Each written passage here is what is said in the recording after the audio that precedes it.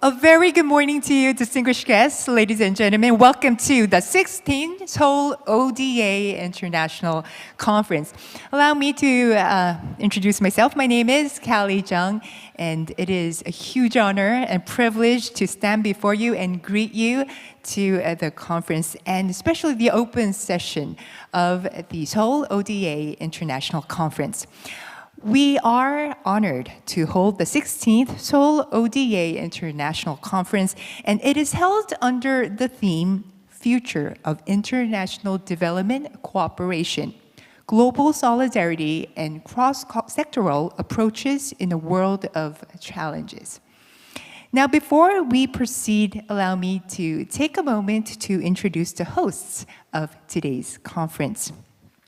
Please join me in welcoming Her Excellency, Second Vice Minister of the Ministry of Foreign Affairs, Her Excellency Oh Young-ju.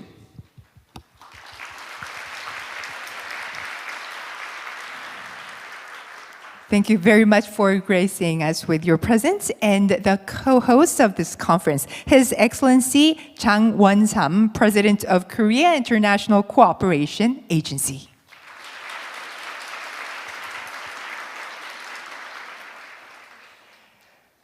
Thank you very much. Ladies and gentlemen, now we will begin the 16th Seoul ODA International Conference with opening remarks from His Excellency Jang Won-sam, President of KOICA, the co-host of this conference. Please join me in welcoming His Excellency Jang with a big round of applause.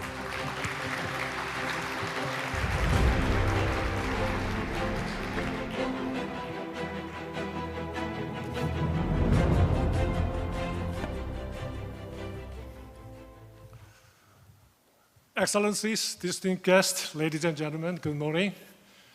First of all, on behalf of KOICA, I'd like to welcome all of you to this Seoul ODA International Conference, and I thank you all for being with us this morning for this wonderful gathering. Before delivering my opening remarks, I'd like to ask for your understanding.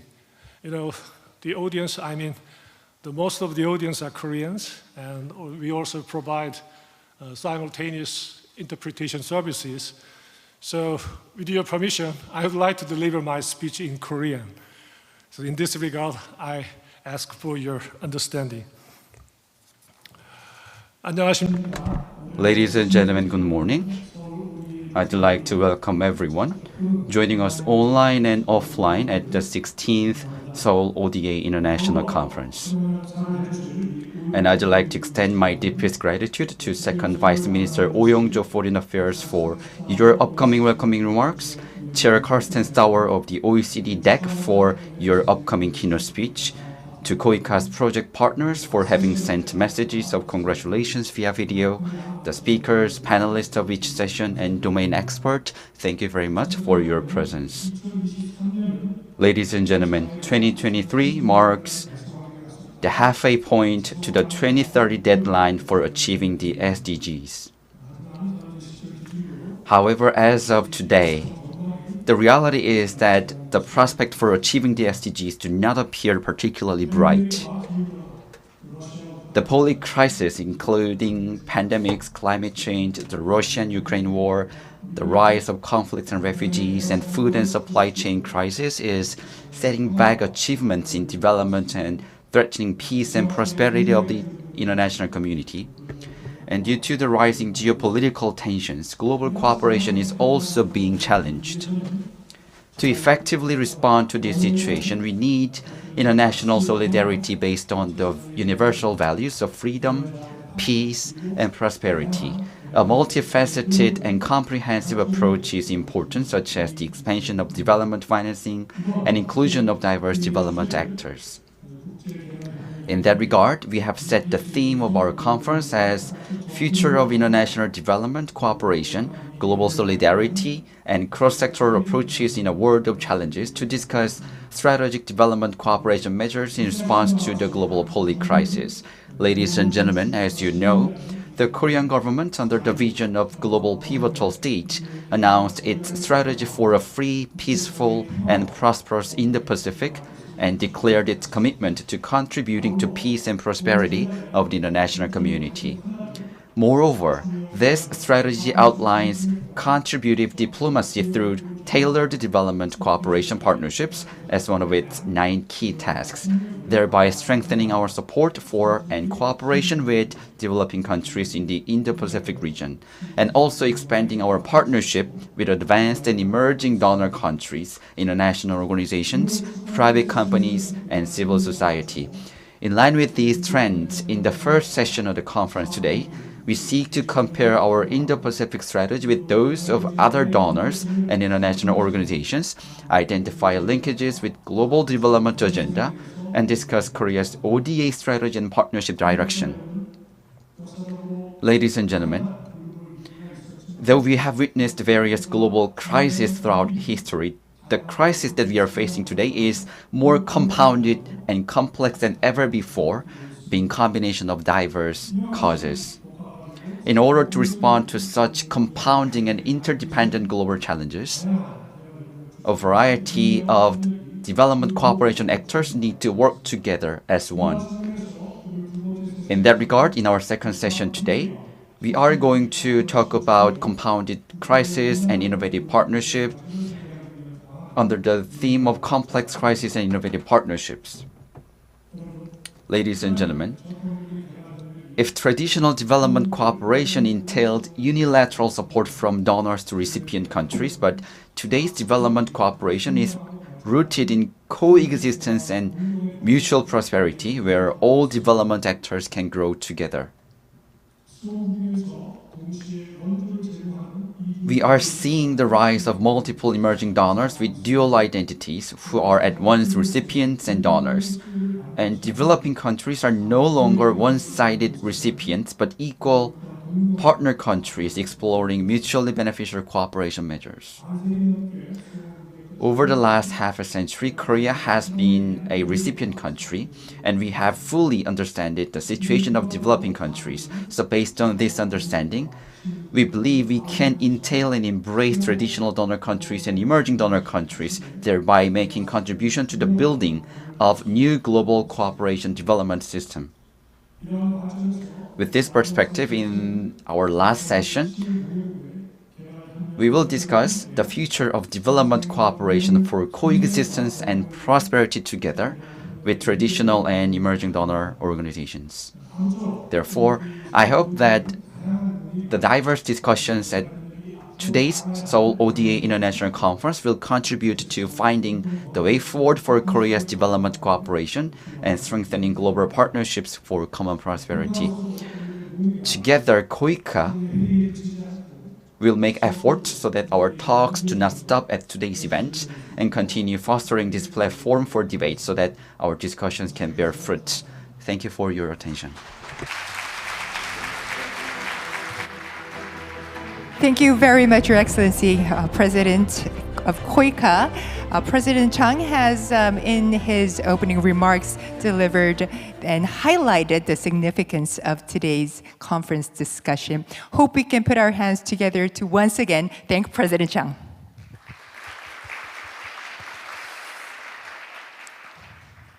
Ladies and gentlemen, now it is time to ask to the stage our next speaker for the welcoming remarks. It will be delivered by the co-host, Her Excellency Oh Young-ju, Second Vice Minister of Ministry of Foreign Affairs, Republic of Korea. Please welcome Vice Minister with a big round of applause.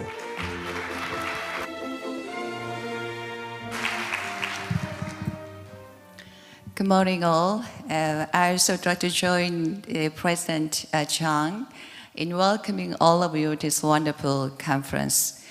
My special thanks go to who flew long hours to join this meeting. So your expertise, your participation in this meeting will be highly appreciated. So I also would like to deliver my prepared remarks in Korean with your kind understanding. 장은삼 한국국제협력단 이사장. President Chang Won-sam of KOICA, Chair Kazakhstan Tower of OECD DOC, distinguished participants from home and abroad, I wholeheartedly welcome all of you to the 16th Seoul ODA International Conference. My special thanks go to KOICA staff members who worked hard to make the event possible.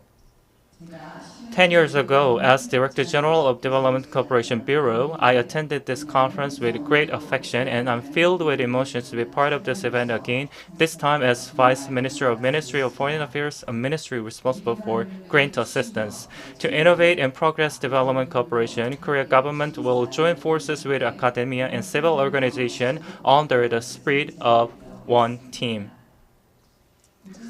The Global Society in 2015, under the banner of Leave No One Behind, adopted the 2030 SDG agenda.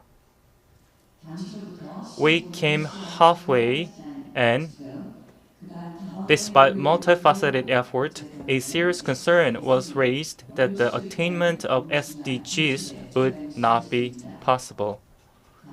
Back then, no one anticipated the current geopolitical tension and its consequent social and economic unrest.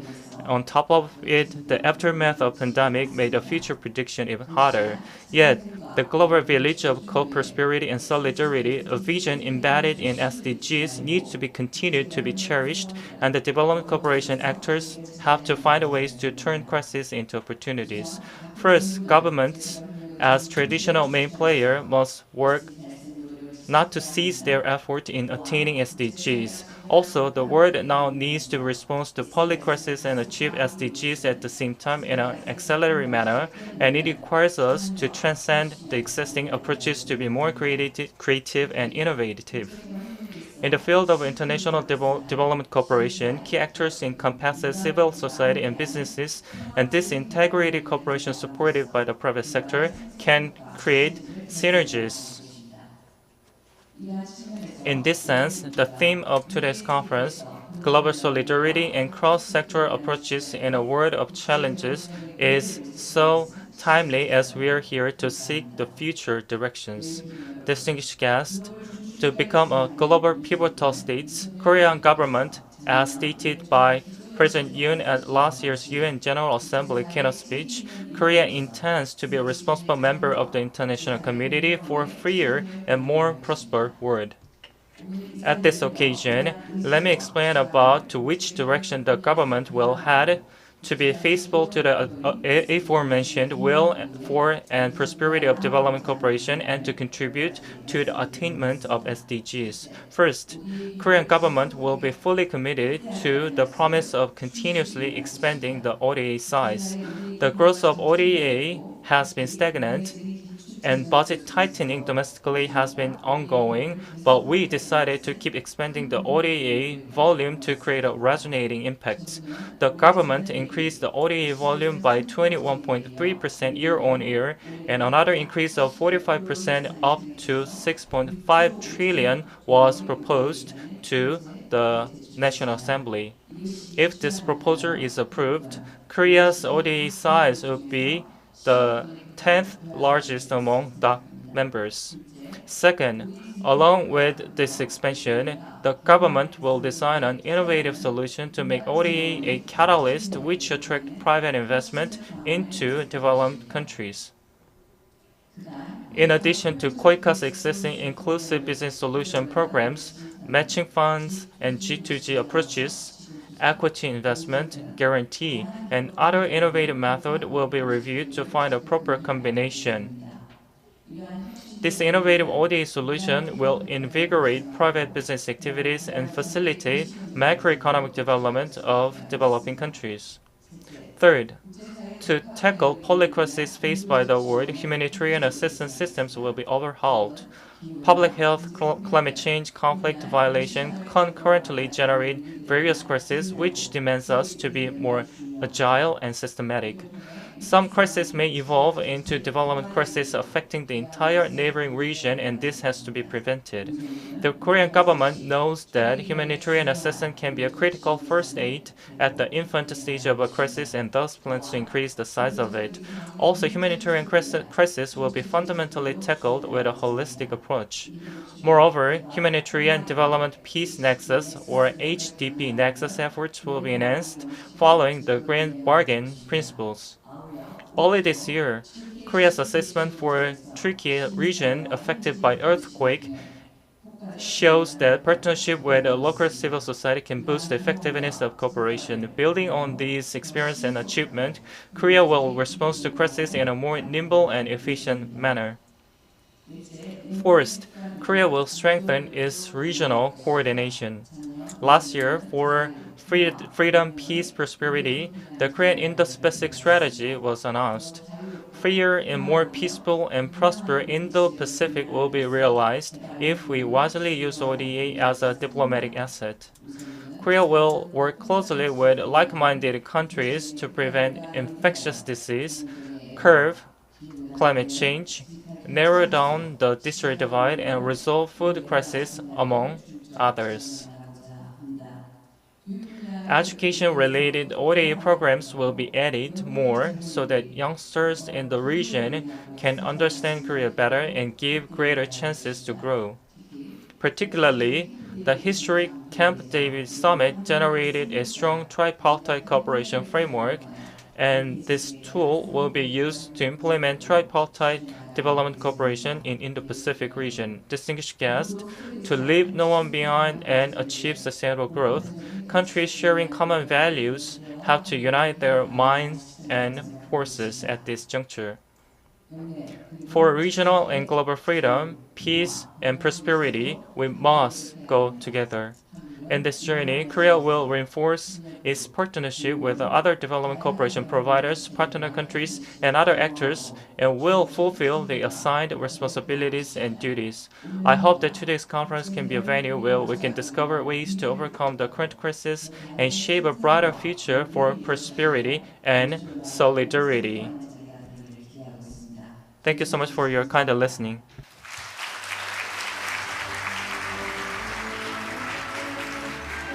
Thank you, Vice Minister, for your leadership and your rich insight into our path to SDG goals and our commitments to ODA and international cooperations. Ladies and gentlemen, hope we can put our hands once again to thank Vice Minister Oh.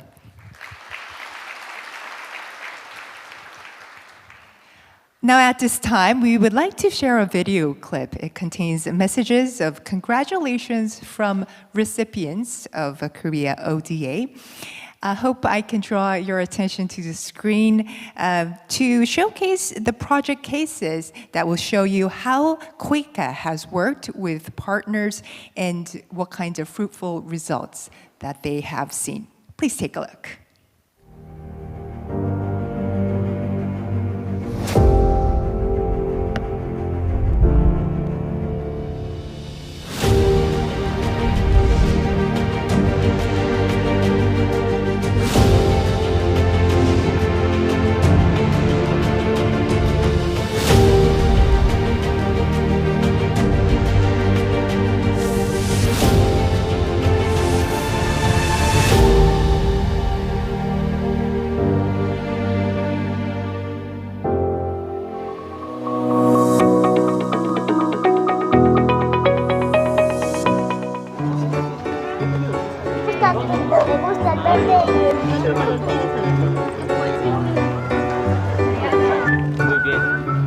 이곳은 페루 리마 외곽 지역인 리오세코 지역입니다. 지난 3월 홍수로 인해 2,500가정이 피해를 입었습니다. 식량 키트, 학용품 키트를 나누어주고 4곳의 공동식당을 건설하였습니다. 또 폭우로 인한 트라우마로 비가 조금만 와도 무서워하는 아이들을 위하여 페이스 페인팅이나 종이접기 등의 활동을 하고 홍수로 인한 2차 피해나 댕기열을 예방할 수 있도록 위생교육도 함께 진행하였습니다.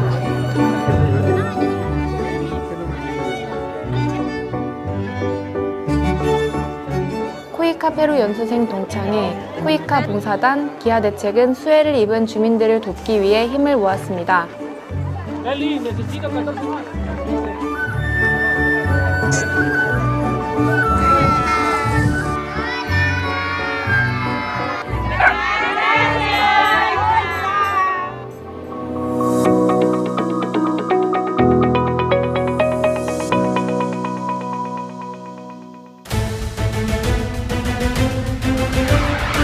KOICA hiện đang tọa lạc tại khu công nghệ cao Hòa Lạc thuộc thủ đô Hà Nội, Việt Nam.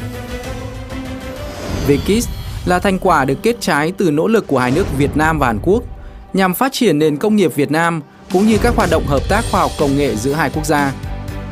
Trong tương lai, KOICA cam kết trở thành viện nghiên cứu, biến giấc mơ và ý chí của các nhà khoa học thành hiện thực, từ đó đóng góp vào sự phát triển của hai nước và cả thế giới.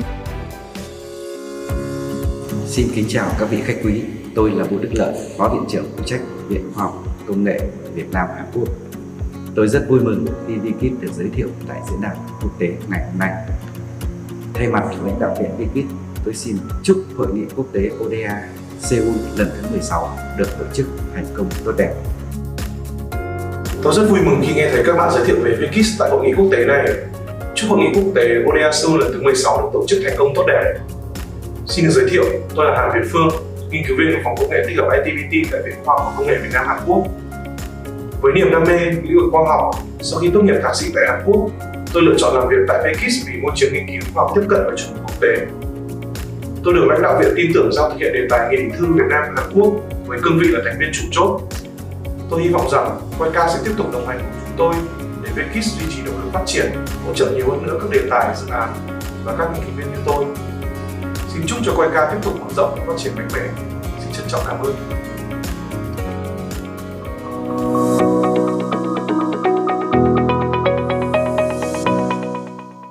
ខ្ញុំឈ្មោះមឿនសំអល់ជាប្រធានសហគមន៍កសិកម្មស្ករត្នោតមានគុណភាពល្អអ្នកស្មៃពុំគ្រូពីមុនវិជាកសិករខ្ញុំធ្វើស្ករត្នោតរបៀបពីបុរាណធ្វើបដាដោយគ្មានសេចក្តីសង្ឃឹមបដាហើយដល់ពេលក្រោយពេលសហការជាមួយនឹងក្រុមហ៊ុន Set មកឃើញស្ករម្សៅនឹងមានគុណភាពល្អអញ្ចឹងដូចថាគួរឲ្យស្រឡាញ់បានស្ករមកគឺថាក្រុមហ៊ុនយកក្រុមហ៊ុន Set បានចុះកងត្រាហើយនឹងសិតហើយនឹងឧបត្ថម្ភរាល់កិច្ចការរបស់អ្វីដែលវិជាកសិករត្រូវការបានក៏មិនដែលទាស់ហើយក៏មិនដែលអន់ចិត្តអ្វីនៅឡើយ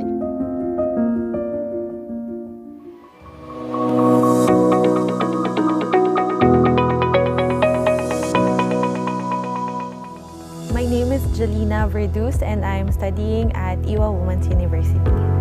I came to Korea because it has always been a dream for me to study abroad and to be exposed to international education.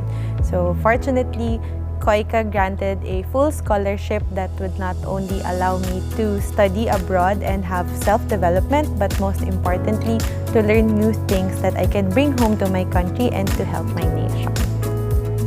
I am currently taking my Master's in International Studies with the concentration in International Relations and Gender Leadership.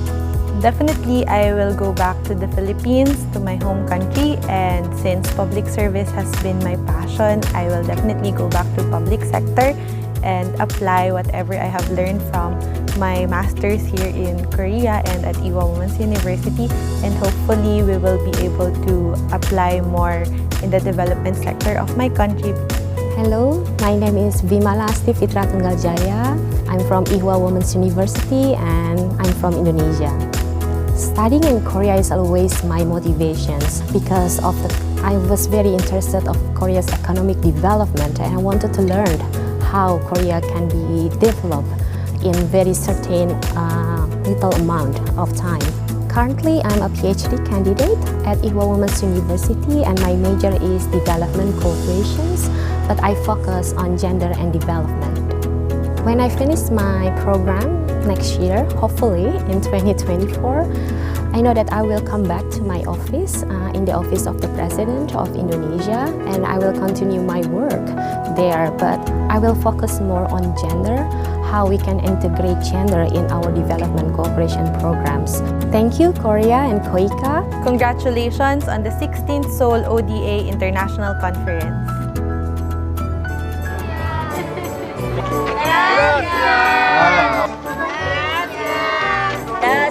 Gracias por el apoyo, gracias, que ha venido a... Gracias, muy agradecido. Thank you, Korea. Thank you, Korea. Congratulations!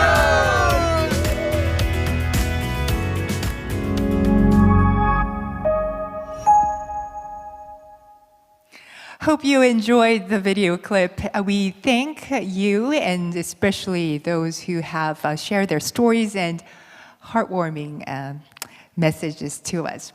And now, ladies and gentlemen, I am very delighted to introduce to you Mr. Carsten Stauer. He's the chair of OECD Development Assistant Committee, and he will be delivering his keynote of this international conference. His keynote will be delivered by this video message. Please take a look.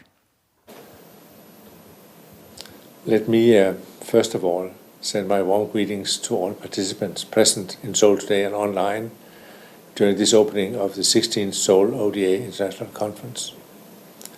As chair of the OECD Development Assistance Committee, I'm very pleased to deliver this keynote and to offer my perspectives on the future of international development cooperation. The Seoul Conference takes place at a very propitious time, as we need to address the many challenges we are facing as a global community, and to do so quickly. Climate change has manifested itself throughout this summer, affecting most of the world negatively, and signaling what the next few decades will bring if we do not take serious action. The world still suffers from the aftermath of the COVID-19 pandemic and of the severe impacts of energy, food, financial and humanitarian crisis triggered by geopolitical tension and by intensified climate change. Progress towards the SDGs is clearly off track. All of these contexts have striking consequences for the world's most vulnerable. At the same time, international development actors must adapt to a challenging context of rivaling development models and rising competition for global influence, while upholding values and commitments, including to human rights. We need to review and improve the way we engage in international development cooperation.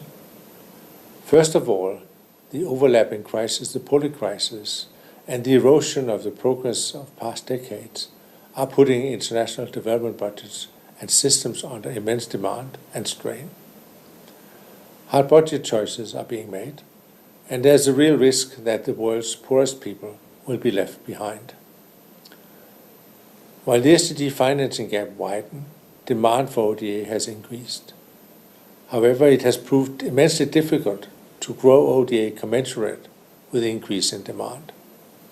ODA did rise to an all-time high of $204 billion last year, up from almost 14% in real terms from the level of 2021.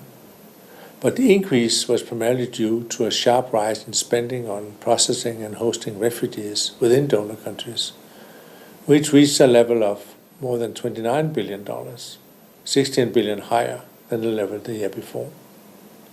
Excluding these in-donor refugee costs, last year's ODA rose by only 4.6% over 2021 in real terms. This is still a positive figure, but it's not enough to weather the storm. In this regard, I'm pleased to note how Korea's ODA has improved over the past decade. Last year, it represented 0.17% of Korea's GNI, according to the preliminary figures that we have. This is still a long way to go before it reaches the UN target of 0.7% of GNI. But Korea has also been updating its policy framework, reinforcing coordination across its development cooperation systems, strengthen the effectiveness of interventions in partner countries, all of these following recommendations set out in the DAC peer review of Korea 5 years ago. My second point concerns the fact that providing the right development assistance at the right time and in the right places has become extremely difficult. How do we know this? We know the way that ODA is allocated is changing. A smaller share of ODA goes directly to partner countries. A smaller share of this goes to and through partner governments. And it's not because local NGOs and civil society organizations have stepped in. Only 1% of total bilateral ODA is provided as direct support for local civil society organizations. ODA is also becoming more fragmented. Individual grants are decreasing in size. The number of providers are increasing. The coordination challenges are growing. We need to take a thorough look at our 8 modalities to make them more fit for purpose with all the changes taking place. Thirdly, our development cooperation system, and we as DAC members and donors, continue to be challenged and criticized, among other things, for not keeping our promises, for diluting core ODA principles when other policy interests drive and shape it, and for not sufficiently clarifying the issues related to global public goods.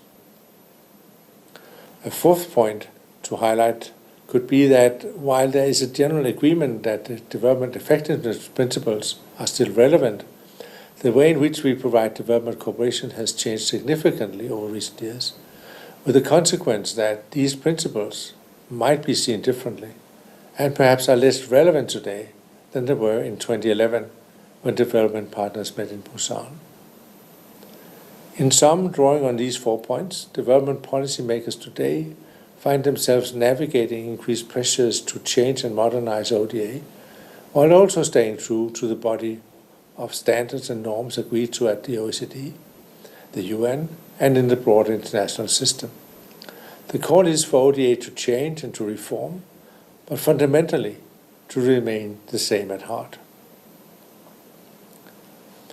The core theme of this conference highlights global solidarity and international development strategies in a world of challenges. Translating the spirit of global solidarity, fair and accountable partnerships, and burden sharing across all countries into action has become one of the greatest challenges for the future of development cooperation. Keeping promises and upholding principles are at the center of recurring debates and critiques of international cooperation. Delivering on these expectations is even more urgent and more challenging in the face of multiple crises and complexity. I believe that the findings and recommendations of the OECD's recent Development Cooperation Report, Debating the Aid System, provide a useful new point of departure for all of us to deliver on being fit for the future. The report presents 4 ways forward for the international aid system, and it also provides several strategies and practical ideas for action to enhance relevance and impact. The first way forward identified in the report is that we must meet our financial commitments. Implementation is key, and our credibility is on the line.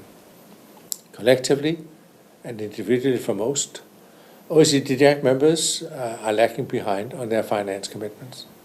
Up to 2022, ODA as a share of donors' national income had leveled off at around 0.33% for many years, and it remains to be seen if countries can maintain the record-breaking 2022 surge in the medium term. The DAC is working with its members to make a strong case for ODA and to convince governments to improve their performance. In this regard, I strongly encourage the Korean government to maintain and to seek to improve your effort and your commitment to international development cooperation, gradually, over time, moving towards the 0.7% target. Aid volume is one aspect, allocation of aid is another. We know that ODA is not always flowing sufficiently to where the needs are the greatest, whether it's in the least developed countries, or targeting inequality, or multidimensional poverty. Over the past few years, conditions for ODA lending to LDCs have hardened despite agreement to make access to concessional loans easier. Similarly, we also have seen how bilateral aid to African countries declined in 2022 compared to the year before. We do not always walk the talk as donors. We need to do better. In OECD DAC, we have recommended that members should design and use time-bound action plans more deliberately to implement their aid commitments. Solid plans foster greater realism. They build awareness of key stakeholders beyond aid agencies, such as ministries of finance, and of what it means to turn commitment into practice and to address bottlenecks that need to be overcome. Another important point is how we can better use our existing financing commitments to actively mobilize more financing for development. ODA at just about $200 billion a year is less than 0.2% of the global economy, but it has a unique potential as a lever to mobilize many more billions in support of country financing the attainment of the SDGs. This includes using part of ODA more strategically to unlock finance to sovereign financing, to promote FDI, to align global finance with the SDGs, to facilitate and optimize remittances, to harness innovative financing sources, to increase developing country exports to enhance access to global markets, also for manufactured products, and not least, to improve domestic resource mobilization and to create conditions to improve savings and investments within the developing countries. The second way forward is to support locally led transformation in developing countries. As already stated, today's international development system is subject to new, evolving, and complex demands that call for fundamental and tangible change. In this context, it will often be more efficient for international partners to back country ownership and to support national and locally led economic transformation.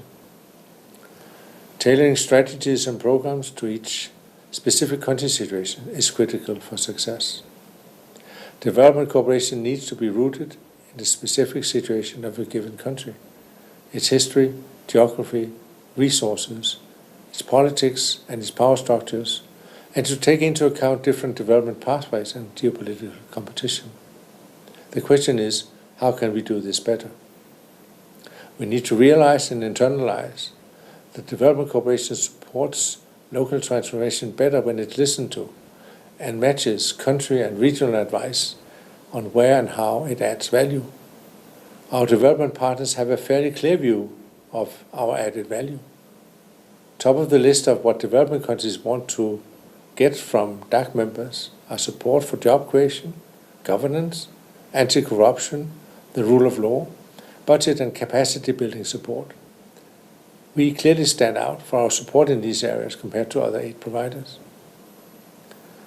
Another important point is that we also need to update our risk approaches for local partners. Making good of the ambition to localize aid and empower communities is fraught with political, cultural, and technical constraints, and complex compliance systems often block access to finance for local organizations. Our aid systems is shaped by our perception and assessment of risk. To enable diverse local partnerships and to use partner systems, we need to update our own risk strategies, our due diligence concepts, our procurement rules and procedures, and our partnership frameworks, all in order to balance our power relationships and to establish the equality within the partnerships we claim to pursue. We need to walk the talk also here. That kind of bilateral cooperation will presumably demand much more from us, also in terms of local presence and engagement, but in a more supporting and less controlling way than in the past. The third way forward suggested in the DCD report concerns modernizing development cooperation business models and financial management. Our development policy and operations must always be informed by the best data and evidence and maintain a sharp focus on development impact.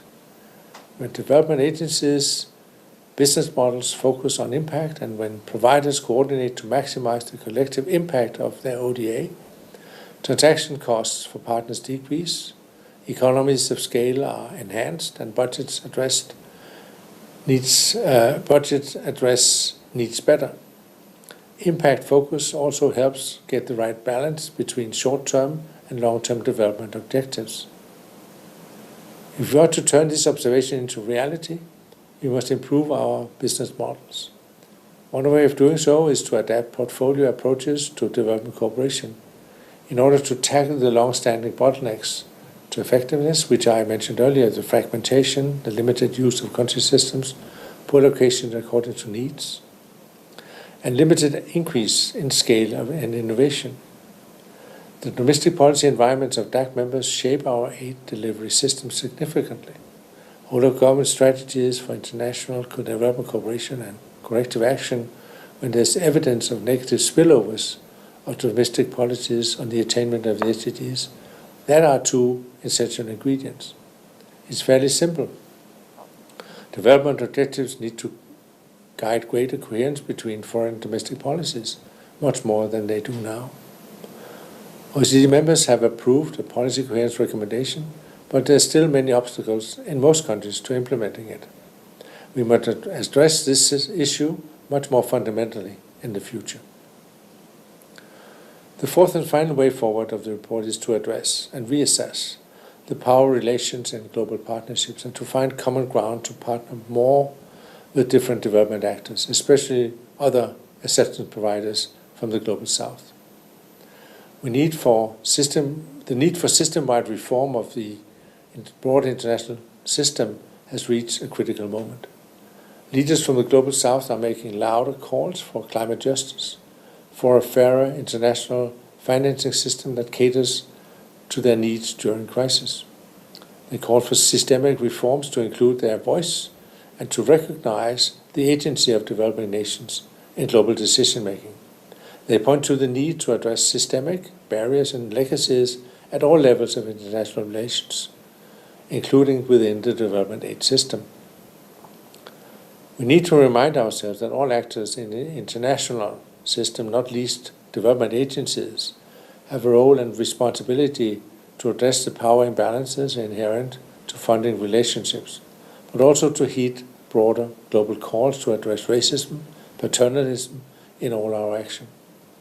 Some OECD members have started developing approaches or strategies to address systemic racism, colonial legacies, top-down decision-making, and power imbalances. This greater openness to address these problems is a positive step forward. Concrete action to make progress on these sensitive and complex issues starts with institutional reflection, awareness raising, training, auditing, and increased diversity in the workforce. Let me conclude by reiterating that the OECD Development Assistance Committee is unique in its ability to bring together the world's largest providers of ODA, providing a forum for frank exchange in each of the challenges that I've referred to. We allow conventional wisdom to be challenged. We make sure that successes are shared and that common lessons are developed and then disseminated. Our strong partnerships with low and middle income countries, with the UN system, with the Bretton Woods institutions, the G20, and with other development cooperation providers, all that facilitate the search for common ground. Our policy expertise supports members to work better together to achieve ambitious development goals, goals that transcend borders and institutional and disciplinary boundaries. At this critical juncture in time, the international development community, and the DAC in particular, is leading the way to being open to listen, learn, and look for a fresh start to build a better world for all. We must be able to debate development cooperation in today's challenging and competitive context with a strong commitment to be relevant and impactful, and to maintain a sharp focus on empowering the world's poorest and most vulnerable people and places. The journey is not an easy one. The problems are complex, political, and unpredictable. Policymakers and development partners must constantly adapt in a volatile, uncertain, complex, and ambitious world. But the solutions are there for all of us to harness, as long as we are listening and learning from each other, and as long as we can include the voices and advice of the very people we are seeking to help. You can count on my support and that of the DAC to keep our development cooperation relevant and impactful. We invite you all to engage actively with us and to help us ensure a greater future for international development cooperation. Thank you for time. Thank you for listening. I wish all of you some fruitful, stimulating, and inspiring discussion throughout the day.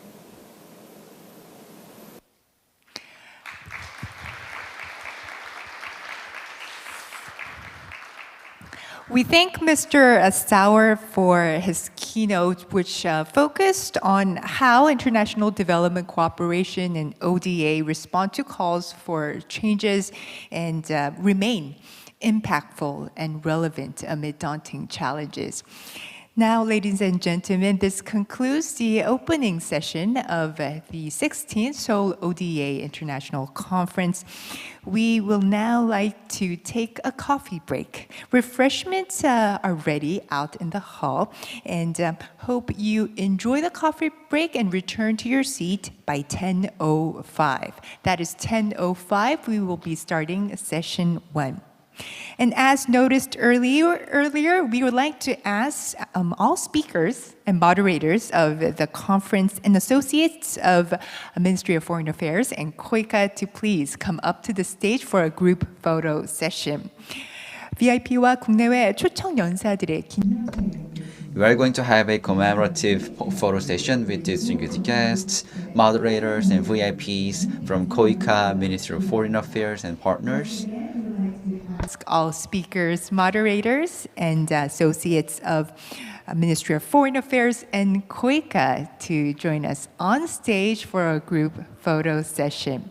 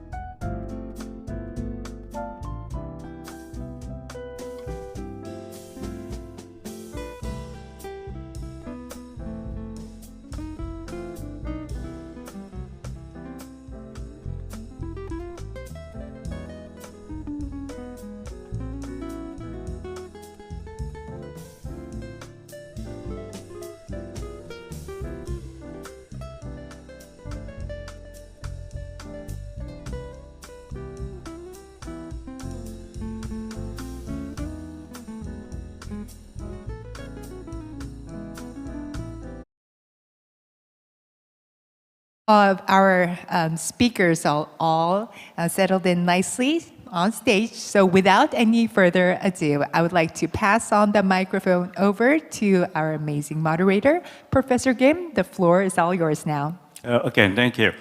Good morning, everyone. My name is Taekyung Kim. As you introduced, I'm teaching Seoul National University International Development. So this is my great honor to have a role as moderator for the first panel session.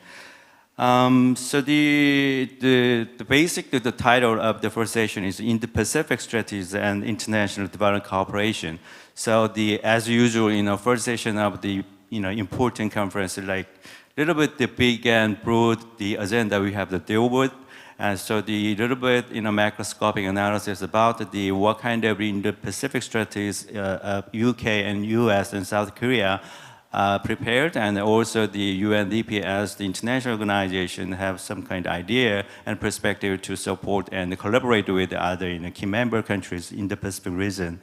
So as you know, we are living in a volatile and uncertain world. So many things like the rapid change at the same time. So the current pandemic, and after that we have the rivalry, strategic rivalry system, competition between the big powers, and then Russia-Ukraine war, and then the complex crises like climate change and other the global challenges. So we have to work together. We have to collaborate together. How make the partnership in the region of Indo-Pacific, and also what kind of partnership and collective action, co-created solution for common challenge at the level of the global governance. So that's why today the first session is very important, very timely to talk about what kind of strategies of each key member country in the Pacific region are now having, and also how we can consider the collaboration, very close connection with the international organization, especially the UNDP, and this very specific to the title. So and also we can think of the South Korea allocate the role, because we are kind of already the president of KOICA Chang mentioned, we are the country from the recipient to a donor, and then we could be playing as a kind of the bridge role in connecting the global north and global south, especially in the region, the Indo-Pacific. So we can think of, we can take into account what kind of the key role of South Korea in this region, and then with the partnership, especially today, the first session, US, in the UK, and the other like-minded countries, and also the UNDP. Right, so without further ado, I will introduce four excellent speakers today, and then I'm going to move on the first speaker's presentation. So we have at the first session, Gareth Weir, the Deputy Head of Mission, the British Embassy Seoul. So he will talk about the UK, the strategies of in the Pacific. And the second speaker is Heath Cosgrove. He's now the country representative to the Republic of Korea and Japan, U.S. Agency for International Development, USAID. Of course, he will explain the U.S. the strategy of in the Pacific. And the third speaker, Niloy Banerjee, resident representative, UNDP Malaysia, Singapore, and Brunei. He will, give kind of very nice issue. Especially, I like that one of his presentation topic, that is the reframing of ODA, and then we don't need a normal dichotomy, global south, global north, and the rich and poor. So I have some kind of expectation about his presentation about the new approach from the perspective of UNDP. And then last but not the least, Mr. Won Do-yeon, the Director General, Development Cooperation, Minister of Foreign Affairs, South Korea. So he will explain the South Korean strategy and the perspective of Indo-Pacific, especially from I think in terms of development cooperation. Okay, so as I said, I'm going to give each speaker 20 minutes to the maximum, and after that, I'm going to give my own question, kind of common question to everyone. every speaker, and after that, we're gonna open the floor. So I will introduce some of the comments and questions from the floor to each speaker. Okay, so I will invite the first speaker, Mr. Gareth Weir. You have the 20 minutes. Thank you. Thank you very much, and very good to meet you all. My name's Gareth, and prior to being in Seoul, I worked on international development in Tanzania, Mozambique, Nepal, and back in the UK for the Department for International Development, which is my history and the organisation I worked for. Before, I was part of the team that brought that department together with our Foreign Office to create a brand new department, the Foreign, Commonwealth and Development Office, which is where I work now, and in this role as Deputy Ambassador in Korea. Development remains something I'm passionate about and a keen interest in. So today I will cover 3 topics: the strategic importance of the Indo-Pacific, the UK's development offer to the Indo-Pacific, and something about our strategic development partnerships, which is something we're trying to evolve and mature. So first, let's talk to the strategic importance of the Indo-Pacific. So from the UK's perspective, our core has always been the Euro-Atlantic. But over the last decade or so, we have been shifting our interest into this region. In 2021, we did a fundamental review of our foreign policy called the Integrated Review, and it underlined the importance of this region and set about what we call the UK's tilt to the Indo-Pacific. It was subsequently reviewed in 2023, and it was confirmed, if you like, a permanent shift in our international policy is to tilt into this region. And I think some of the obvious reasons, the statistics stand out. Population is clear. It is home to over half of the world's population, some of the most populous countries, and some of the smallest populations in the planet. Growth. It is at the world, is the center of economic gravity, has been shifting eastward, and forecast over 50% of global growth is projected to come from this region. So it's central to economic security and prosperity. Climate, it's home to 5 of the top 10 greenhouse emitting countries, and equally 6 of the 10 countries most affected by climate change. And poverty. So the region has made extraordinary progress in recent decades, lifting hundreds of millions of people out of poverty. But it can be uneven and eroded quickly, as we have seen through the pandemic and recent times. We know the region is also at the heart of some of the key supply chains, the emerging technologies that continue to alter and shape our world. This region will be at the heart of setting some of those norms and rules. Many of our like-minded partners have also developed their Indo-Pacific strategies and developing new networks of partnerships. I think it's based on a shared view that the prosperity and security of the Euro-Atlantic and Indo-Pacific are inextricably interlinked. So this region, therefore, is central to economy, our security, and to the open and stable international order, as well as at the center of global challenges, from climate change to maritime security, to delivering the SDGs, to upholding and shaping international norms and rules. So that's the region. What are the challenges in this region? I think, as we've heard a little bit already today, in 2015, we came together as an international community to set out on the strategic development goals, the blueprint for the people, planet, peace, prosperity, and partnership. We are at the halfway mark, and I think a staggering 88% of these are off track at the moment. And these are due to a confluence of crises, the pandemic, rising inflation, debt and cost of living crisis, environmental and economic distress, regional, national, international conflict, natural disasters. These are interconnected and compounding challenges.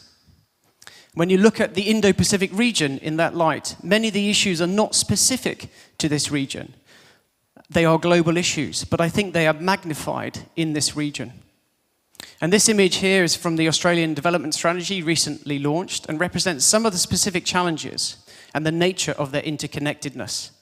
So rising conflicts and humanitarian crises displace people, which creates further instability and further poverty. Debt threatens to cripple not only the world's poorest countries, but a quarter of the middle-income countries too.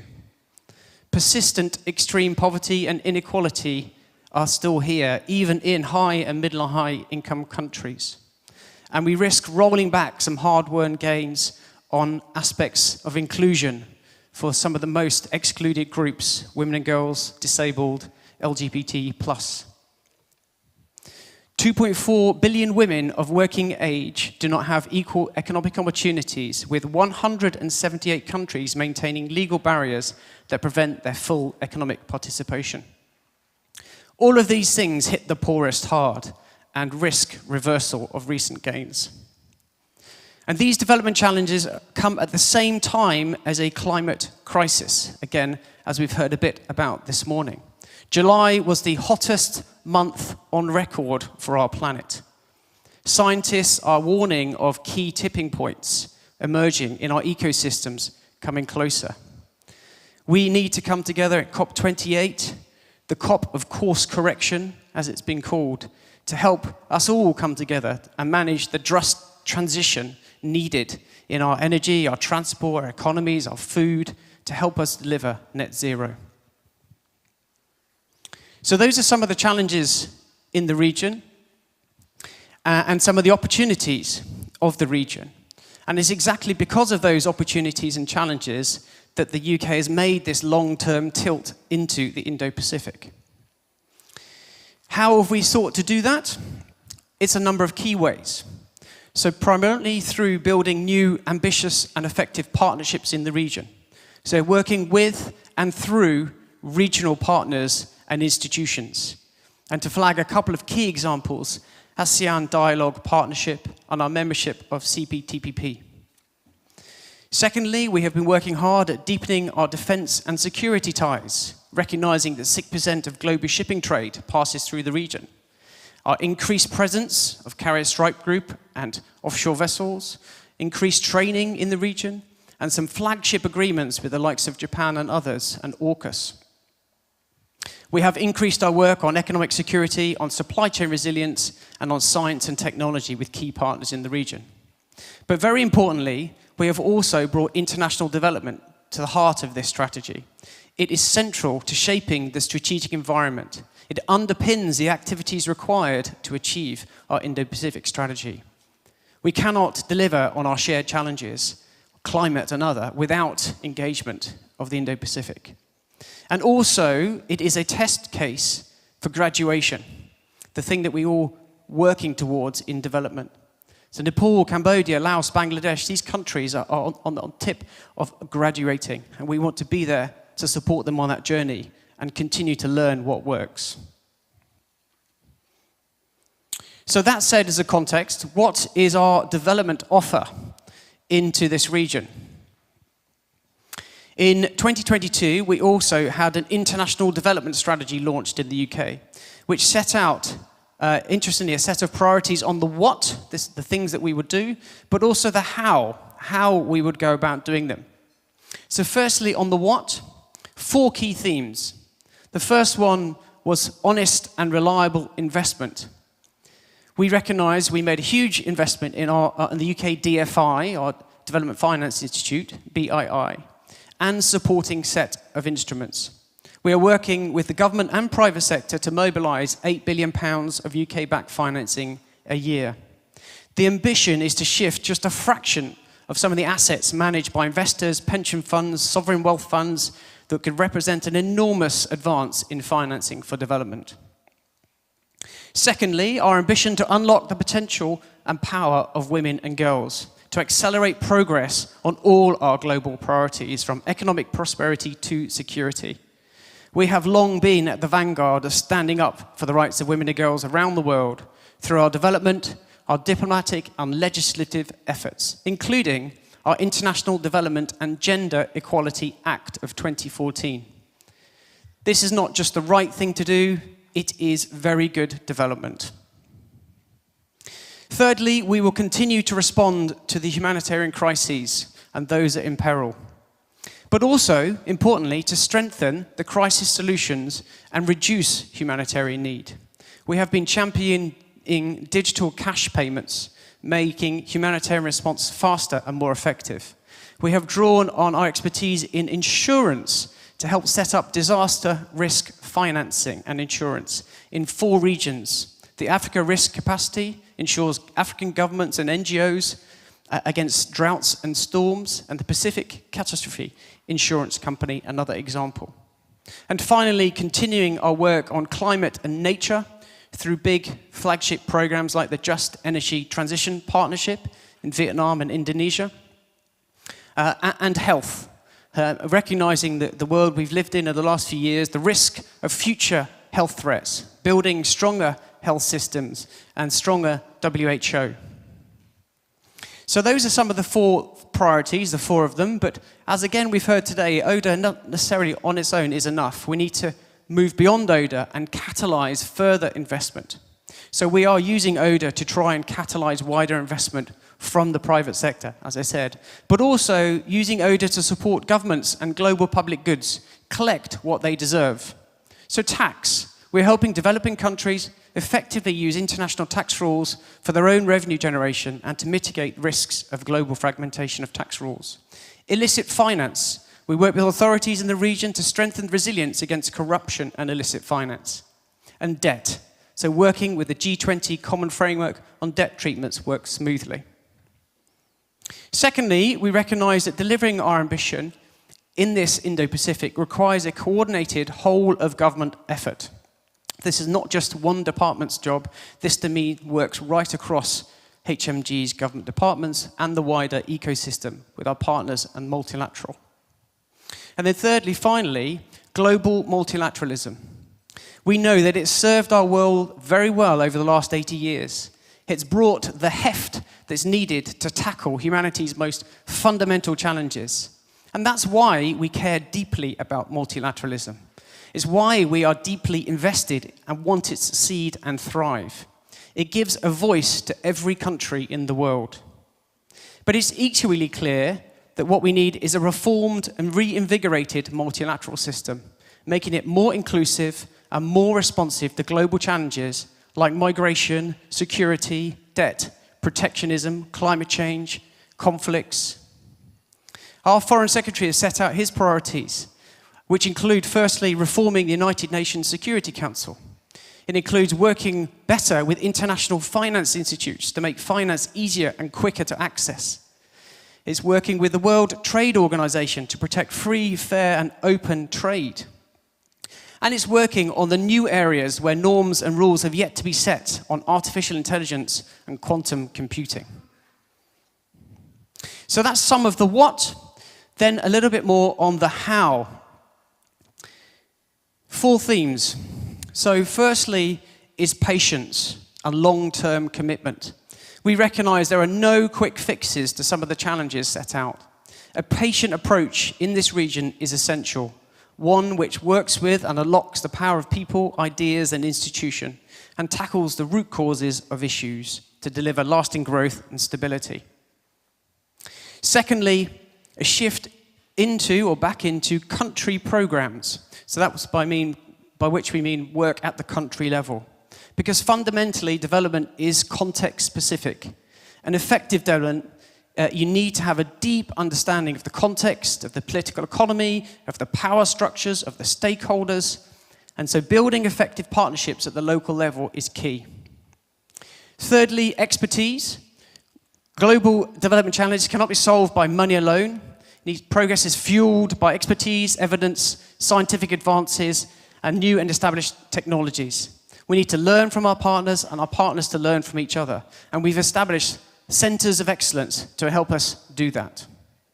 And finally, global reach. We need to combine our diplomatic footprint, which spans 178 countries and territories, our country spend, which in 2020 was over 131 countries, and our trade links. So for example, our developing countries trading scheme, which covers 60-odd countries to maintain global impact. So 2 quick examples to try and bring it to life. The first one is from India, a mountainous region in the northeastern part of India, where an institution called the Private Infrastructure Development Group, PIDGE, is a market maker. So it helps move the market Where private finance stops because it's too risky or too costly, this is a good example. It's up in the mountainous regions. It has tremendous potential for small run-of-the-river hydro projects, but it's underdeveloped because of the risks. And so we put in some grant money to help develop projects which then larger finance can come in behind. And this is a particular project to the northeast of India, as I said, which will aim to demonstrate the commercial viability of this clean energy power producer. Secondly, our recent investment announced into the Asia Energy Transition Fund of $15 million. It's our first commitment from the BII, our DFI, into this fund and to re-enter the region, providing the investment capital needed to boost clean and sustainable economic growth. It marks the start of their ambition to invest up to 500 million of climate finance in this region, and forms the overall part to target 30% of new commitments to climate finance. Finally then, our perspectives on strategic development partnerships. Hopefully you can see quite a small slide, but you can see hopefully here, this is a picture which sort of represents the range of things I've talked about in the region. So the colors represent part of our ODA investment, and you can see there our bilateral and multilateral investment through the region, with Nepal, Bangladesh and Myanmar standing out as the biggest countries we invest in and with. It talks also about our partnerships, so where we work to deliver results. So we have partnerships with the OECD DAC countries. These are development partnerships with Australia, with New Zealand, with Japan and with Korea. We also have an emerging partnerships with India and ASEAN. 3 gives a sense of some of the catalytic investments we're trying to make. BII have an office now in Singapore and a set of projects around the region. And finally, the centres of excellence that I mentioned, the UK expertise, they are offering advice to multiple governments and partners in the region, Vietnam, Cambodia included. And then to close, maybe a little bit finally on our strategic development partnership with this magnificent country. And to bring it to life a bit. So early this year, the ministers, the ROK ministers from MOFA and MOEF, signed with the UK Minister for the Indo-Pacific a letter of intent to create a strategic development partnership between the UK and ROK. This is after 9 years of development dialogue working together. And I think it came off the back of recognition of the Indo-Pacific strategy within the ROK and their ambitions to be a global pivotal state, which, as you've heard this morning, includes expanding their ODA and their reach and depth as a donor. And the UK has, as the DFID, has been through this experience of massive upscaling in terms of ODA finance. We're also aligned in key priority areas, so we shared interest in digital, in health, in private sector development, in climate, in gender. And we had to increase our engagement right across capital to capital, post to post, if you like, embassy to embassy, or KOICA to embassy, and at the multilateral level. So there's an opportunity to bring this all together and formalize it in a strategic development partnership. President Yoon and RPM Sunak have set out and agreed a new and enhanced and more strategic relationship between ROK and the UK, including, importantly, deepening our international development cooperation. So we look forward to continue to work with ROK and other like-minded partners to help seize those opportunities and work with Korea and others in the region to help seize the opportunities and manage some of the challenges together. 감사합니다. Thank you. Very appreciate your great, the explanation about the UK's position to Indo-Pacific area. I think Gareth, where the highlights the 4 top the priority of the UK government. I mean, the honest investment, gender specific, and the humanitarian assistance, and climate change, and then the global health. I always like the fascinating with the UK, the perspective, so-called RUBY, rule-based international order. So always like highlighting the global governance and with some the global standard, how we can implement those like the RUBY system into the real area with the developing countries. I mean, as our key partner countries. So we can keep talking about how we can collaborate between the UK and South Korea, especially in terms of the Indo-Pacific strategies. after all three the other the speech. Okay, and then the next speaker I will introduce the Heath Cosgrove. He will give a very 20 minutes talk about the U.S. The perspective of the Indo-Pacific strategy. Heath, yeah, you can have mic. Thank you, Dr. Kim. First and foremost, I want to thank the Ministry of Foreign Affairs and KOICA for this event today and for inviting me back again. I really appreciate the opportunity and to discuss the U.S. Indo-Pacific strategy and opportunities and ongoing areas of development cooperation. My esteemed colleague next to me gave an excellent overview of the situation in the Indo-Pacific. What are some of the challenges and opportunities? So I'm going to just shoot right into what the United States and specifically USAID, the U.S. Agency for International Development, what we're doing in the Pacific region, and give some examples, and then I'm going to conclude about ways that we are cooperating in other areas of development cooperation. So, as you probably all know, in December of 2021, Secretary Blinken laid out the U.S. government's Indo-Pacific strategy.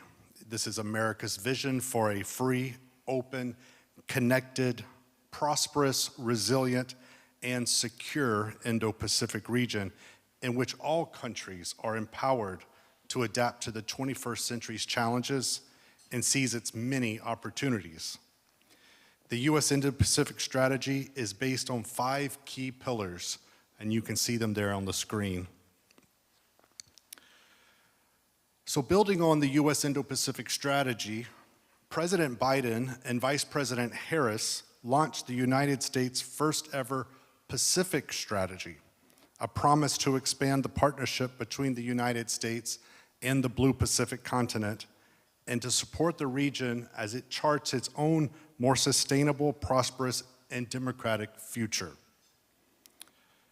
So aligned with those 2 strategies, just recently, USAID's administrator, Samantha Power, opened a new USAID representative office in Papua New Guinea, and then we opened a new regional mission based in Suva, Fiji, covering all of the Pacific Islands. So I'm happy to say that as of today, we have staff and programming located in 12 of the Pacific Island nations. As I said earlier, our intent is to help them deliver on priorities laid out in the 2050 strategy for the Blue Pacific continent, which is to drive inclusive growth, economic growth, promote fair and transparent governance, protect the region's incredible biodiversity, and of course, fighting the climate change and transboundary health threats.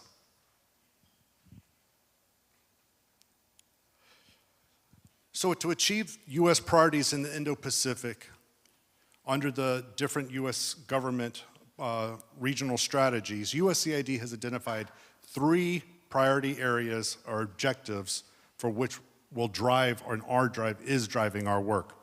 The first objective is to strengthen democratic institutions to support good governance and human rights. So amid shrinking democratic space, USAID supports civil society organizations, independent media, and others advancing participatory governance that is accountable to its constituency. In places where authoritarianism has gained a foothold, we promote a return to democratic processes by uplifting democratic champions as they advance key principles and practices. For example, in Vietnam, USAID has supported the National Provincial Competitiveness Index for several years. This national survey collects feedback from local and international firms operating in Vietnam and is a critical source of knowledge for promoting anti-corruption, transparency, and accountability at the provincial level. Sorry, there's a lot of tools here. In the years ahead, the Indo-Pacific region will drive as much as 2/3 of global economic growth. The COVID-19 pandemic made it clear the need for a recovery that promotes broad-based, inclusive economic growth. If this growth is sustainable, inclusive, and transparent, then more communities and countries, including the United States and Korea, stand to benefit. That requires investments to encourage digital innovation, close the infrastructure gaps, and expand opportunities for women and other marginalized people. It requires technology standards that protect a free and open internet, safeguard user privacy, and bring more people into Asia's thriving digital economy. So this brings us to our second objective, fostering sustainable, inclusive, and transparent economic growth. USAID's bilateral and regional programs advance fair and resilient trade, supply chain resilience, infrastructure, clean energy and decarbonization, and tax administration and anti-corruption. This includes the Infrastructure Transaction and Assistance Network, or ITAN, the Digital Connectivity and Cybersecurity Partnership, DCCP, USAID's Trade and Competitiveness Programs, and USAID's Workforce Development and Primary Education Programs. For example, USAID's Digital Asia Accelerator activity in Southeast Asia supports micro, small, and medium-sized enterprises and helps them recover from the COVID-19 pandemic by enabling them to adopt digital technologies to grow their business. To date, we have provided training, upskills training to more than 60,000 businesses, about half of which were women-owned in Cambodia, Indonesia, and elsewhere.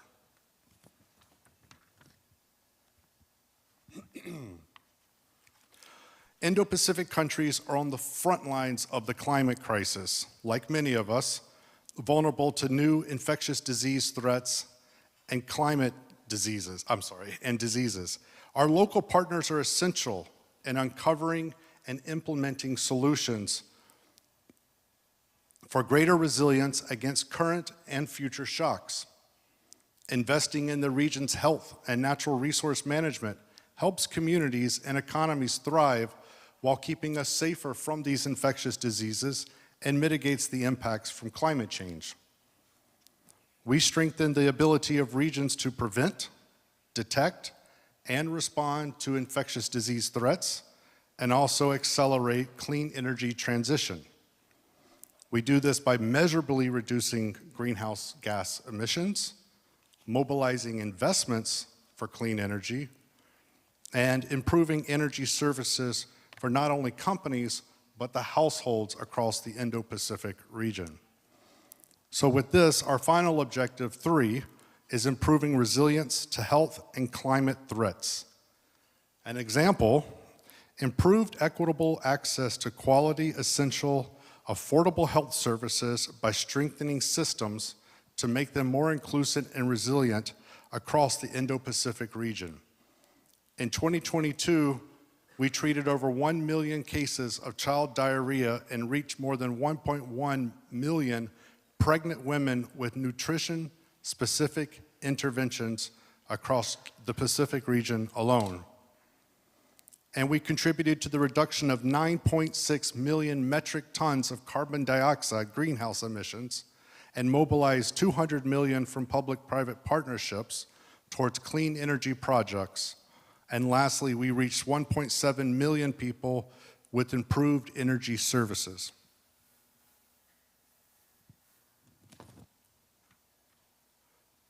So now you have a broad overview of the US government's Indo-Pacific and Pacific strategies and the efforts specifically of USAID. So now, how are we achieving this? How are we achieving our policy goals? And how are we cooperating with our partners within the region? Global peace, security, and prosperity are ideals most countries strive for. The US realizes that it cannot and should not work alone, that the challenges we face are the same challenges that our partners also face. Because of the complexity of global issues and increased competition for resources and budgets, it just makes common sense that the donors work together to overcome these challenges. So, the Republic of Korea and the United States, you know, we have a long history of friendship. After 30 years of U.S. assistance in 1980, Korea graduated and showed the world what it means to create a functioning democratic system, invest in its people, create exponential economic growth, and now, today, stand on the global stage as a major donor partner. Presidents Biden and Yoon have made their intentions clear that we are aligned and committed to our Indo-Pacific policies and support to partner nations. When they are stable, peaceful, and prosperous, we are all stable, peaceful, and prosperous. It is this affirmation, alignment, that allows us to work together, coordinate programming, share resources and information, and engage directly with local partners to support their needs and priorities. The U.S. is proud to cooperate with Korea on development and humanitarian assistance around the globe.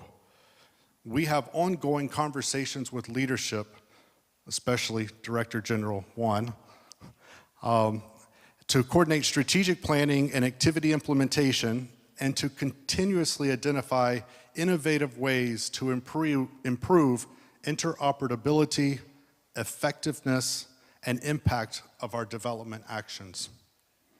An example of how we collaborate, USAID and the Ministry of Foreign Affairs, again, DG Won, have a global partnership memorandum of understanding that guides our policies and collaboration efforts.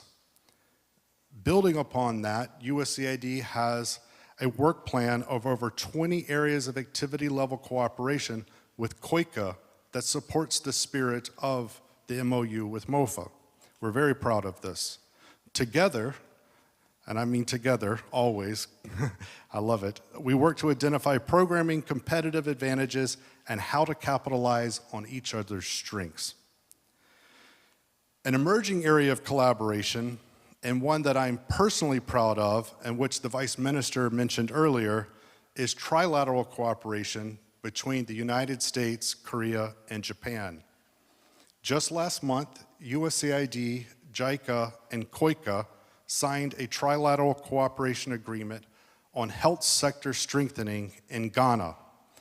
In October, the US, Japan, and Korea will meet in Honolulu, Hawaii for a trilateral development and humanitarian assistance policy dialogue. This momentous event will set the stage for enhanced collaboration between our three countries in the Indo-Pacific region and beyond. So to conclude, as we enter a decisive decade that holds considerable promise and historic obstacles for the Indo-Pacific, the United States is committed to strengthen our collaboration with our partners, both in the Indo-Pacific, and me personally, I look forward to strengthening our partnership with the Republic of Korea. Poverty, insecurity, the climate crisis, and health threats affect us all. And no one country can overcome these issues on their own. We must work together to drive progress against our greatest challenges and galvanize partnerships towards these same goals. Thus, donor coordination is a necessary and critical piece to advance resiliency and prosperity across the region and the world. Thank you very much.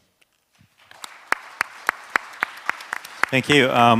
Really appreciate the speech on the U.S. strategy of Indo-Pacific. Especially, I'm going to highlight some point, especially the end of his speech, the triangular cooperation between U.S., Korea, Japan, and also the donor coordination is a very important part of how we can then make our collaboration more effective and more accountable.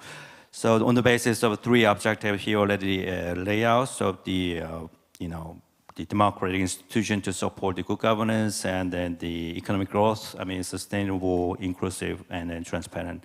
And then finally, the resilient to health and climate change. So all things are very important topic for everyone here, and then South Korea, and then the other key partner countries, and then international organization as well. All right, so let me move on to the third speaker. The Niloy Banerjee, he will talk about the UNDP perspective of collective action or the co-created solution for the emerging the global challenges. Niloy, you have the 20 minutes. Good morning. Thank you, Prof. Good to be here. Thank you for the invitation. President Chang, thank you. Director General Won, thank you very much. Delighted to be here, speaking really from two perspectives. One, a long association for with the Global Partnership for Effective Development Cooperation, which, as you know, is co-chaired by UNDP and the OECD DAC. And second, coming at this question of ODA from where I sit in an upper middle income country in Malaysia, and then I oversee two other countries which are in the World Bank classification called high income countries, Singapore and Brunei Darussalam. So looking at what ODA means in these countries helps give a fresh perspective perhaps to this conversation. Colleagues, when you think of greening supply chains, which part do you think this is? Is it a trade issue because it's supply chains? Or greening, is it an environmental/developmental issue? And that is the fundamental shift that we probably need to do in our own brains, in our own understanding, that the lines of international flows are kind of blurring beyond traditional categorizations and pigeonholes. It's the same in other sectors as well. The country where I live, I'm currently posted now, Malaysia, is the world's largest rubber gloves manufacturer. It has a huge latex and rubber industry. Going back a long way in its history, it was a massive rubber producer back in the day. At the height of the pandemic, the US government and a few other governments sanctioned the rubber gloves industry. Most of it is in private hands, therefore a little bit more difficult to regulate because of poor labor conditions. Colleagues, somehow there are issues now, climate change, social standards, boat people and refugees running from oppression or lack of economic opportunities, and finally a pandemic which kind of brought us all to our senses, woke us up a little bit, which are not necessarily solved by unilateral flows of any kind, expertise, finance, investment. I think, again, I want to emphasize that there's a blurring of lines on the classifications that we apply to international cooperation, international flows. If you think, if you're with me so far, then where are we headed in the next round of our thinking, if you like? As previous speakers have said, the challenges are common and they're impacting us all. What Korea does with, for example, Malaysia, which is, for example, a very vibrant cooperation on transistors, semiconductors, and chips. A lot of trade goes back and forth between the two countries. What happens behind the scenes of this vibrant trade in chips is equally important, and it impacts other countries. The copper probably comes from Zambia or Chile. The nickel probably comes from Indonesia. The lithium probably comes from China. So it's not only the trade between these two countries, it's also the huge footprint of that just one activity, across the region, but across the world as well. So if we are so interconnected, where should we be looking for solutions? I'm not saying all solutions will be found in one way or another. Countries have unique problems. Donors have unique positions. UNDP as a global organization has its positions and thinks about things in a certain way. So everybody has their unique sort of identity, footprint, ways of working. But I submit that we now need to rethink some domains of cooperation where we are really sitting down and co-creating new paradigms. You know, the war in Ukraine impacts your day-to-day visits to the supermarket, right? We have all felt it. I didn't know that that part of the world was such a big supplier to the global food chain. I did not know that between India, Vietnam, and Thailand, the entire rice supply, the export of rice in the world, it's just these three countries. If these three countries did not participate in the global supply chain of rice, we would have a severe crisis of rice production, rice trade. When the pandemic broke out, we kind of naturally gravitated to what were then called standard operating procedures, SOPs, given out by the WHO. With different degrees of acquiescence, we kind of fell in line. Different countries fell in line and saying, well, yeah, distancing, hand washing, wearing masks. We all looked forward to the same vaccines. We all kind of adopted the same kinds of behavior and decorum and interaction patterns based on some common understanding and based on a common solution seeking, if you like. So what am I saying? I'm saying that there are three fundamental shifts that we need to take into account. The space of solutions is no longer an exclusive domain of a country or a group of countries. The space of solutions has changed. Different solutions can be found in different places. Who knows which country is the world's largest vaccine manufacturer? Can I have a raised hand? It's India, colleagues. The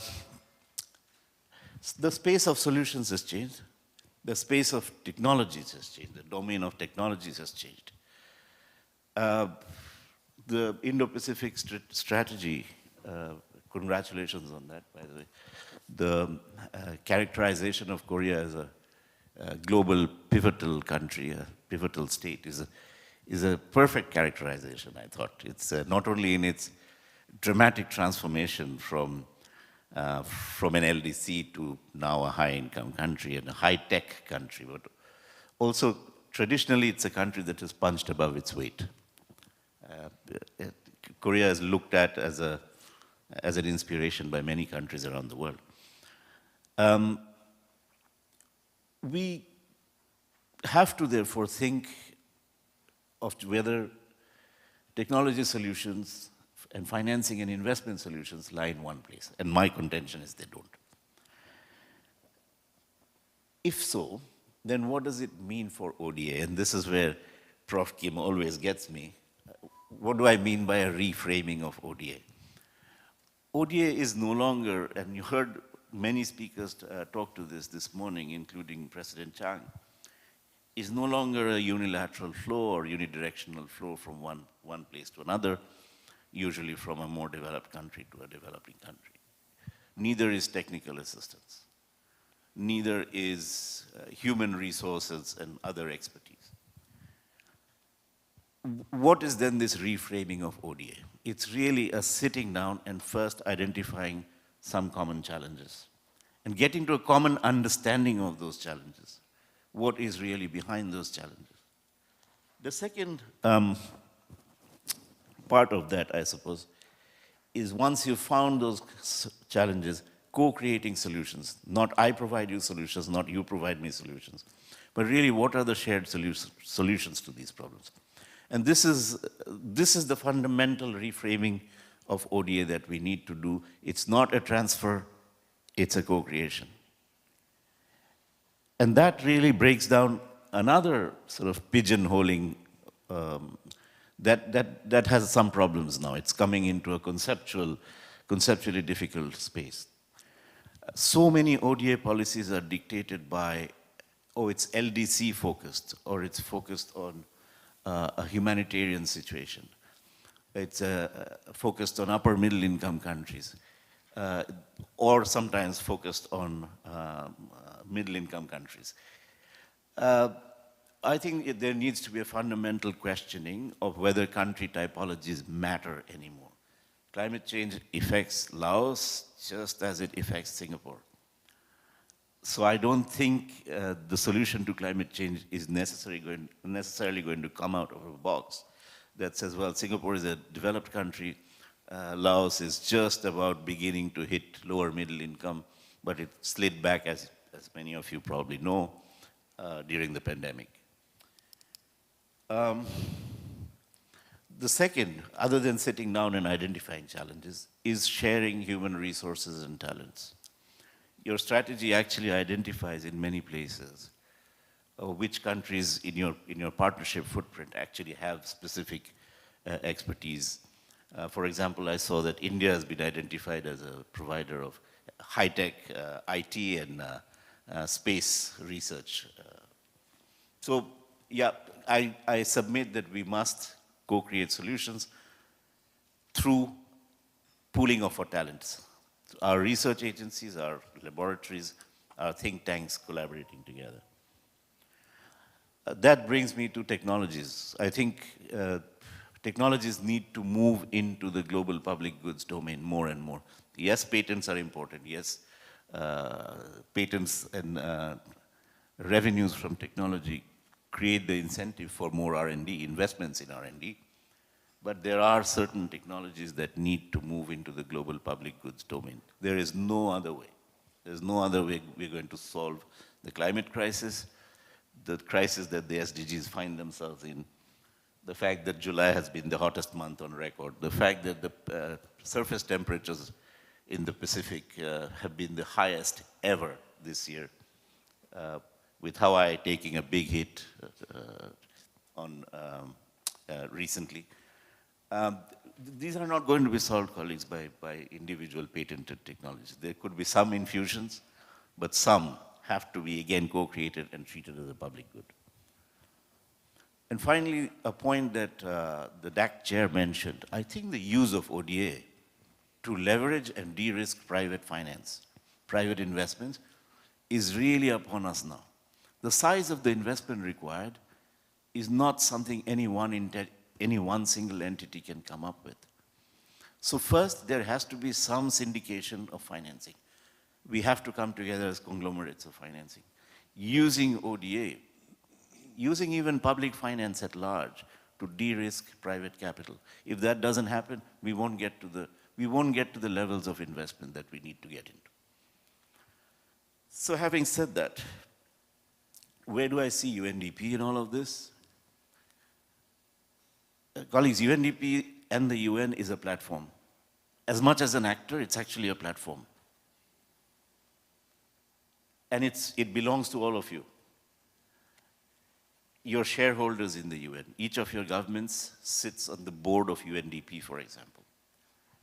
My colleague Pedro will speak to a product that many of your countries use, the Human Development Report, which ranks countries on an index of human development, an alternative thinking to GDP-based rankings of countries. So please see UNDP as a strategic partner. And that's actually what my slide there is saying. It came up a bit early, but see UNDP as a strategic partner. See it as a platform for co-creation. See it as a platform for forging partnerships. See it as a platform where investments can be blended and de-risked. See it as a platform for technology solutions and innovations and breakthroughs. I think that, most of all, would be what UNDP brings to the table. And I was also asked to say a couple of words about what that means for the Indo-Pacific strategy. I think the strategy is, again, as I've mentioned, is excellent. It'll need two things behind it to get going. One, a regime of global governance. For example, if you do climate, in your climate mitigation strategies, if you get into, say, carbon trade, somebody needs to certify the quality of the carbon credits.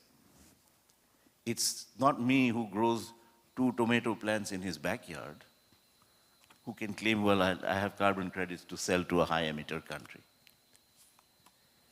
Yesterday, colleagues, Shell, the oil and gas company, shelved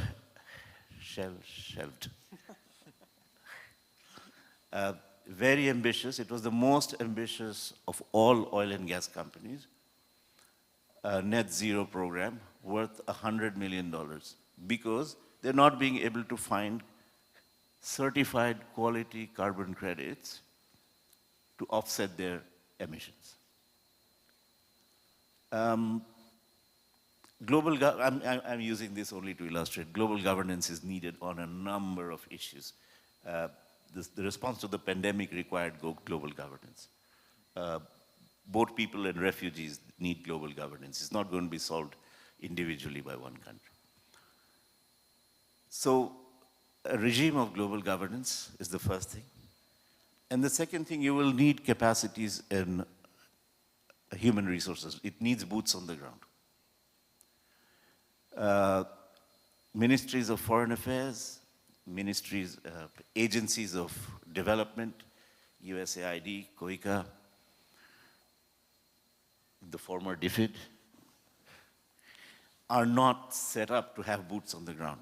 Some, yes, you heard Gareth say a re-entry into country programs, but not boots on the ground at the retail level. And I think this is where partnership with, for example, UNDP, use us as your own. 170 countries, that's where we are, 22,000 people. Think of this as your extended workforce.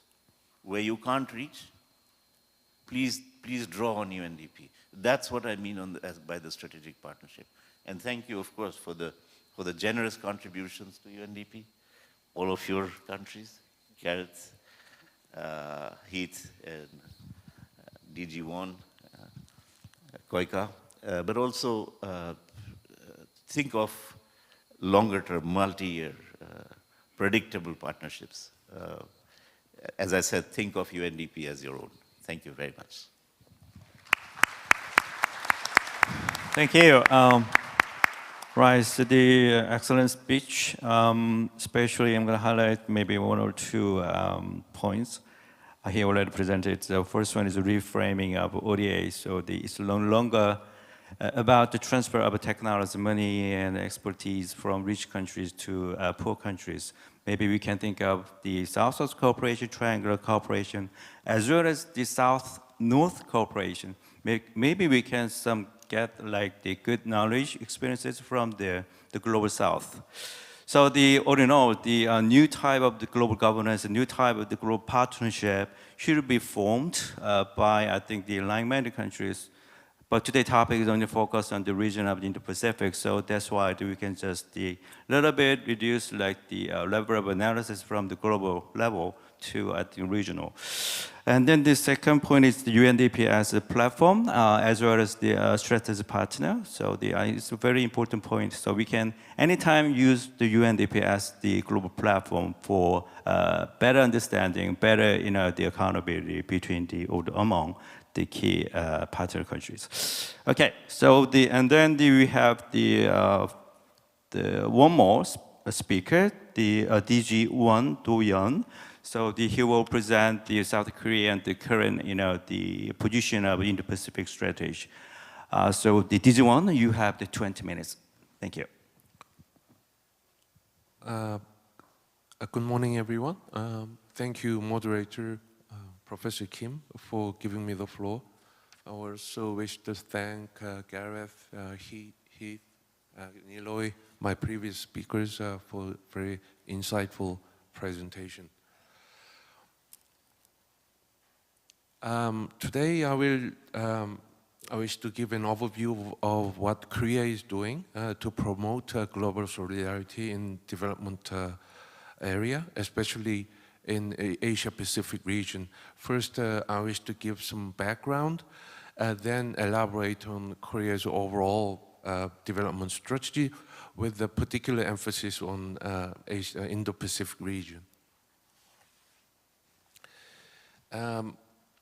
We are over halfway through the finish line when it comes to SDGs. However, as my previous speaker said, global challenges we see today makes it more and more difficult to believe if we can achieve these goals by 2030. We face various challenges, including climate change, pandemic, conflicts. As you can see in the slide, the number of people in the humanitarian needs has increased by 4 times during past 10 years. And the financing gap after the COVID-19 has the financing gap has widened greatly. Please allow me to turn to Korea's development cooperation efforts. I would say the backbone of Korea's international development cooperation policy is Korea's aspiration to become a global pivotal state. What President Yoon said during last year's General Assembly at UN best demonstrates what Korea means by global pivotal state. Korea is committed to play its due responsibility and role for the global community and scale up our support for the nations that are facing challenges in order to safeguard freedom and global peace. There are a few things that Korea is focusing on in achieving our aspiration. First one is promoting multilateralism. Korea will be the member of Security Council at UN next year. And also Korea will be scaling up our investment for UN development system, including agencies like UNDP.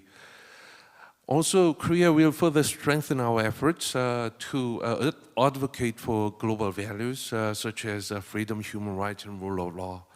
Last but not least, Korea intends to further strengthen our international development cooperation efforts. I wish to further elaborate on Korea's efforts for the development cooperation. First, I would like to elaborate on Korea's ODA volume. Korea's ODA budget this year was 4.5 trillion Korean won, which was around 21% increase from the previous year. Recently, Ministry of Finance announced next year's budget package which was proposed to the Parliament, which included increase in the development budget, which is expected to be even higher than what we saw this year.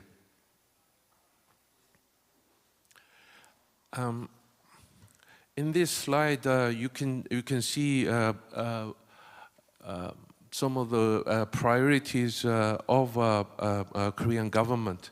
There are 92 development partners for Korea. As for the region, Asia and Africa are top destinations for Korea.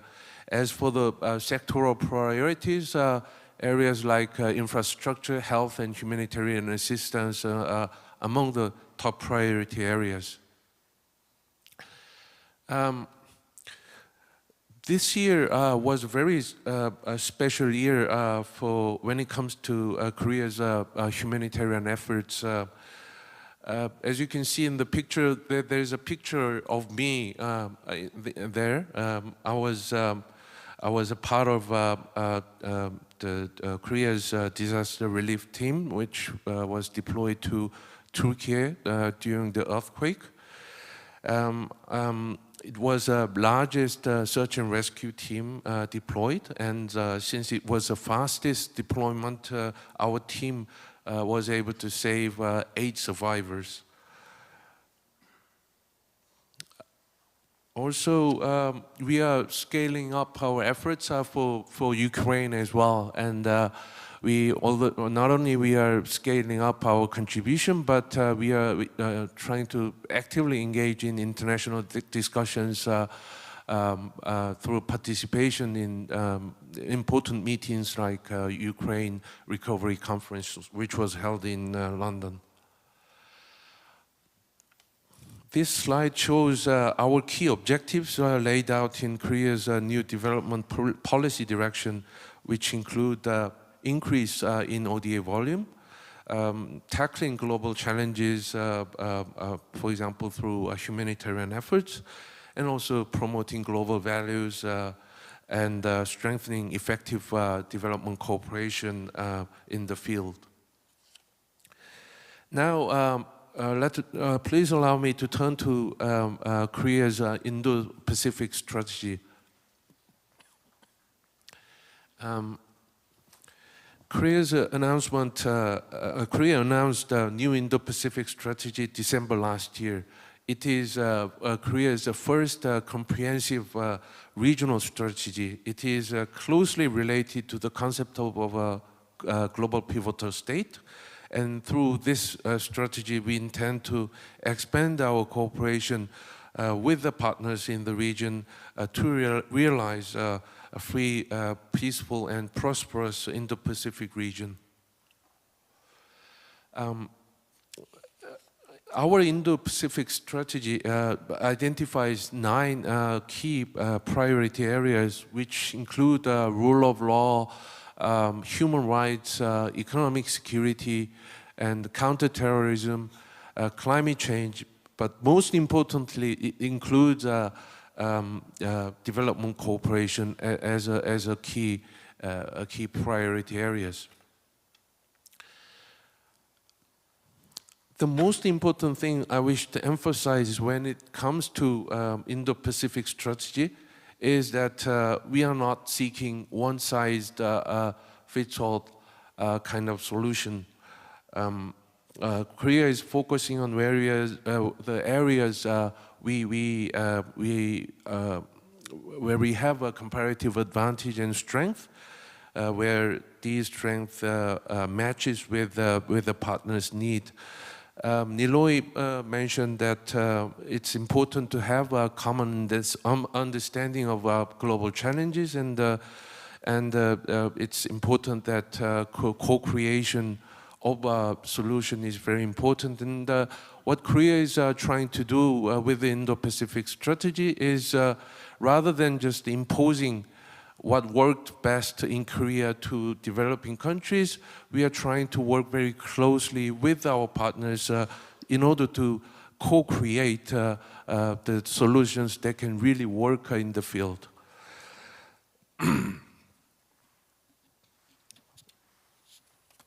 As you can see in this slide, Korea's Indo-Pacific strategy covers large areas which include ASEAN, Pacific Island countries, South Asia, and even East Africa as well. 14 out of 27 priority countries are located in this region.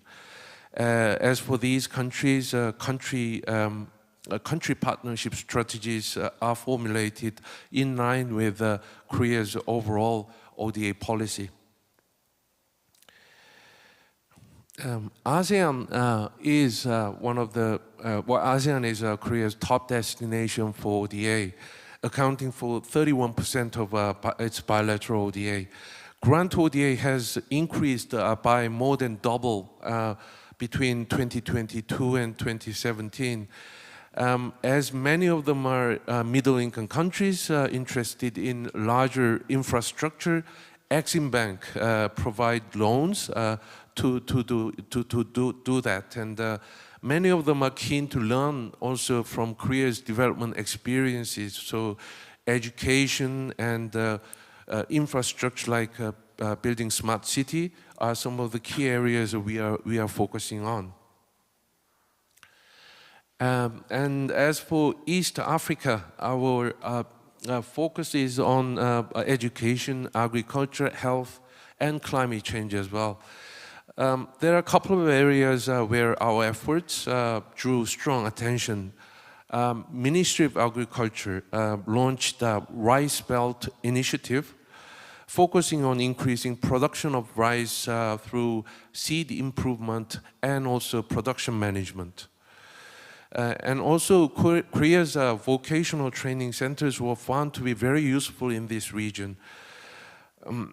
We also will be hosting a historic Korea-Africa Summit next year. We hope to make the best use of this historic summit to bring Korea and Africa very close together.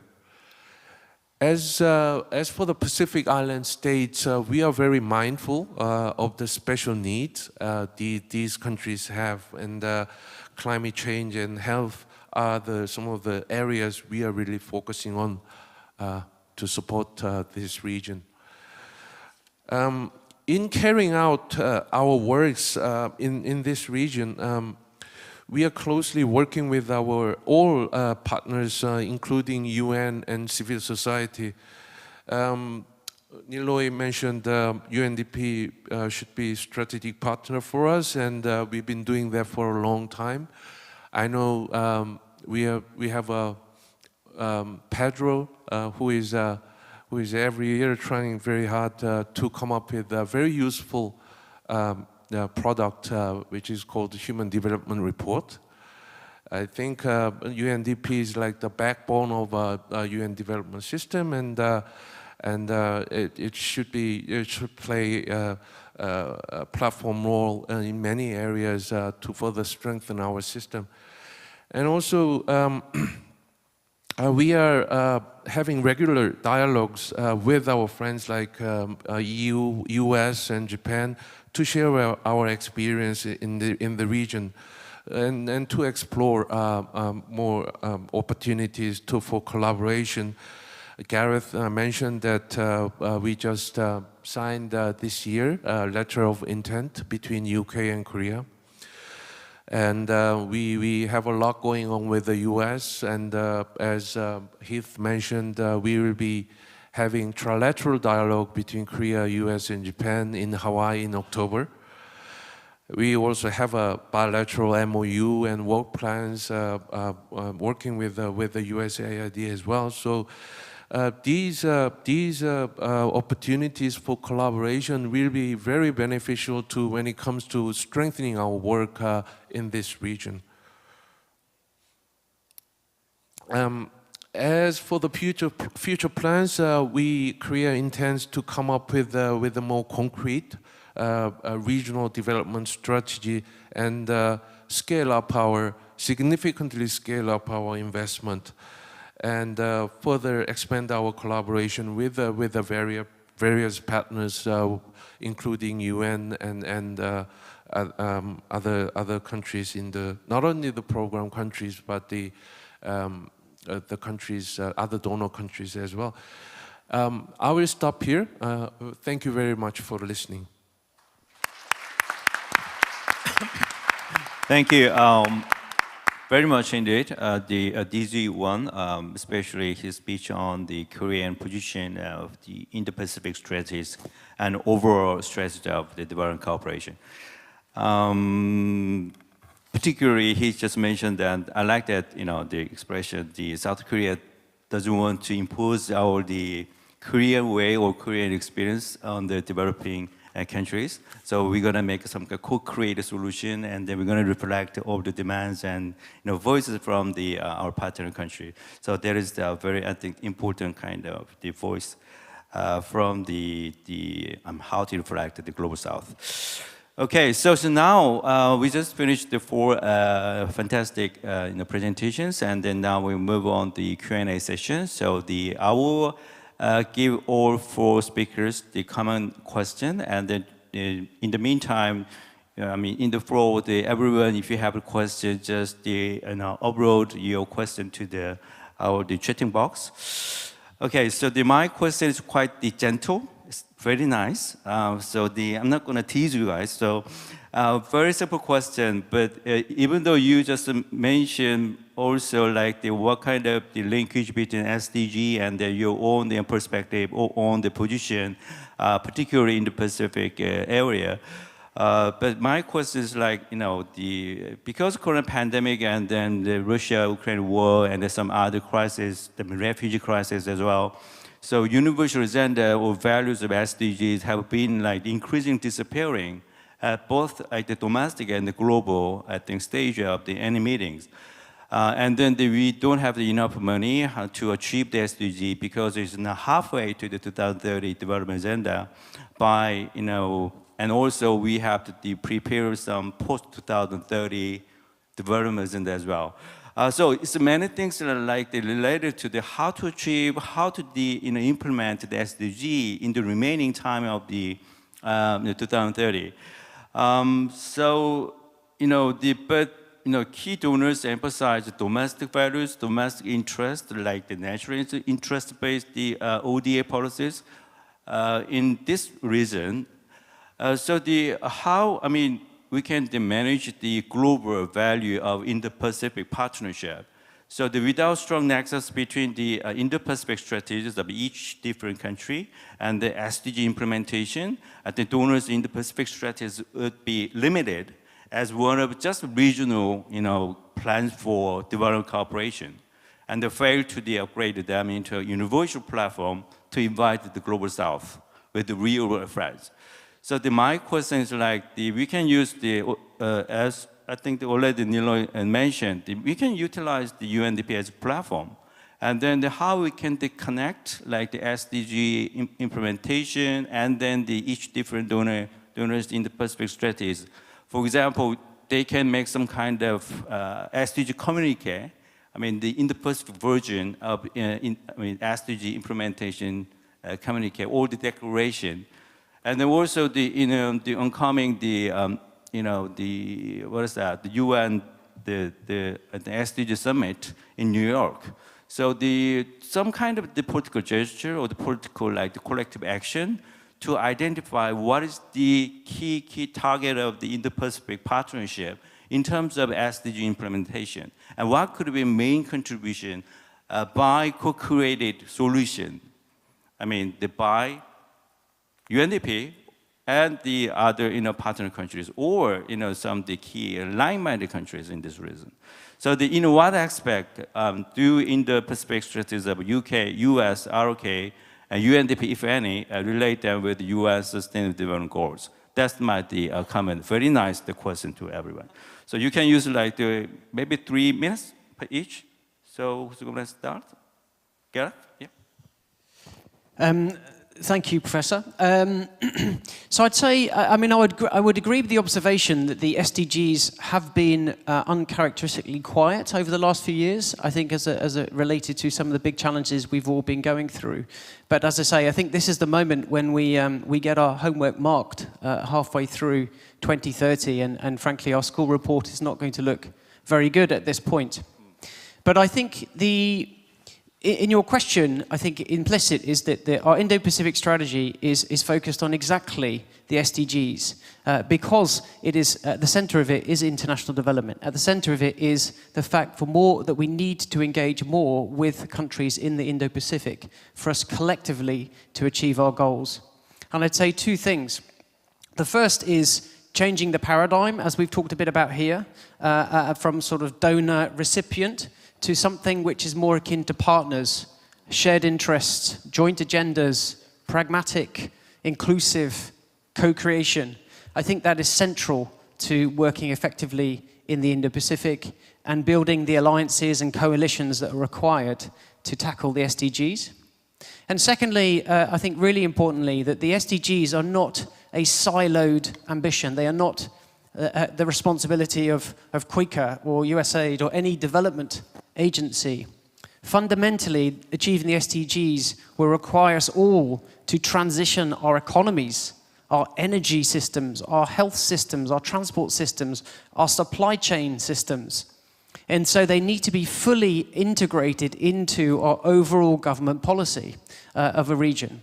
In other words, we need actions on trade, on science, on technology, on health, on finance, just within our own systems. Equally, we need to incentivize and encourage the private sector to align profit and purpose so that the big sums of money, the big investments, the big flows of capital also are aligned to the SDGs.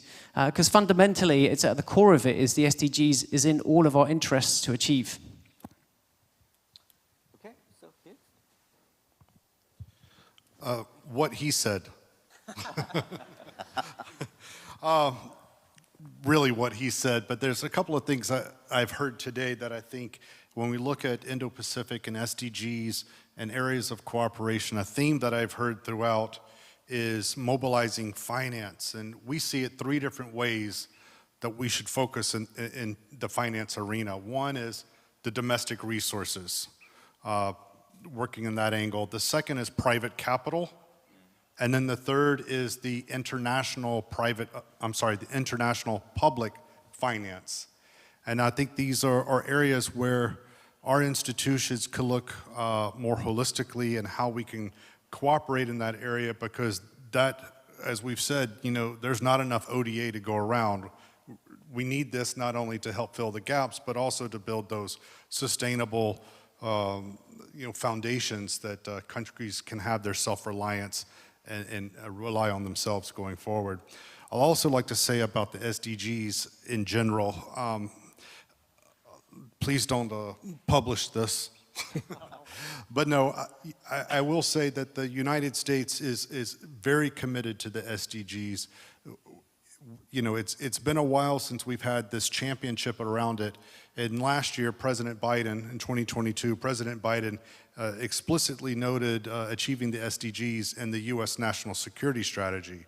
And subsequent to that, my agency alone has been tracking all the dollars spent against the SDG goals.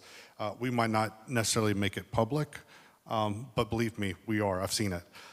So yes, I know that there has been a time where the SDGs might have been forgotten about, or we were doing our job, but really not tracking how we were impacting the world.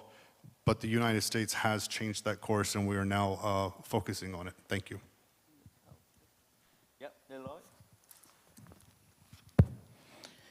Thank you, colleagues and Prof. Kim. Maybe tackle two things that you brought up. One is, are we going isolationist? Are countries going isolationist? I don't think anybody can afford to go isolationist at this time. I think no country can afford to be an island, just because of all the challenges we spoke about in our respective deliveries, just because of the need to come together and forge partnerships. For me, the most, the SDGs were forgotten partly because we were also preoccupied with the pandemic.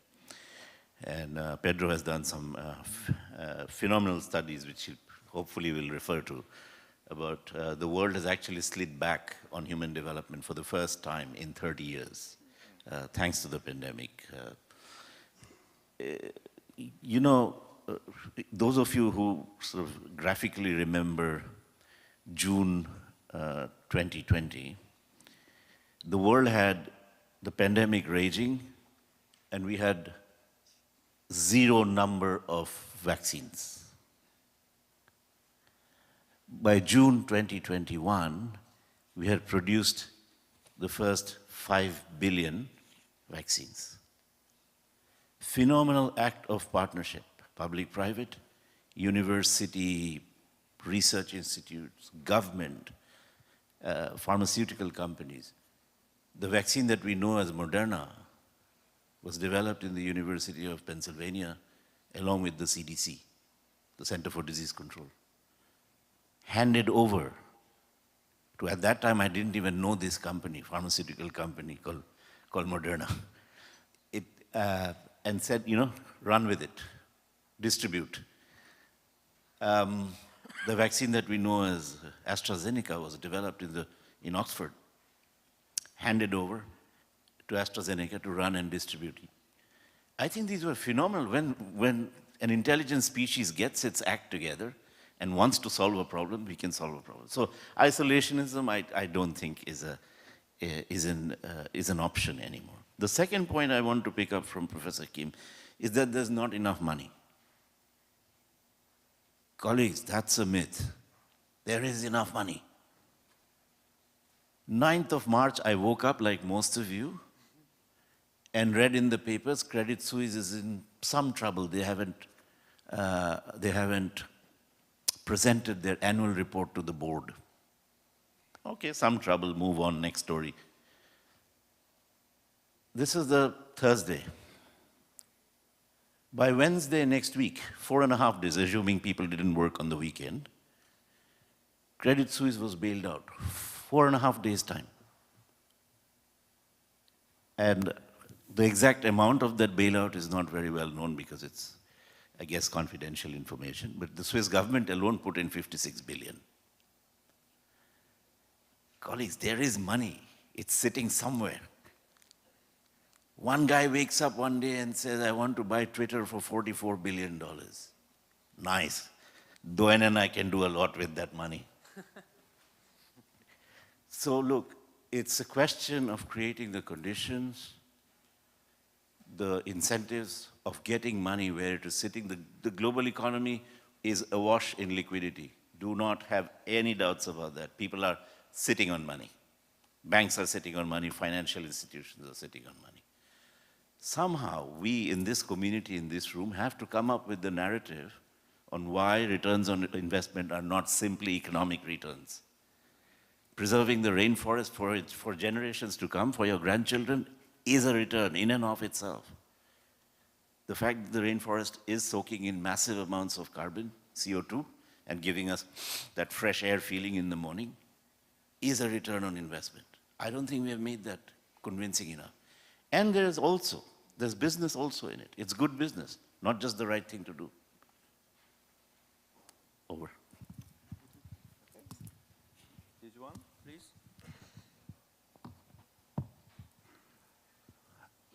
Yes, thank you, moderator.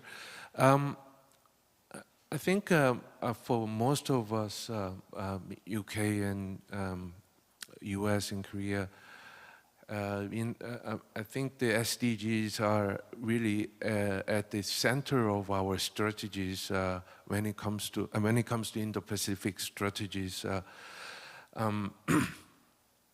As for Korea, as I mentioned during my presentation, the development cooperation is among the key 9 priority areas we are focusing on.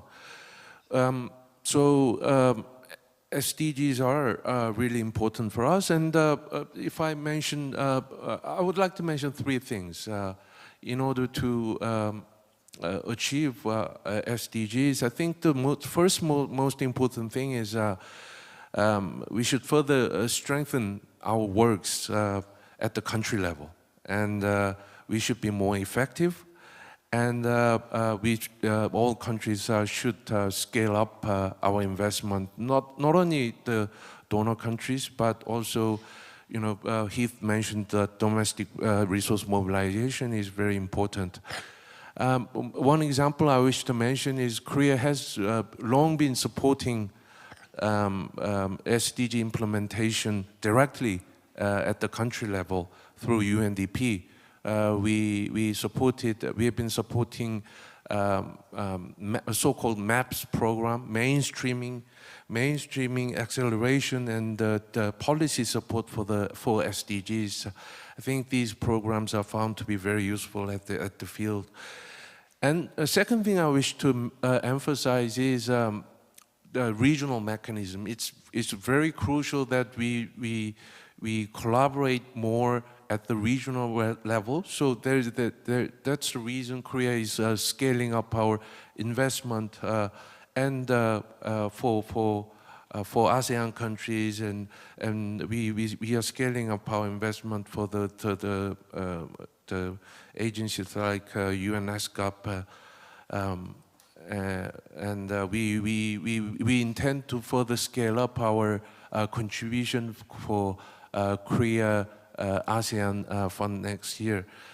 Last but not least, I mentioned this during my presentation as well, but strengthening and advocating for multilateralism is very crucial. I remember when I was in New York, working very closely with the Niloy. Korea has been, together with our Asia-Pacific partners, we've been trying to advocate for important works like HDP, Humanitarian Development Peace Nexus, and multi-stakeholder partnerships, which is really crucial when it comes to the implementation of SDGs. And Korea really worked very hard, closely with Asia Pacific. Korea is actually part of Asia Pacific group, but we were trying very hard to play bridging role between global North and South. And these are some of the efforts that will be beneficial in achieving SDGs. I'll stop here. Thank you. Thank you very much indeed for all the speakers very silly question, but you have very smart answers to my question. Actually, they're running out of time, but I have the many questions in the chatting box, so I cannot handle all this. I think more than 20 questions, but let me select very shortly, especially to Heath. What are the U.S. ODA strategies according to China's challenge in the Indo-Pacific region? That's the question to you. And then Niloy, what is the biggest obstacle to reframing ODA, and what can we do to overcome it? That's a question to you. And then to Gareth, please explain more about the UK Innovation Center. And then the common question, so how can the ODA institutions align their private interest and the SDG goals? And then they also collaborate effectively among themselves to avoid conflicts of interest and overlap or repeat programs in the region. So that's kind of the common question to everyone. So you don't have to answer all the questions, but if you want to answer the question, I think that you can use like the less than 1 minute per each. And then I'm going to close the session. So who's going to be first? Yep. I'll be extremely quick because the clock reads 0, 0, 0. The U.S. policy in the Indo-Pacific and our approach, it's all about affirmative, rules-based international norms with the way that we and our partners do development in the Indo-Pacific. I think it's just as simple as that. Not reflecting any particular actor or actors. We just sincerely focus on the affirmative approach and partnerships in the region. Thank you. Thank you. And Niloy? I think the bottlenecks to just 1 minute, you can use reframing ODA are really, it's in our head. I don't want to give a cop-out answer. It's really in our head. As I said, there's money, there's immense collaboration possibilities. That's why I illustrated with the vaccine example. There is intent and will. You hear across governments, you hear across the UN. So it's all there, it's in our head. We haven't figured out this business of, okay, let intelligent people go into a room, figure this out, come up with a solution. we'll put money behind it, we'll put the innovation, technology, whatever is needed. I think it's a mindset issue that we need to change. Okay, and Gareth?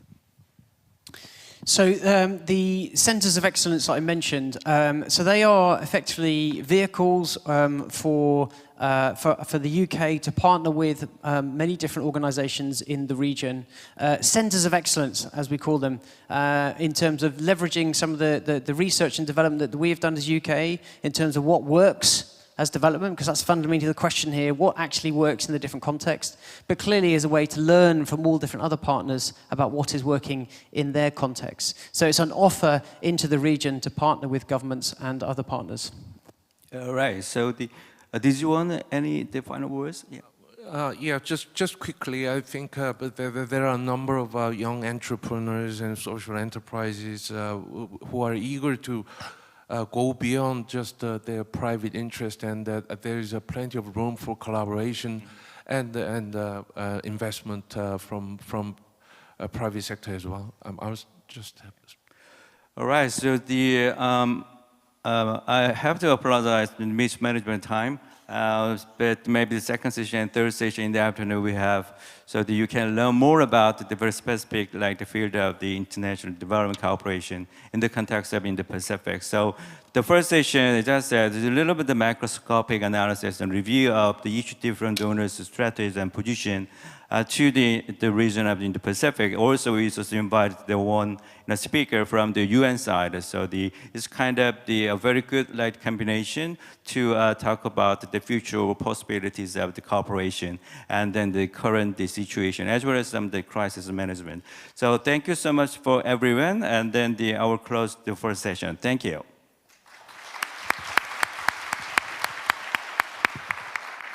Indeed, to each and every one of our amazing speakers and our amazing moderator, I cannot thank you enough for such riveting talk. Thank you very much. Hope we can put our hands together once more to thank our amazing panel.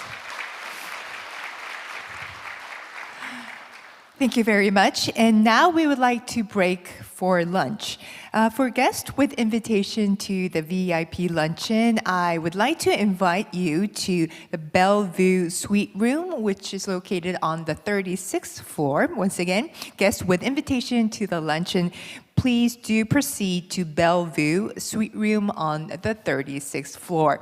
And our afternoon sessions, session 2, will begin at 1:40. So we would like to cordially ask all participants to please be back at this conference room by 1:35.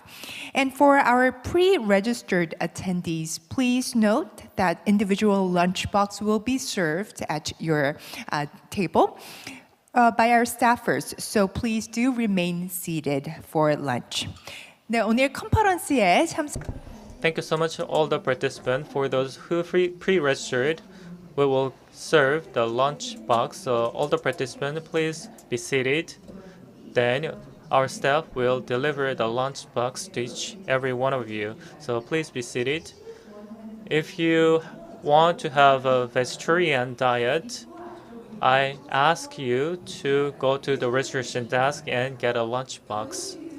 Like a vegetarian meal, please visit the station near the entrance for the vegetarian lunchbox. 네, 즐거운 오찬 되시기 바랍니다. Enjoy your meal. Thank you.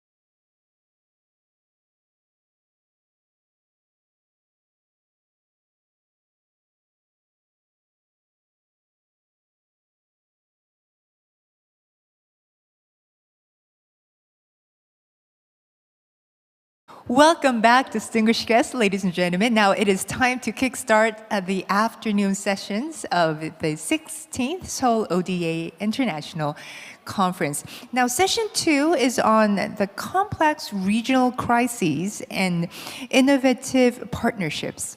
And the session will be moderated by Professor Kang Min-ah from the Department of Public Administration of Ewha Women's University. Without any further ado, please join me in welcoming Professor Kang Min-ah.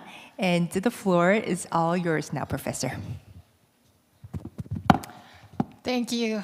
Hello and good afternoon. It's a great honor for me to moderate this session with 4 very distinguished guests: UNDP Director Pedro Conciasan, Director Patrice Ostobs from EU Commission, Chairwoman Rosalie Morata from Global Fund, and Vice President Raman Nurdan from TICA. As we all know, this forum's overarching subject is future of international development cooperation, focusing on global solidarity and cross-sectoral approaches in a world of challenges. So one of the key objectives or key word is to find ways to build global solidarity. From climate change to public health and humanitarian crisis, we face a range of regional, global, complex crises that can be tackled only by working together in solidarity. As development needs increase dramatically and become more complex, innovative partnerships are required to effectively deliver the development outcomes with limited development resources. As a result, how to mobilize additional resources is another key concern for the international community today. So in this session, to forecast and plan for the future of international collaboration, as well as to confront and prepare for increasingly complex crises in the future, we aim first to define and understand regional partnership, and then to develop strategies to promote and expand regional cooperation and partnership. In preparation for this panel discussion, we sent common questions to all 4 speakers, and these are the following 4 questions. First one, how can regional cooperation and partnerships contribute to tackling regional crises? Second, what are the ways to promote and maximize the participation of diverse stakeholders? And thirdly, what are the potential challenges in establishing and sustaining innovative partnership? And finally, how can they be overcome? So from now on, we'll be hearing from each panelist on how their prospective organizations have built cooperation and partnership in response to regional crises, the obstacles they encountered, and how they overcome these obstacles using specific examples from their own experiences. Okay, let me first start with you, Director Pedro Conciasan.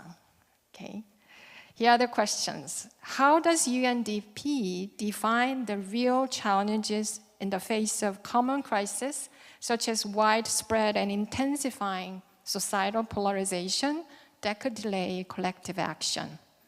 Also, how can it be overcome through partnership?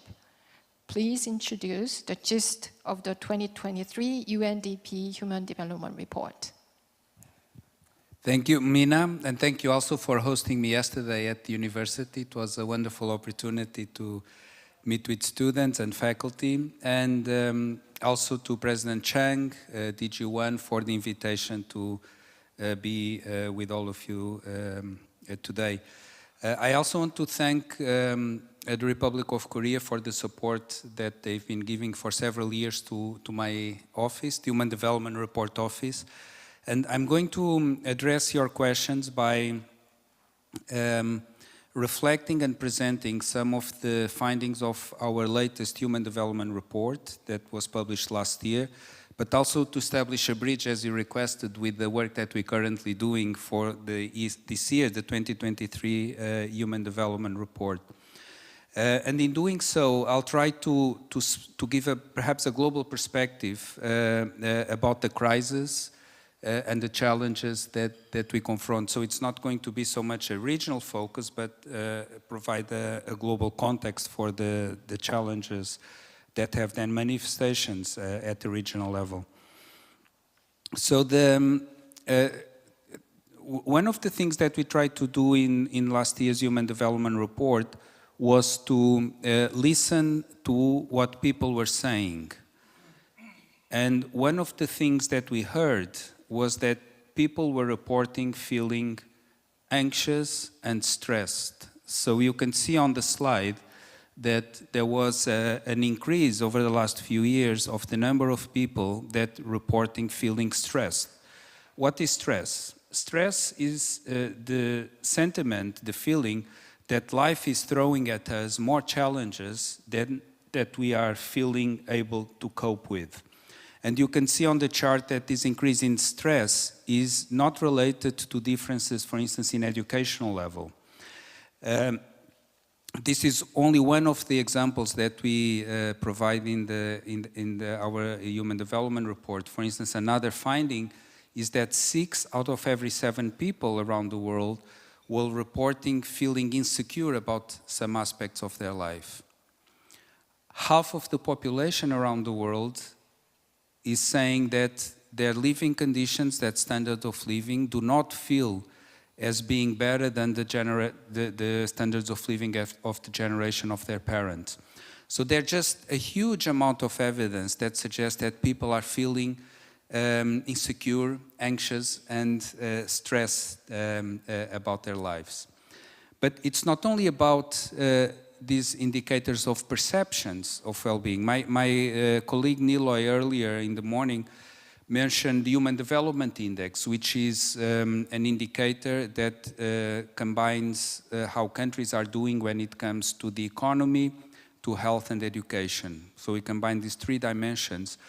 And if you look at what happened what has happened to the Global Human Development Index since we started publishing it in 1990, you can see a very straight line of improvement up until 2020 and 2021. During those 2 years, for the first time ever, the Human Development Index, the Global Human Development Index, declined 2 years in a row. So it means that the economy, achievements in health, achievements in education, for the first time, suffered reversals. And the charts that you see in front of you shows the percentage of countries in each of the years since we started computing the Human Development Index that suffered a decline in the Human Development Index.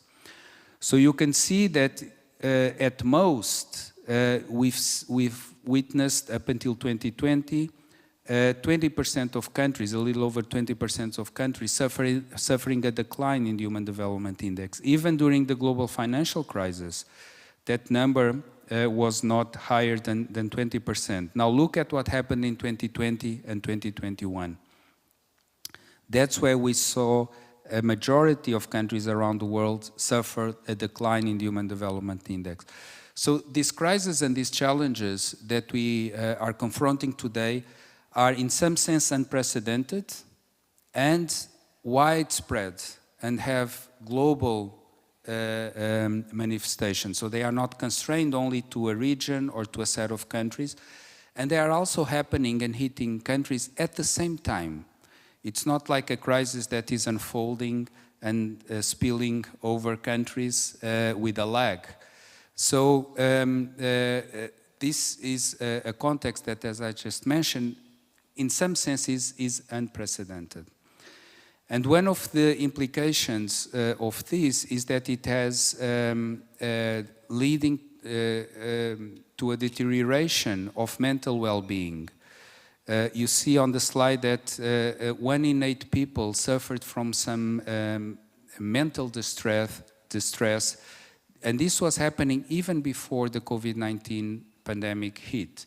And all of these things actually have worsened since then. So this is what people are telling us. This is what people are feeling. As I said, with this report, we try to listen to what people were saying. So the question is why? Why are we confronting these challenges and why are people reporting these feelings of stress and deterioration of mental well-being? Well, our analysis, and this is a way perhaps to bring structure to some of the challenges that we've seen listed already in the session this morning. We suggest that we are confronting what we call the new uncertainty complex. Sometimes this is also called the polycrisis, or an overlapping series of crises. But our analysis suggests that we can look at what's happening now as being the result of an overlaying of at least 3 layers of uncertainty that are either new or acquiring new dimensions. So this is not to say that life today is more uncertain than in the past. Life is always uncertain, but it's actually acquiring new dimensions. So the 3 layers of uncertainty that you see represented on this slide encompass, on the one hand, the fact that we're living through processes of planetary change that once again are unprecedented. We heard already this morning, and we all know that we are confronting a climate crisis, so the climate is changing. We're also confronting biodiversity loss. So the planet is changing in a very rapid way. As a result of the pressures that we're putting on nature, we are seeing an increase in the frequency or reemergence of zoonotic diseases, diseases that jump from animals to humans. This century alone, we've had a new or re-emerging zoonotic disease appearing on average every 3 years. And COVID-19 may, we don't know for sure, but may very well be another instance. So you can see how we are confronting a context in which the planet is changing and presenting new challenges that are, once again, perhaps unprecedented. So this is the first layer of uncertainty. There's a second layer of uncertainty associated with, again, something that we referred to many times this morning, the need to transform. The 2030 Agenda for Sustainable Development, the subtitle is Transforming Our World. Transforming in what way? Well, certainly in a way that leads us to more sustainable outcomes. We need to transform our energy systems. We need to transform the way we deal with nature. So this transformation comes with a lot of opportunity, but also is unsettling for many people. So this is the second layer of uncertainty. And once again, it's not like we haven't had transformations similar to this before in history, but now we are pursuing these transformations with a speed and an intensity that once again may have novel elements. And then the third layer of uncertainty, and I'll speak a little bit more about this, is the fact that we are confronting political and social polarization in many parts of the world. Once again, something that is not unprecedented in history. It has happened in other periods, but is acquiring now new dimensions. And one of the interesting findings of our report is that there are 2 correlations between people feeling insecure. Remember, at the beginning I mentioned that many people are feeling insecure about their lives. So we found that there is a correlation between people feeling insecure on the one hand and people trusting others less. So this is the first correlation that we found. And on the second hand, we found that there's a correlation between people feeling insecure and people being attracted to the extremes of the political spectrum. So with the sentiments of insecurity increasing, it's no surprise that currently we have the lowest level of trust on record. Globally, now less than 30% of people report trusting in one another. And you see also on the slide how, as you move towards the right, the charts represent, the bars represent an increase in people reporting feeling insecure, that the red bars increase. So the people placed across the political spectrum are more attracted to the extremes. So these perceptions of insecurity, this world of uncertainty, are associated, related, perhaps driving this lack of trust, increasing lack of trust, as well as political polarization. So this is leading to the fact that as we confront the need to have global solidarity, as the title of our conference says, we confront this paradox where we need to come together to address these shared challenges, and at the same time, we seem to be being driven apart, both within societies as well as across countries. And this intensifying political polarization in the limit leads or is reflected in violent conflict. Even before the war in Ukraine, according to our estimates, 1.2 billion people around the world were suffering the consequences of violent conflict. So this is the layer of uncertainty, if you will, that we are currently exploring in more detail in this year's Human Development Report that hopefully will be releasing later in the year. I also wanted to mention that the last year's report also points to the idea that the context of uncertainty is also one that can generate opportunities to do different things, even things that were thought of as being impossible. And you see on this slide some examples of the things that were unprecedented in the context of COVID-19. Niloy already mentioned this. At the beginning of the pandemic, there was no vaccine for a novel pathogen, obviously. And I remember at the time reading in the news that typically a new vaccine takes 12 years to come online. That's the historical record. On average, a new vaccine takes 12 years to come online. Well, in a few months, we had not one vaccine, but multiple vaccines. So somehow, people came together with support from governments, private initiative, not only to come up with the technology underlying not one but several vaccines, as well as the production capacity that was required to produce them at scale, with huge inequalities in access to the vaccine, but still that was an accomplishment, at least when it comes to the technology. Also, Niloy this morning mentioned this idea that there is no money. Really? Well, look at the fiscal packages that most countries around the world were able to mobilize to support the populations during the COVID-19 pandemic. Huge fiscal packages. Look at what central banks did. The US Federal Reserve in the United States, the European Central Bank in Europe, the Bank of Japan, other central banks.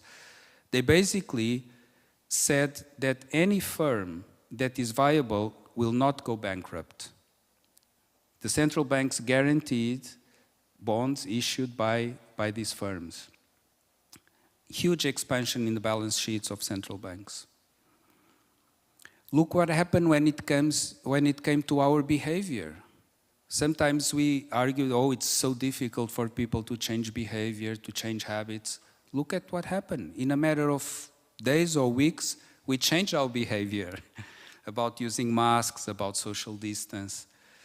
So a context of uncertainty can also be mobilized for action.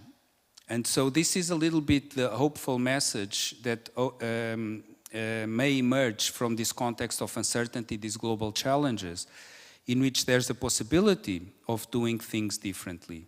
Now, there's the possibility of doing things different.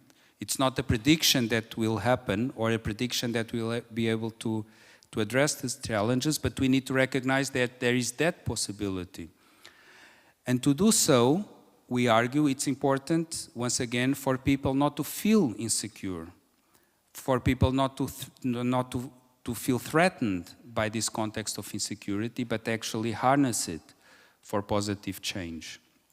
And one of the things that we propose in the report is that it's important to do, to act perhaps on two dimensions. One, which is what you see on the spiral on this chart on the right-hand side, is to continue to work on this idea of changing norms, social norms, like we saw happening so quickly during the COVID-19 pandemic. Perhaps values in ways that lead people to behave and make choices that are more consistent with this transition to sustainability. So there's much that we can do in this dimension. And then in the realm of policies, it's important in our view to advance insurance so that people feel protected in this context of volatility. And insurance, both private insurance as well as social insurance. So if we look at social insurance spending in high-income countries today, it accounts for between 20 and 25% of the GDP of high-income economies. Think about that. A fifth to a quarter of the resources generated in high-income economies go to provide for social insurance. So it's a big deal, it's a big investment. In low and middle-income countries, only 5%. So there's a huge space to increase social insurance. If you look at private insurance, when there is a disaster, something that happens that is covered by insurance in high-income countries, about half of the losses are covered by private insurance. Low and middle-income countries, only 1/10 at best, in many cases even less. So there's a lot to be done on the expansion of both private and public insurance. The importance of investment, and also the importance of innovation, which is also something that brings us together in this session. How can we advance innovation? Innovation when it comes to technology, but also social and institutional innovation. And I think in the morning we already heard some important ideas about the importance of looking even at innovations in ODA. Again, if we take serious this idea that we have to transform our world and undertake this huge transition, we may need to recognize the need to invent or transform some of the institutions that we currently rely on and have been relying on. This is what happened when we moved from the agriculture to industrial societies with the invention of institutions like central banks that didn't exist before, or joint stock companies. So there are many institutions that need to accompany these needs to transform our world. So I'll conclude, coming to the end of my time, by suggesting the importance of continuing to invest in advancing human development. Human development, as reflected in our Human Development Index, is about growing the economy in an inclusive way, providing opportunities for people to have access to education, guaranteeing achievements in health. So all of these dimensions of well-being, if you will, are important. But there's another important dimension of human development, which is about agency. Agency is the notion that people are in control of their lives. And so it's important also to invest in this dimension of human development, so that, to use a phrase by Amartya Sen, people are seen as not as patients, passive patients of transfers or of benefits, but actually agents in controlling their lives and their future. Thank you. Thank you, Pedro. It was such an intriguing opening statement for our session. It is really quite disheartening to hear that 2 years in a row the HDI has, and for the first time in history, has been dropping. And also we are experiencing the lowest level of trust. And I hope that the sincere and innovative effort to build regional partnership can be a solution to raise up the HDI to the level above, before. And as a director of Human Development Report Office, Pedro suggested that we perhaps should open our minds, being innovative, and also mobilize our actions so that we can come up with more innovative approach to partnership. Thank you. Okay, I see Director Patricia Stubb is waiting for us. Okay, Director Stubbs, I understand it is quite early in the morning there. Is it like about 6:50, something like that, a.m.? Well, thank you for joining us. We cordially ask to provide your thoughts on the common question, namely on the significance of regional cooperation and partnership, how to promote and maximize the participation, and potential challenges to establish and sustain innovative partnership, and how to overcome them. Also, we would like to learn from your experiences, especially the Team Europe approach. How do you support regional integration and cooperation in Asia, the Pacific, Middle East? And how effective and helpful is it in implementing the regional programs such as Green Deal and Digital Agenda?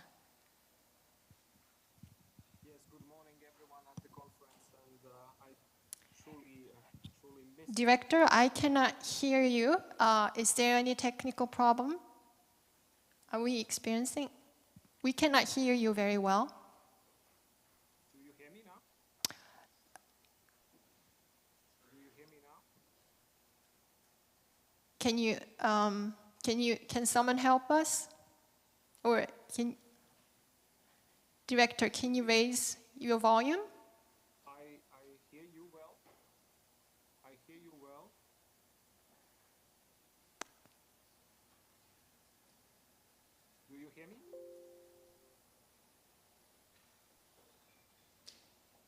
Yeah, we have 2 online participants, and there seems to be technical problems. I hear you, but I don't hear you. I can barely hear you, Director.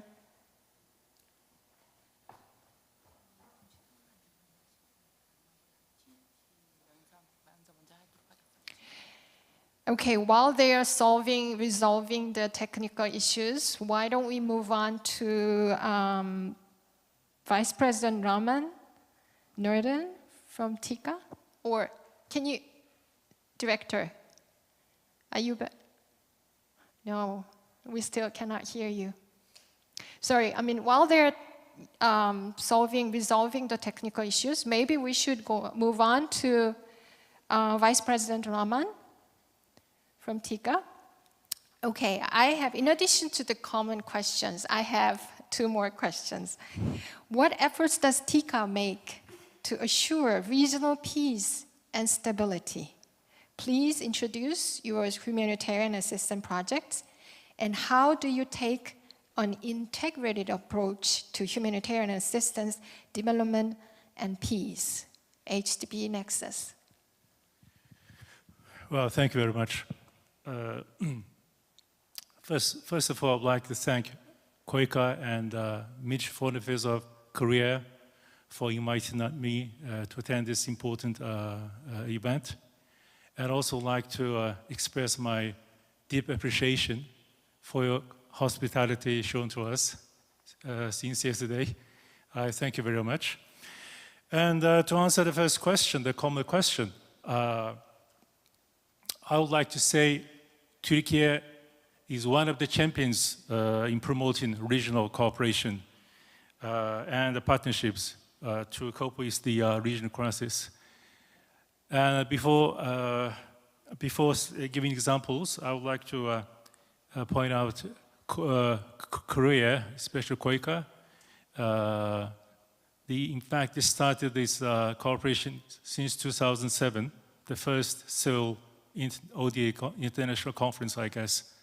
And the 6 years passed. And in 2011, we had Busan conference for promoting global partnership for aid effectiveness. So this is a kind of landmark, important conference for promoting regional cooperation. I think I should mention this. And afterwards, we have a ministerial conference in Mexico, hosted by the Benito, the previous president of Mexico. These two events are very important because they try to promote regional cooperation. And as I said, Turkey is one of the champions of promoting cooperation because since 1992, we're just 1 year younger than KOICA. KOICA was set up in 1992. And since then, we had tried to promote this kind of cooperation by setting up mechanism, corporate mechanism with UNDP, with UNIDO, with FAO, with the bilateral agencies like JICA, and even we have cooperation with new donors like Azerbaijan, AIDA. And so these are very important actions on behalf of Turkey. Recently, we had set up UN Technology Bank for least developed countries. This is also important to promote regional peace for the least developed countries, developing countries. And, we are one of the members of MICTA. MICTA stands for Mexico, Indonesia, Korea, Turkey, and Australia. In the past several years, we tried to promote cooperation among ourselves.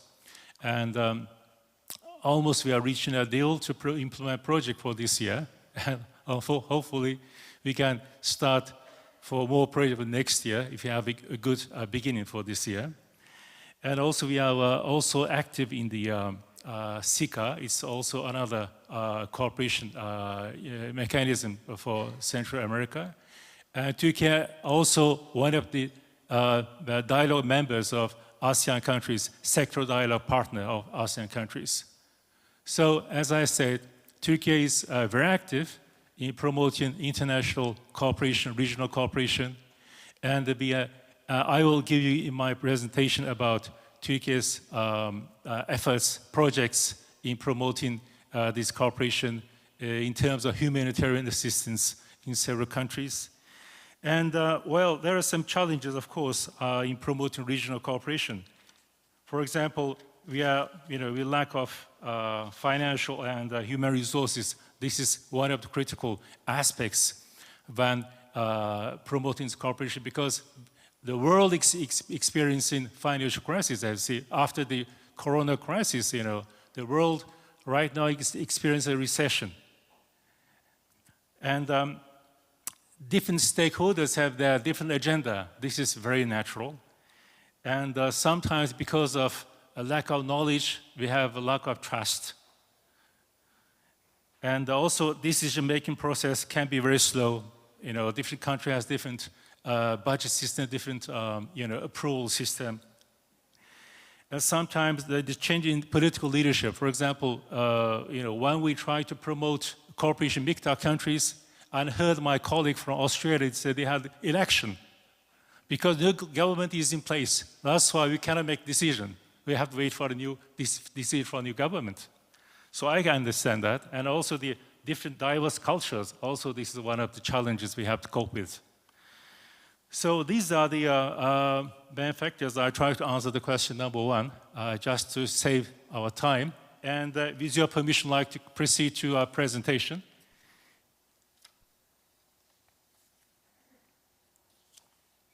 Okay, show the screen presentation. Can you upload the PowerPoint slide again, please, for Vice President's presentation?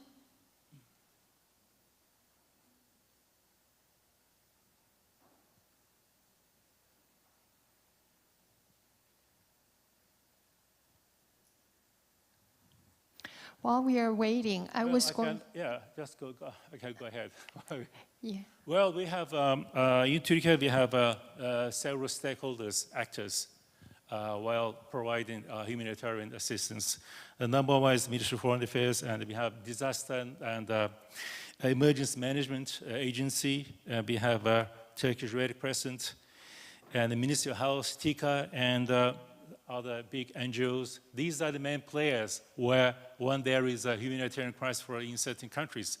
And we are in close cooperation in promoting humanitarian assistance. And the humanitarian assistance is one of the mandate of TICA. It's not the main mandate. It's only one of the main mandate because the task of TICA is to promote development cooperation, which means for the long-lasting, for the second phase after humanitarian assistance. So it's for the sustainable development. So that's our task. I would like to make clear the point. And Turkey's humanitarian assistance, we have been listed as the most generous country by a London-based NGO, according to the Global Humanitarian Assistance Report for 2020 and 2019, where Turkey, according to GNI, is the number one most generous country. And in 2022, we become the number two. Again, we finished $7.2 billion we spent as far as the humanitarian assistance is concerned. Okay. Sorry? The presentation. Okay, I'm sorry, I didn't see that. I'm sorry. Okay, this is for 2019, 2020. And this is for the 2022.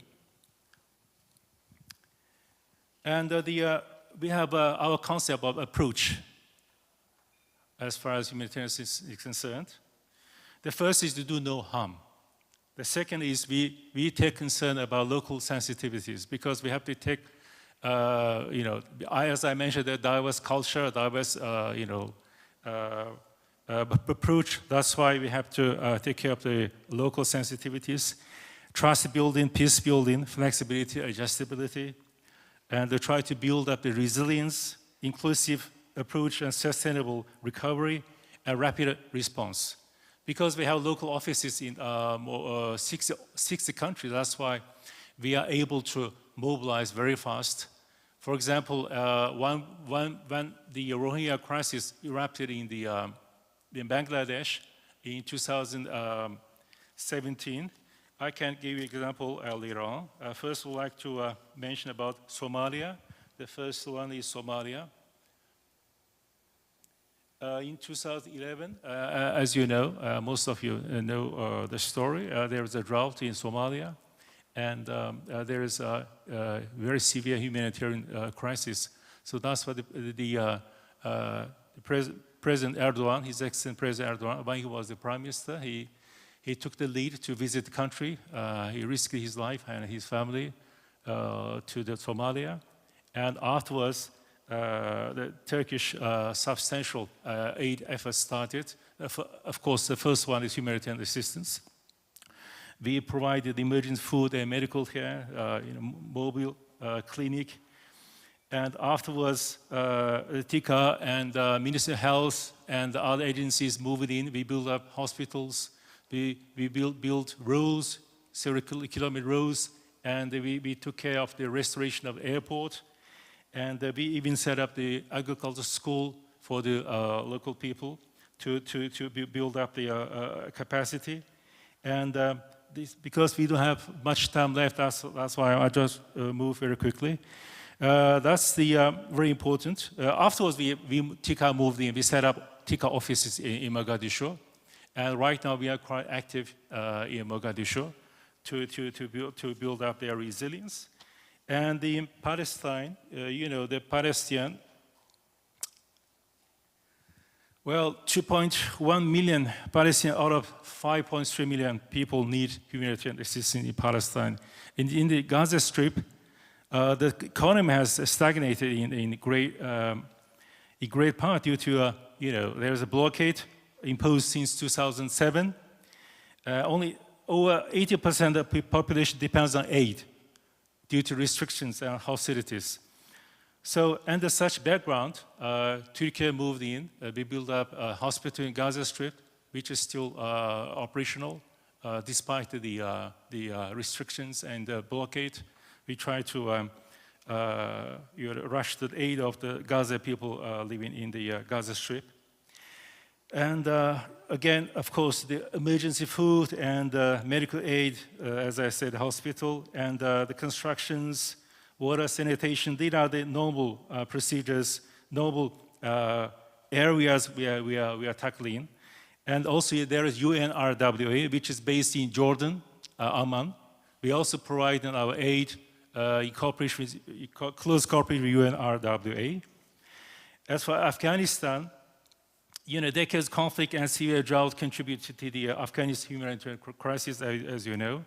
And before Taliban's takeover, we have 3 offices in Afghanistan. One is in Kabul, Mazar-e-Sharif, and Herat. And we built up a lot of hospitals, schools, vocational training centers, and bridges, roads, all those infrastructures before the Taliban regime taking over the Afghanistan. Sorry. I apologize for that. And of course, after the takeover, we don't recognize Taliban regime diplomatically, but we do implement projects through Turkish embassies in Afghanistan under the title Humanitarian Assistance. We are still providing our aid in Afghanistan in 3 regions. We still have office operational there. Of course, it's not easy because there is restrictions and there is some problems still going on in Afghanistan. And now I'd like to move to Yemen. We have not much time left. Yemen remains one of the world's largest humanitarian crises. In 2023, almost 21.6 million people require some medical, some form of humanitarian assistance, as 80% of the country struggles to put food on the table and access basic services. Yemen, there is still unstable political situation there, so it's not easy to provide those kind of services. But we managed to send. We used to have office in Yemen, but because of the political instability, it's sometimes we have to stop our assistance. Now we managed to get approval from the Yemen authorities to send our office representative to Yemen, and hopefully we will start again our emergency food and medical aid and other whatever needed in Yemen, as you can see from the slide. And as I said, in Myanmar again is another sad story. There is a Rohingya Muslims living in the Rakhine state in Myanmar. And they are facing the persecution from the junta regime of Myanmar. And in 2017, as I said, because of the violence again erupted between the ethnic groups, so overnight, just in one night, 700,000 people just fled to other side of the border, which is Bangladesh, Chittagong. It's called Cox's Bazar. And just in 3 days' time, Turkey mobilized through TICA office in Bangladesh, Dakar, 52 tons of food and 3 mobile ambulance and other equipment. We managed to deliver the aid to the refugees in the Cox's Bazar. And we set up the hot meal stand in the refugee camp for 2 years, continuously. And also we set up mobile clinic. So all these stakeholders in Turkey, as I said, the emergency disaster management, the agency, TICA, and Red Crescent, Turkish Ministry of Health, and other NGOs, we just come together and managed to implement our aid effort according to their capabilities.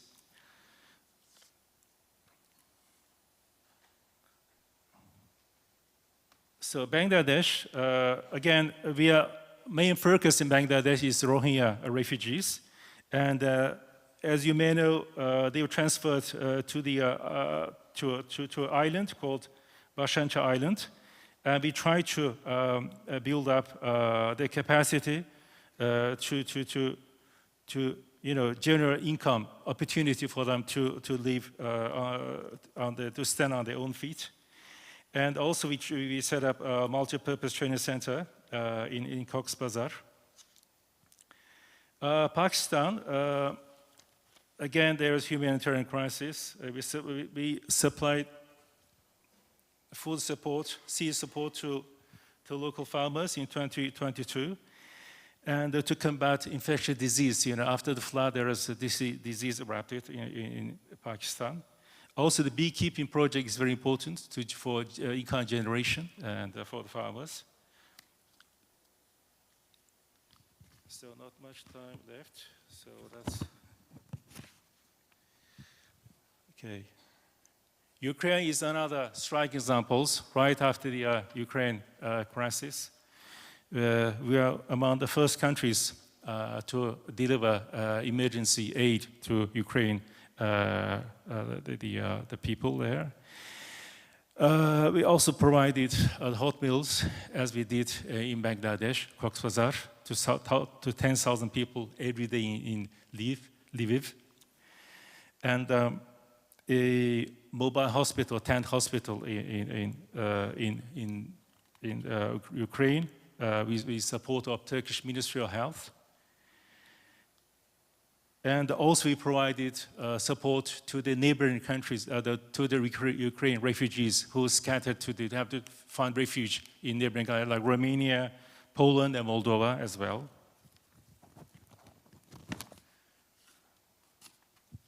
Well, this is some examples of Turkish humanitarian assistance. Because I don't much time left, so I would stop here. If there's any questions, I will love to answer. Thank you very much. Thank you very much, Vice President. He showed us the TICA's integrative approach to its projects as a good example of humanitarian assistance, development, and peace nexus. I mean, by listening to his presentation, we were able to see how many different countries the TICA has been covering, from Afghanistan, Myanmar, Bangladesh, and Yemen, and Somalia, and etc., which must be based on a solid and innovative partnership when you are implementing your projects. Okay, now we can go back to, I see Director Gustav is back. Thank you so much for your patience, Director. So in addition to the common questions about significance of regional partnership and how to promote and maximize the participation, and what are the challenges and how to overcome, I would like to hear from you about the Team Europe approach and its significance, effectiveness, and so forth. Thank you very much. Just checking, do you hear me? Yes. Yeah, we can hear you very well. Thank you. First of all, thank you very much for patience. It demonstrates that sometimes European Union and Brussels might be a little bit further away, but we managed to overcome the technical difficulties. First of all, thank you very much for possibility to address this conference, which has established itself as a well-known and recognized event dedicated to development, and it's always a privilege to also have regular dialogues with KOICA. So therefore, many thanks for invitation and organizing this event and inviting us to deliver some remarks at this panel. Before I go into the Team Europe approach, as you asked me, we heard very prominently from Pedro that in fact we are facing triple planetary crisis which really affects all of us. And no doubt that the countries of the global south feel that they bear a brunt of the secondary consequences of those subsequent crises, and that their needs probably sometimes receive less attention, as also demonstrated by the crisis just presented by TICA representative. And in that respect, the EU is ready to play an active and constructive role as convener and bridge builder to uphold multilateralism, but at the same time also to provide needed assistance and needed development cooperation to the maximum. This means that the EU seeks to build more inclusive multilateral cooperation and bring together the wider range of coalitions of like-minded countries based on key priorities and clear objectives. Having said that, very often the key starts at home. And you asked me about Team Europe initiative, and I would like to give you a little bit of the outline what it is and how it looks like and how actually it helps to tackle the crisis. Team Europe actually was initially put in place to ensure that we have very well coordinated and comprehensive response between the EU and its member states together to the COVID pandemic. And I have to say that the speed at which the EU came together and the way how actually putting all the strength together, we could respond to such a big crisis and pandemic, not only internally, but also externally, gave us a lot of energy to think that the same concept of Team Europe should be used more widely and beyond COVID crisis. What Team Europe means? Team Europe consists of European Union. It consists of EU member states, including implementing agencies of the public development banks, as well as European Investment Bank and European Bank for Reconstruction and Development. And depending on their areas of the interest and expertise, member states are invited to participate in various initiatives. Team Europe approach means that we really join the forces so that our joint external action becomes more than the sum of its parts.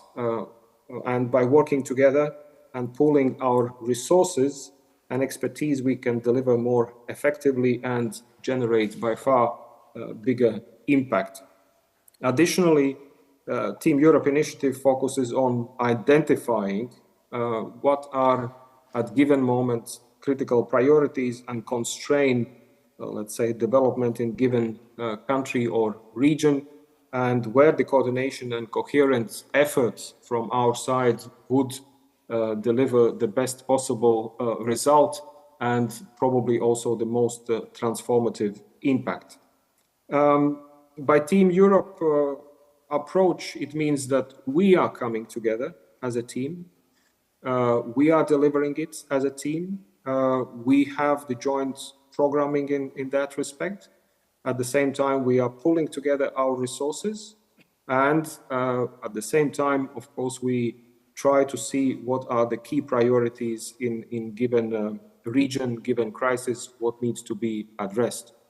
Having said that, our priorities always are linked beyond, let's say, the dramatic crisis, humanitarian crisis, I will come in a moment, also to the more general development agenda, where climate, Paris agenda, energy, renewable energy, twin transition towards the digital agenda is always on top of our priority lists for Team Europe approach globally.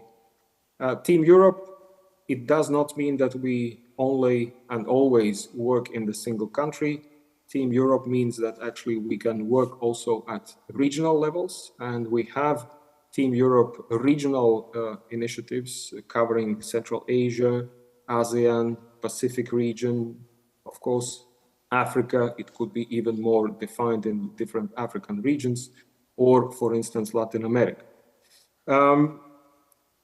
I have to say also a few words about the humanitarian crisis. As previous speaker outlined, there is a lot of humanitarian disasters, needs we are facing globally. So therefore, we need to talk about it quite in detail. And we have to admit that humanitarian needs at this given time are also at all-time high. I think it goes back also to the anxiety we have seen in the first presentation. And crises and conflicts today are more complex, we like it or not, than they were in the past, when the increasing number of the countries in politically estranged context are descending into the crisis. And for example, the international community does not recognize anymore de facto authorities. And I think that is also something we have to keep in mind, because the number of those countries in recent weeks, months, years actually are increasing, as we've seen during the recent developments all across, not all across, but in several parts of Africa. This is also very much the case for Afghanistan, where we face the constant dilemma of supporting people in the country governed by a de facto authority that we do not recognize. And what is clear that we cannot abandon Afghan people, and especially not the women and girls of Afghanistan, not as long as Taliban continues to restrict their rights and freedoms. And therefore, humanitarian needs are high, and even probably at the most highest point in Afghanistan as we speak, as probably more than 29 million people are in need of humanitarian assistance already today. However, humanitarian assistance alone is not sufficient to address this crisis, and the EU stands with Afghan population through humanitarian aid, but also provides livelihood and access to basic services. And this basic service goes well beyond short-term scope of life-saving humanitarian aid, but does not entail development cooperation with benefits to or involvement of the de facto authorities of Afghanistan. Our basic needs assistance includes support to the women economic empowerment, climate smart productive activities, and support to the civil society to empower them to be the agents of the change and improvement of access to the basic services without replicating or replacing the state function. But the basic needs assistance provides the population with some medium-term perspective and creates a set of stabilizing factors for the population. Without it, the humanitarian needs will only continue to increase exponentially, and most probably, considering the global food and other value chain disruptions, this would even increase even further. I mentioned specifically Afghanistan as one of the crying examples where our support is really required, where this new set of circumstances at global level presents a certain challenge, where actually we need to respond to the new circumstances where, let's say, de facto authorities, we can't cooperate, and that undermines either delivery of the humanitarian assistance or, on the other hand, also traditional way of development cooperation, where we need to have, let's say, innovative ways of working that requires a little of flexibility from all, including international partners. And at the same time, it also demonstrates that more than ever, the issue of the nexus between development and, or vice versa, humanitarian and development assistance is really needed. And last point, either it would be Afghanistan, either it would be support to the twin transition. Either it would be other crises. We, the European Union, work with a Team Europe approach, which is slightly new approach, as I described it, which started during the pandemic. But we see that actually by coming together, pulling the resources together, acting together, really provides the biggest possible impact we might have. And actually, at the end, it also brings transformative effect to the countries. Either it would be post-humanitarian crisis, or it is the wider development agenda in the wider perspective. Once again, thank you very much for inviting, and I'm sorry for the technical glitches we faced, and looking forward to other speakers in this panel. And once again, thank you very much for possibility to speak to you this morning or this afternoon in Korea.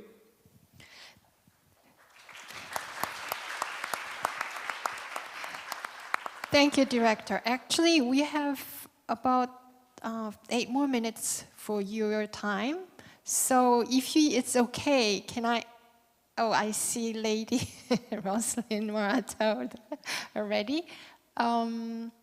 Okay, since I wanted to ask actually another question to Director about Global Gateway, but why don't we start with Lady Rosalind Morata, and then perhaps or is that okay, Director?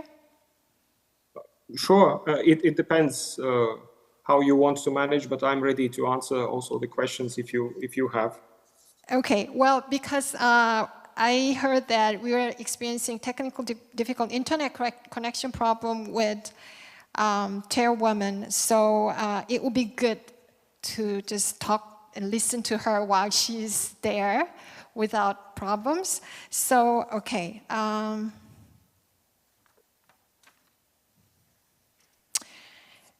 right. So, can you go back to Chairwoman Rosalind Morata? Are you there? Yeah, okay. I am. All yes. right. Thank you for joining us today. I heard you are in Papua New Guinea now, right? Yes, I'm in Papua New Guinea. Yeah, thank you so much for joining us. And I asked the 4 questions to everyone about the significance of regional partnership and what are the challenges, how to overcome, and also how to promote and maximize partnership. In addition to those common questions, I'd like to ask the following 3 more questions to you. What is Global Fund's main target to achieve? And how does the Global Fund mobilize the fund through various partnerships, such as strategy for replenishment? And number 3, most importantly, what is country/regional coordinating mechanism, and how does it operate to assure the sound implementation of the projects? Thank you very much, Prof. I hope to address all of those questions in what I present. But I'd first like to thank Korea's Ministry of Foreign Affairs and KOICA for inviting me to participate today. I'd like to recognize the monumental strides made by Korea in championing global development.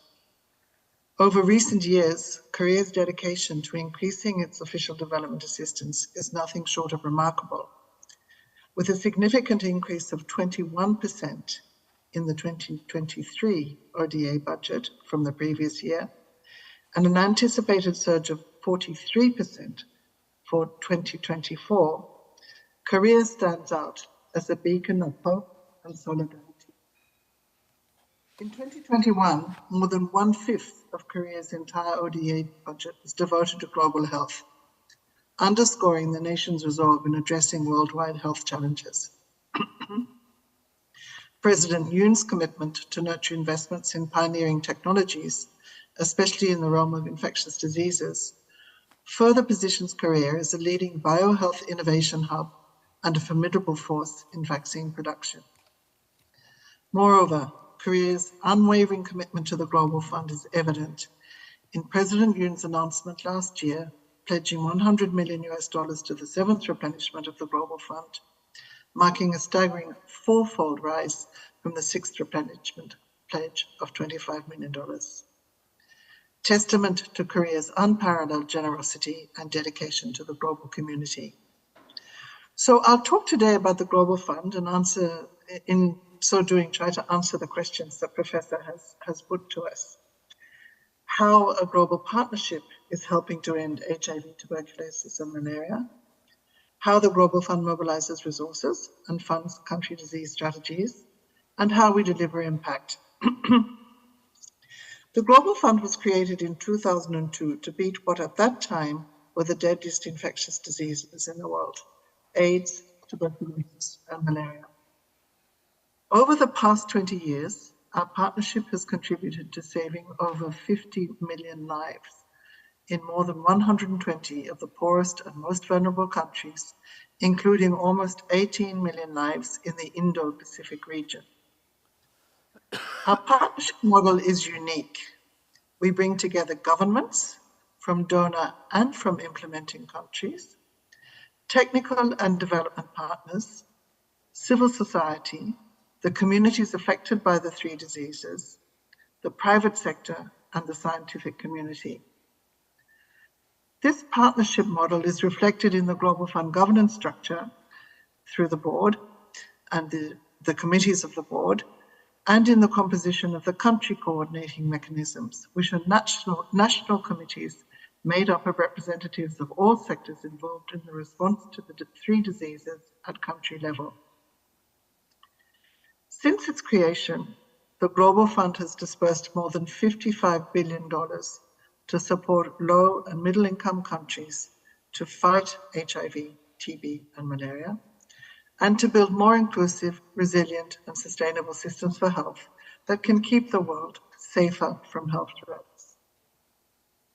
Global Fund investments represent about 1/3 of all international financing for HIV, more than 3/4 for TB, and about 2/3 for malaria. The Global Fund also played a major role in the COVID-19 response and was the primary channel for providing grant support to low and middle income countries for COVID-19 tests, treatments, including medical oxygen, PPE, and critical elements of health system strengthening. Every year, we invest about $1.5 billion in key components of health systems, including healthcare workers, procurement and supply chains, data systems, community responses, and health infrastructure.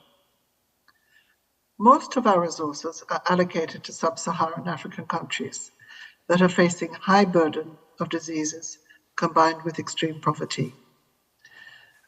But since 2002, the Global Fund has invested over $10 billion in the Indo-Pacific and allocated a further $2.2 billion for the current 2023-25 cycle.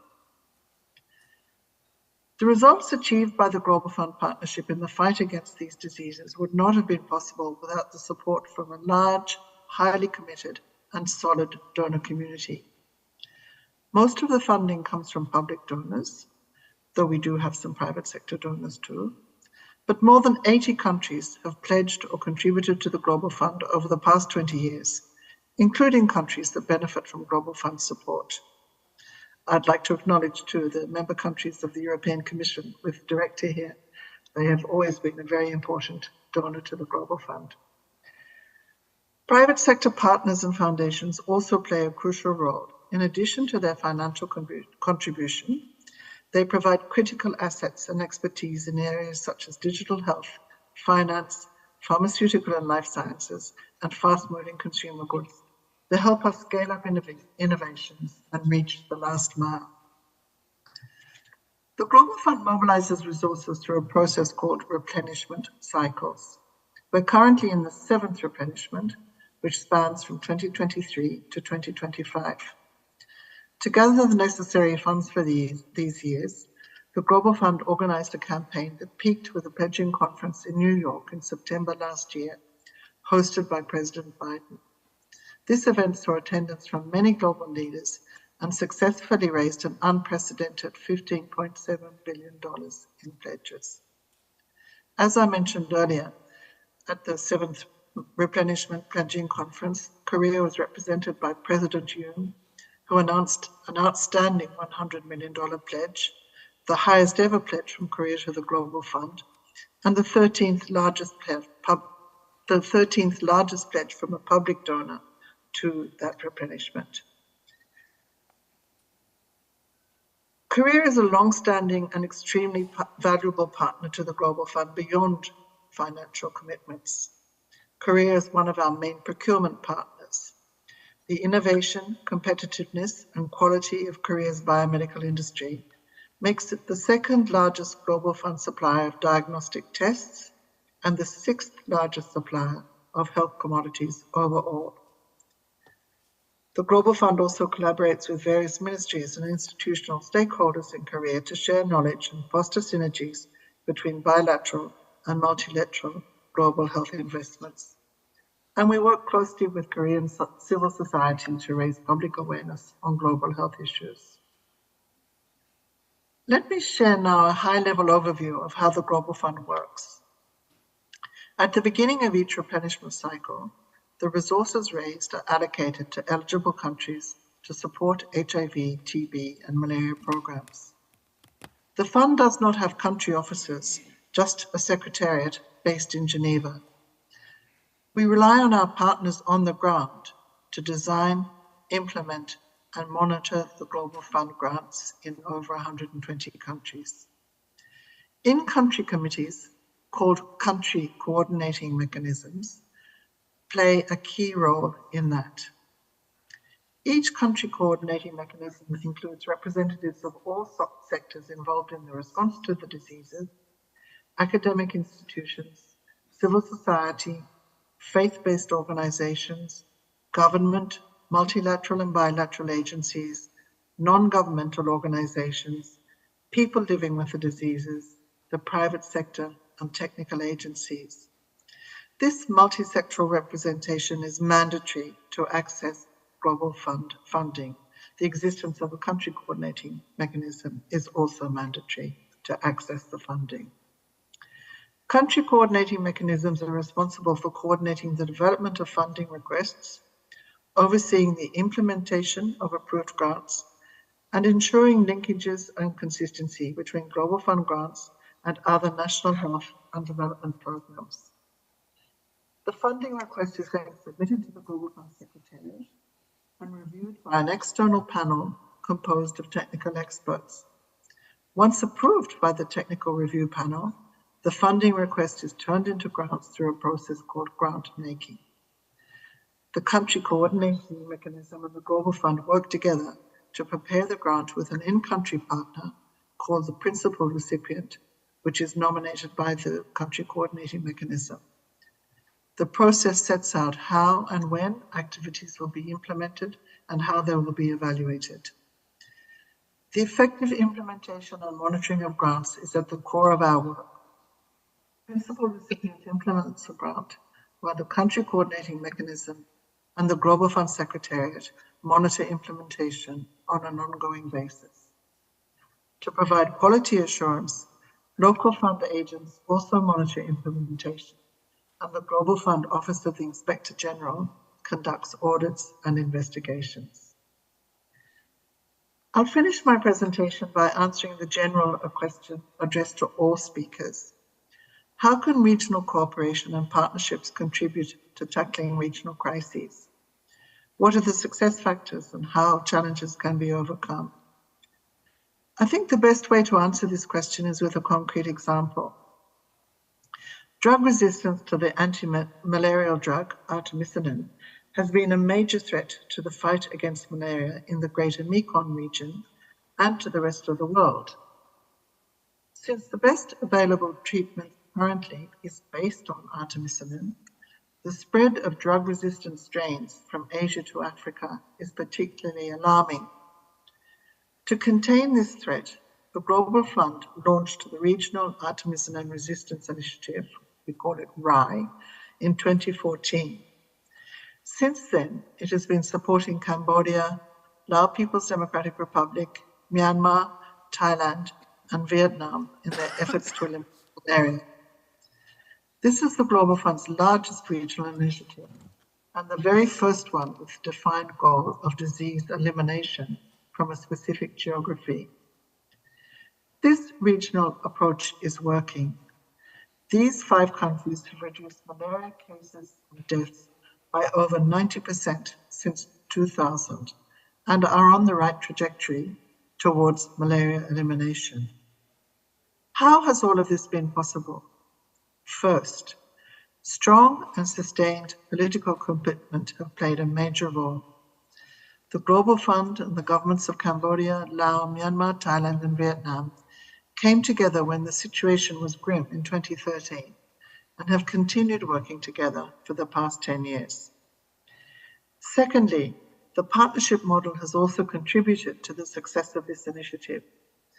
Governments work not only with each other, but also with civil society, with the communities affected by malaria, with technical partners, the private sector, and the scientific community to identify the most effective approaches to reach the most vulnerable populations. And thirdly, country ownership, a key Global Fund principle, is respected and helps ensure that investments meet people's needs and priorities. Strong coordination is provided by a regional steering committee, overseeing the work of each country coordinating mechanism, enabling high-level partnership and creating political leverage.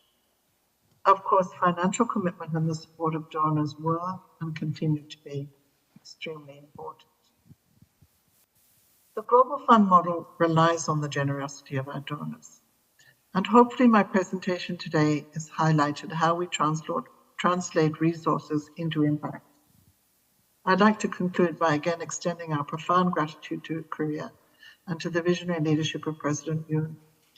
Your commitment not only strengthens global partnerships, but also catalyzes positive change, bringing hope to millions. Thank you, Korea, for leading by example and for your resolute support in building a better world for all. Thank you.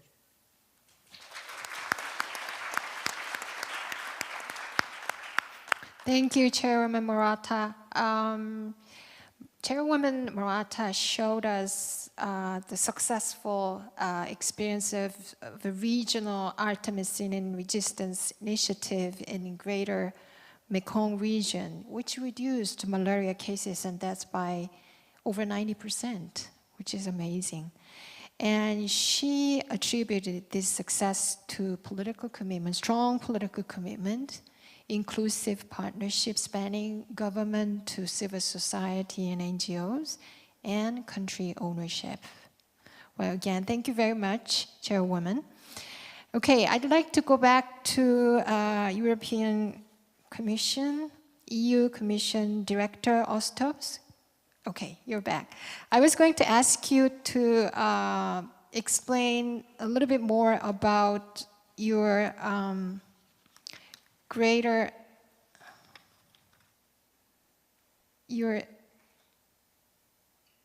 global gateway, sorry.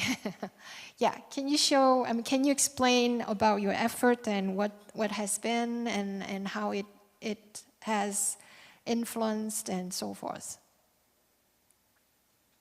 Many thanks for coming back, and this provides me with the possibility to give you a little bit more insights in one of our initiatives, Global Gateway. Actually, by talking about it, I will come back also to the point I previously mentioned, which is Team Europe, because Global Gateway would not exist without Team Europe approach. Over the last decade or so, we have seen that different kind of global models are promoted more assertively. And in those circumstances, we, the European Commission, together with EU member states, came to the conclusion that European Union, needs to offer an alternative and kind of innovative partnership to our partners to ensure that world could be connected in sustainable way, in a trusted way, and without increasing undesirable dependencies. And in that context, back in 2021, we adopted a new initiative, and we call it Global Gateway Initiative. Global Gateway is one of our main tools on design at the moment to achieve SDGs, and at the same time also provides vehicles to reach the targets of the Paris Agenda, so therefore addressing climate change in full agreement with human rights and rule of law, and through the mobilization of roughly 300 billion euros of investments specifically designed for digital, climate and energy, transport, health and education purposes.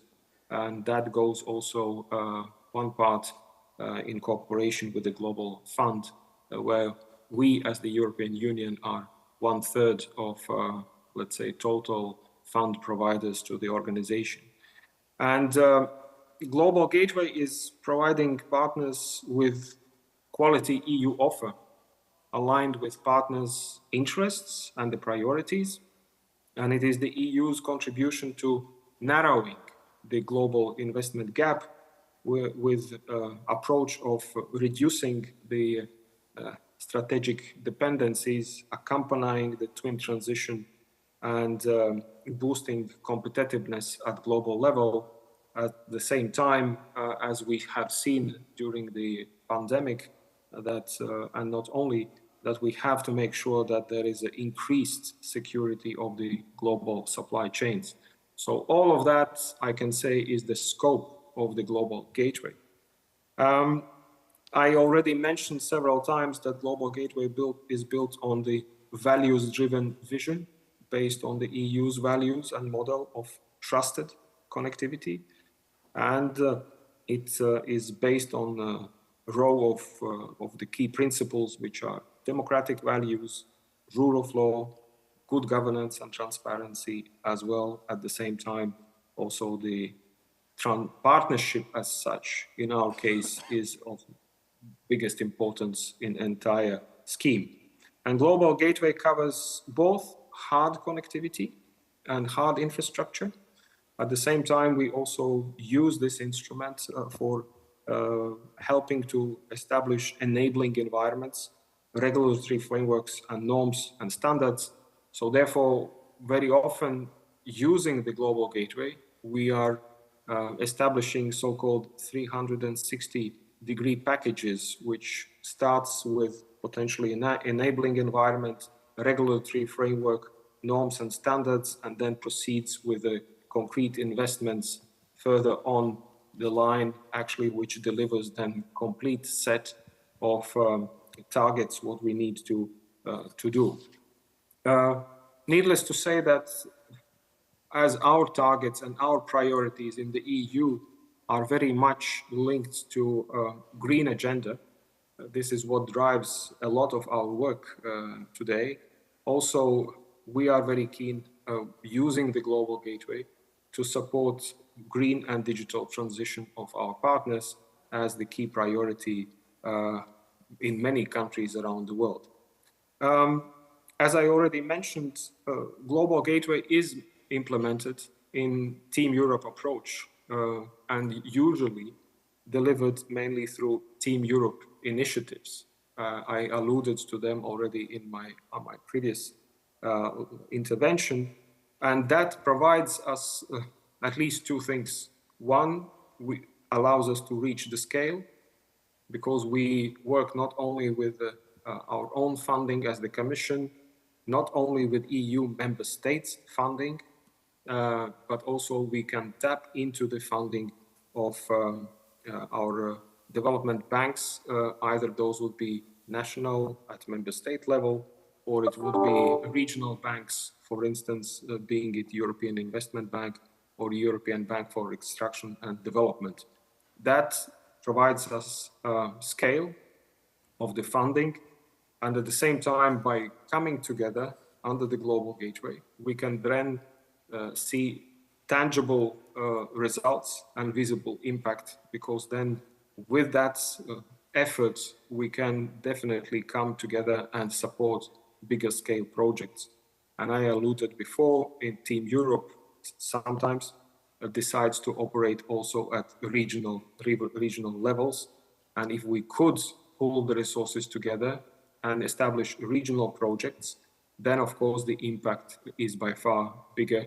And some of the crises, by using Global Gateway in Team Europe initiative, could be addressed more effectively than going in a piecemeal, only addressing individual country difficulties.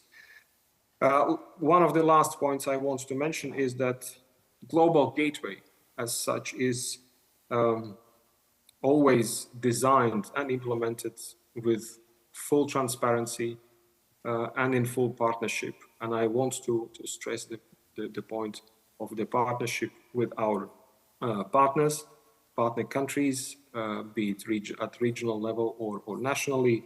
And by using the Global Gateway as a vehicle, we want to ensure that this does not create unsustainable debt or at the end, unwanted dependencies. So a lot of values-driven, trusted partnership and trusted connectivity, that is what drives our action for the twin transition. And that is basically the core of our more than 300 billion investment until 2027 under the umbrella of the Global Gateway, which goes beyond European Union. It's global instrument and addresses all corners of the world. And we are looking very closely and working very closely with the partners to ensure that we have those transformative projects in our hands, what we can implement. So once again, many thanks for this additional question related to Global Gateway. Thank you. Thank you very much. I was glad to hear all the important keywords like trust, togetherness, connectiveness, and team from director's presentation. Okay, actually, I'd like to hear more about regional partnership from the other three panelists. How would you evaluate your effort in terms of regional partnership from your organization's perspective? And then do you have any future plans to expand or deepening regional partnership? Who wants to start? Pedro? Well, I think that it's important to recognize the power and potential of regional partnerships. In UNDP, we are, in a sense, organized by regions, and a lot of our work runs through regions, a little bit like the European Commission. But actually, I wanted to pose the question of whether there are also limits to how much can be done in a regional context, given that so many of the challenges that we confront have global dimensions and global spillovers. And here I was wondering, again, in the spirit of thinking innovatively and creatively and what should be the future of ODA, if we don't need some sort of fundamental rethinking about the need to act differently, not only regionally, but also globally, because a lot of our instruments run through countries. But even imagine a country that has everything perfectly. So it improves the policies, it improves the governance, it improves the allocation of resources, it eliminates efficiencies. Even that country that does everything perfectly is not immune to the spillovers of countries in its region or whatever happens globally. And I think we are lacking in instruments to act both regionally and globally. So I think this is an area in which we need, as Niloy said this morning, to reframe ODA, to rethink the interventions and the instruments that we may need to enable us to confront these challenges both regionally and globally.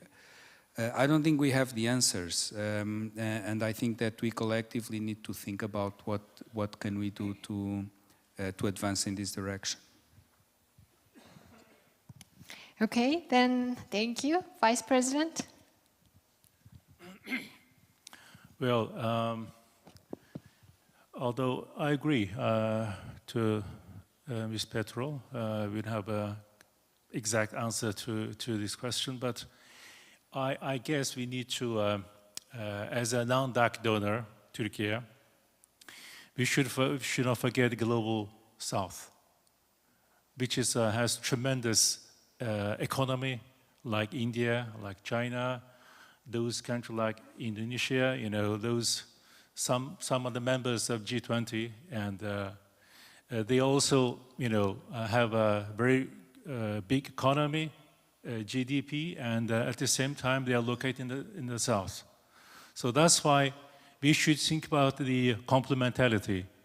Of course, the EU is, represented in the DAC committee as an active member, and our northern countries has been delivering ODA to the southern part for past 60 years almost. So it's time for southern global south, because we are as far as Turkey is concerned, we are the donor, almost a net donor, but at the same time we are the recipient. That's why we are trying to promote regional cooperation, because we know what's going on in the south. We've been in the south for a long time. So those declarations, we have promoted in 2005, 2008, Accra Agenda for Action, Paris Declaration, those kind of stuff has been mentioned for so many years. But we need action. We should walk the talk. So that's why to promote regional cooperation is important. That's why I'm saying Turkey is one of the champions to promote regional cooperation. But of course, we need resources. We need the trust. We need to build our resilience, but it's not easy for the country in the south, because there is many diverse interests and so many crises going on. So many problems right now. We have wars just next to Turkey in Ukraine. You have the war. You have the food crisis going on in African countries. So it's not easy, but we should do something, because our friend from the EU, he mentioned about we should do something to promote the regional cooperation, despite de facto rulers of those countries, like Myanmar, like Afghanistan. We should not forget the people are going to suffer. So that's why we should find innovative ways to promote this kind of cooperation. Try to,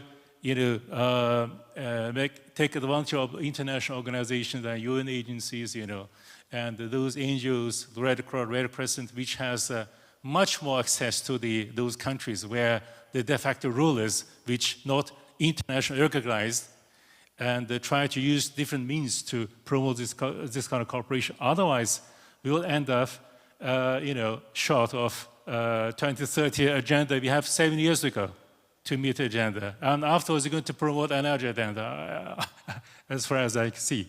So that's why it's better to do something and to stick to our agenda and try to be innovative. Of course, resources limited. That's why we need to spend the money in the right place, right sector, right address. Thank you very much. Thank you. Chairwoman Murata, are you there? Okay. Yes, I'm here. Yes, can yes. you also? Yeah. Yes, I'm very happy to address this issue. And I'll just pick up the last point made by our friend from Turkey. Precisely because we're not a UN agency, the Global Fund is able to navigate and operate in a number of these challenging environments. We still have grants in Afghanistan. We still have grants in Myanmar, for example. And they're both countries that the UN can't directly operate in. So there is some advantage in being outside the UN system, in being able to access the people in those countries. We have a number of regional grants. We have regional grants, apart from the one I described in the Mekong, which is a huge grant and with relatively large countries. But on the whole, our regional grants are for countries that are much smaller and where the transaction costs of having a country coordinating mechanism in each of those countries and the whole processes that are involved in accessing the money would be too great. So we do have, and also in countries where they have similar problems. So we have a regional grant in the Eastern Europe, Central Asia region. We have in the Middle East. We have in the Pacific, all the small countries of the Pacific. The bigger countries like Papua New Guinea, Solomon Islands have their own grants. Fiji has just come back in. They were not eligible for a period, but they're eligible again. But all the other small countries, of which there are many, belong to a regional coordinating mechanism, and there's grants in those countries, HIV and TB primarily. The Caribbean also have regional grants.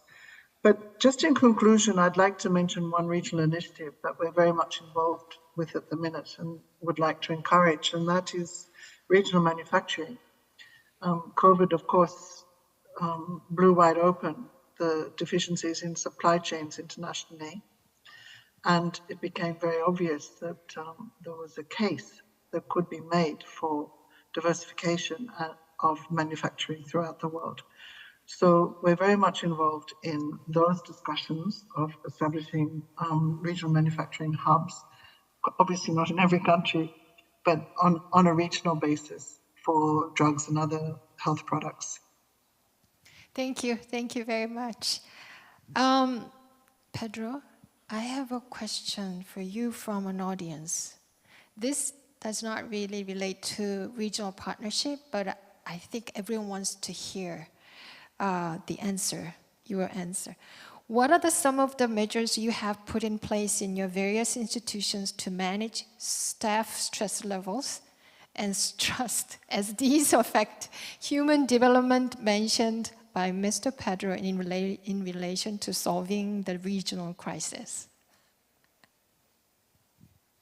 What measures have we done? I think that like everyone else during the COVID-19 pandemic, we had to learn, adapt, and it was not only in UNDP, but UN more broadly, tried to have a much more flexible way of understanding the demands that were put on all of us. And I think that what has happened had some negative consequences, but it also enabled us to change the way in which we look, for instance, at the possibility of not working from the office and working from home. I see that as a little bit of a cultural change, the kind of change in values and norms that I was speaking about, particularly with younger colleagues. I saw that in my office, that those colleagues that started to come into the labor force during the pandemic, their expectations and the way in which they see, for instance, coming to the office changed dramatically. And for them, it's not like for many of us that once the pandemic is over, okay, now we go back to the office. No, for them, the baseline is different. So I think that one of the things that we've tried to do is to try to be flexible and to understand that some things are changing and we should be able to accommodate those demands. Thank you. Well, flexibility and open-minded is one of the keywords that we heard often today. Well, unfortunately, our time has run out, and it is time to conclude our session. As you saw, we had some technical difficulties when we run the hybrid session, but everyone was really patient. And I guess we can conclude our session as a successful one.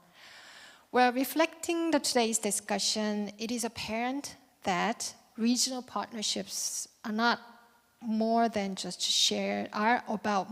just shared resources. They are also about shared responsibilities and shared future. And today's talk reinforced the beliefs that our interconnectedness and togetherness and partnerships are our greatest strength. So the complexities of today's issues are enormous, but so is the potential of our collective actions. Let us make use of today's forum as a call for such actions. Thank you very much.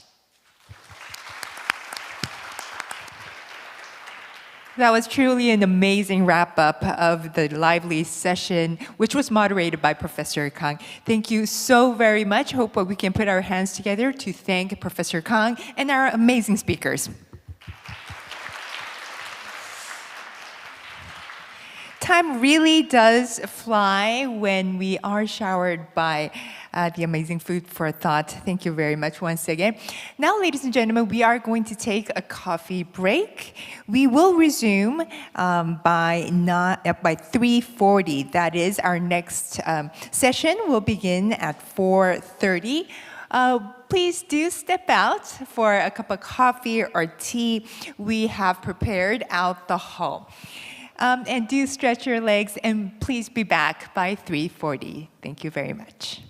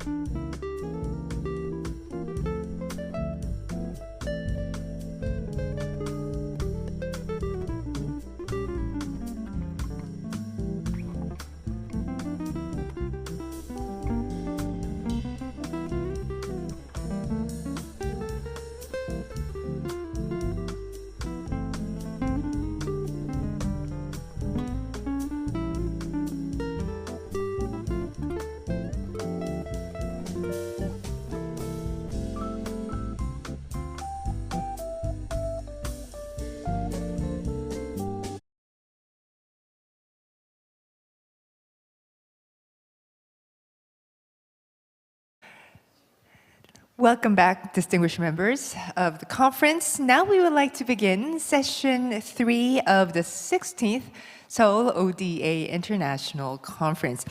Now, session 3 is around the theme of future of international development cooperation for co-prosperity. And the session would be led by Dr. Rachel Gaea, Research Fellow of Center for Global Development. Now, ladies and gentlemen, hope we can welcome Dr. Gaea to lead the session with a big round of applause.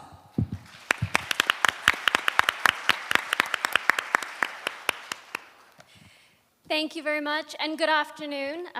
Let me start by saying that it is an absolute pleasure to be back at the Seoul ODA Conference, and a special thank you to KOICA President Chang, Vice Minister Oh, and the teams at KOICA and the Ministry of Foreign Affairs for inviting me. And thank you to everyone who is joining us today, both in person and online, for the third session of the 16th Seoul ODA Conference on the theme of the future of international development cooperation for co-prosperity. Okay, so we've heard throughout the day that the global development landscape is changing, that we're off track to meeting the SDGs, and that the increasingly cross-border challenges we face, whether at the regional or global level, will require new and innovative solutions and partnerships to make meaningful progress. Our session this afternoon will build from this discussion, and we'll hear from our panelists about some of the practical solutions that their agencies are implementing to address the changing development needs, and hear about their visions for the future of development cooperation. So without further ado, let me start by briefly introducing our esteemed panelist for today's session. So I'm joined on stage by Mr. Carlos Javier Castillo Perez, who is the Director General of the Department of Planning and Evaluation at Mexico's Agency of International Cooperation for Development. Welcome, Mr. Castillo. It's a pleasure to have you with us. Next, we have Mr. Tomarbilang Lumbantabing, who is the Chief Executive Officer of Indonesia's Agency for International Development. Welcome back, Mr. Lumbantabing. It's a pleasure to share the stage with you again. And joining us online, we have Mr. Yoichi Mine, who is the Executive Director of the Japanese International Cooperation Agency's Ogata Sadako Research Institute for Peace and Development. Mr. Mine, welcome. It's a pleasure to have you with us. So thank you all for joining the session today. We really look forward to hearing your insights and learning from your experiences. Before turning the floor to our esteemed panelists, I want to take this opportunity to set the scene for our discussion by sharing some findings from work that we at the Center for Global Development, in collaboration with colleagues at KOICA, have been conducting as part of an initiative that aims to explore the potential for deepening partnerships across DAC and non-DAC development agencies for development and co-prosperity. So based on the understanding that the global challenges we face can only be solved through collective action, our work has sought to understand and probe the barriers that have traditionally limited cooperation between provider agencies. From the work we've conducted so far, I think there are perhaps two key messages that I'd like to share with you today. The first is that at a time when we face an increasingly complex development challenges that will require new resources and innovative solutions to solve, there are actually more countries with bilateral development agencies dedicated to sharing knowledge, resources, and skills for global development than ever before.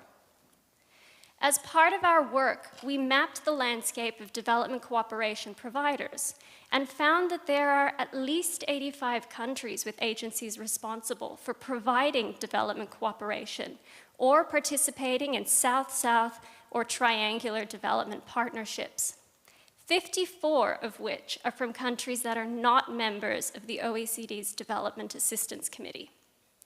These countries span all income groups and regions and bring new ideas, voices, perspectives, and expertise that can be leveraged to advance development outcomes.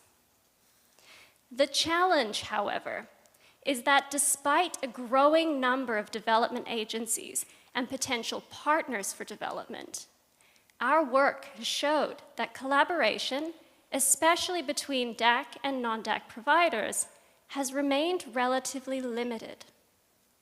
This was true even in response to the acute shock of the COVID-19 pandemic, where our research examining international responses to the crisis showed that while a range of countries participated in development-related responses to COVID-19, what we didn't see was the type of global cooperation where actors from North and South worked together for the global good.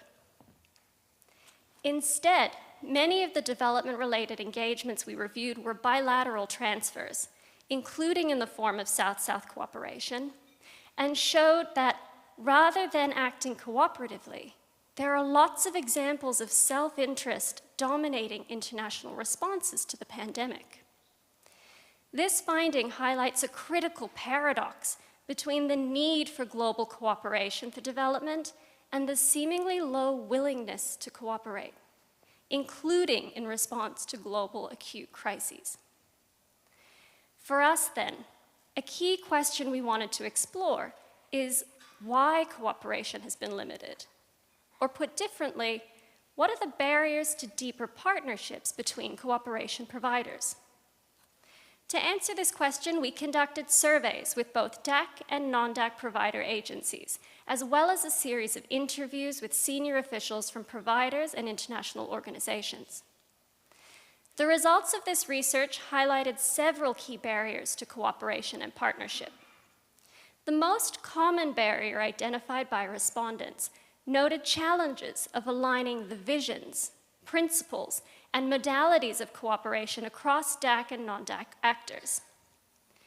They argued that fundamental differences in what providers do and how and why they do it limited the scope for deeper cooperation, as did differing norms around a range of issues, including on effectiveness.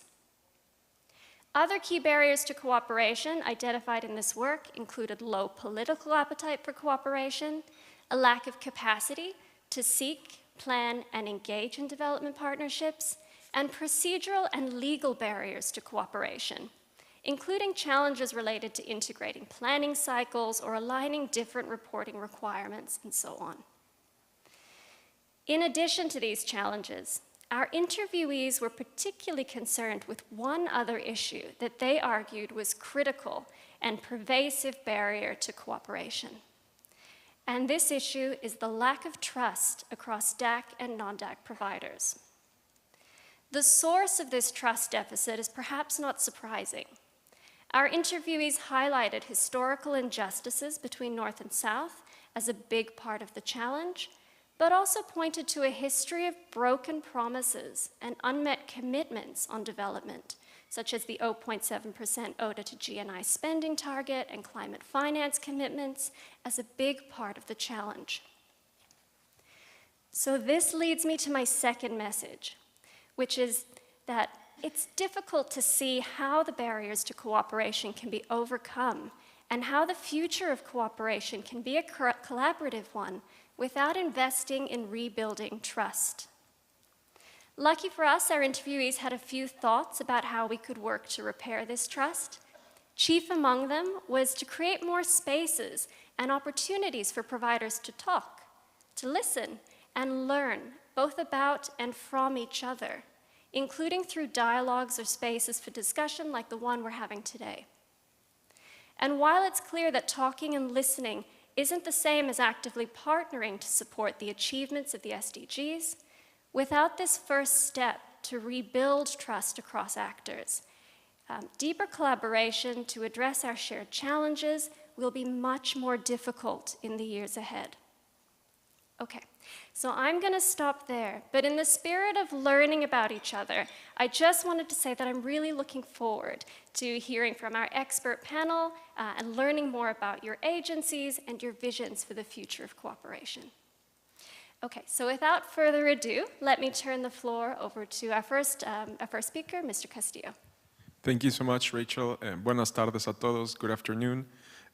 I would like, first of all, to thank KOICA for their generosity and our invitation to be here. This is a very one of the most recognized international conference on international cooperation, and it's an honor to represent Mexico here, and also be in this panel alongside some distinguished panelists. So first of all, I would like to just discuss a bit of Mexico's cooperation policy and its guidelines. Mexico's international cooperation is globally recognized for its effectiveness, adaptability, and innovation. Mexico has a dual role in international cooperation, both as a recipient and donor, and in the different modalities we operate in, both bilateral, multilateral, triangular, and regional cooperation. We believe Mexico is a leader among its peer countries, and particularly in Latin America, and it serves as a bridge between traditional donors and recipient countries. This point, just as Rachel mentioned, Mexico looks to serve as a bridge between DAC and non-DAC members, because Mexico is as an OECD member, but not a DAC member. So we understand both perspectives, and we share that perspective of being a bridge between countries.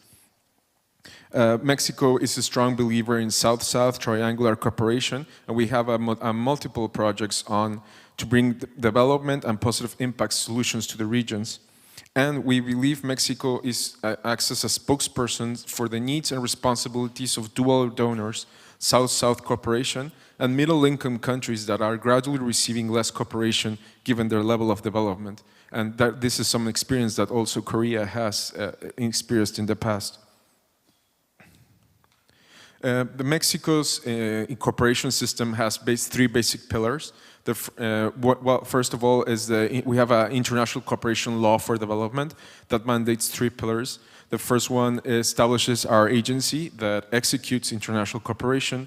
The second one establishes a system that coordinates the entire federal government and cooperation to their cooperation projects. And the third one establishes the requirement to produce a guiding document and strategy every year, in every administration, which lays out the guidelines and policy guidelines of the acting of our agency.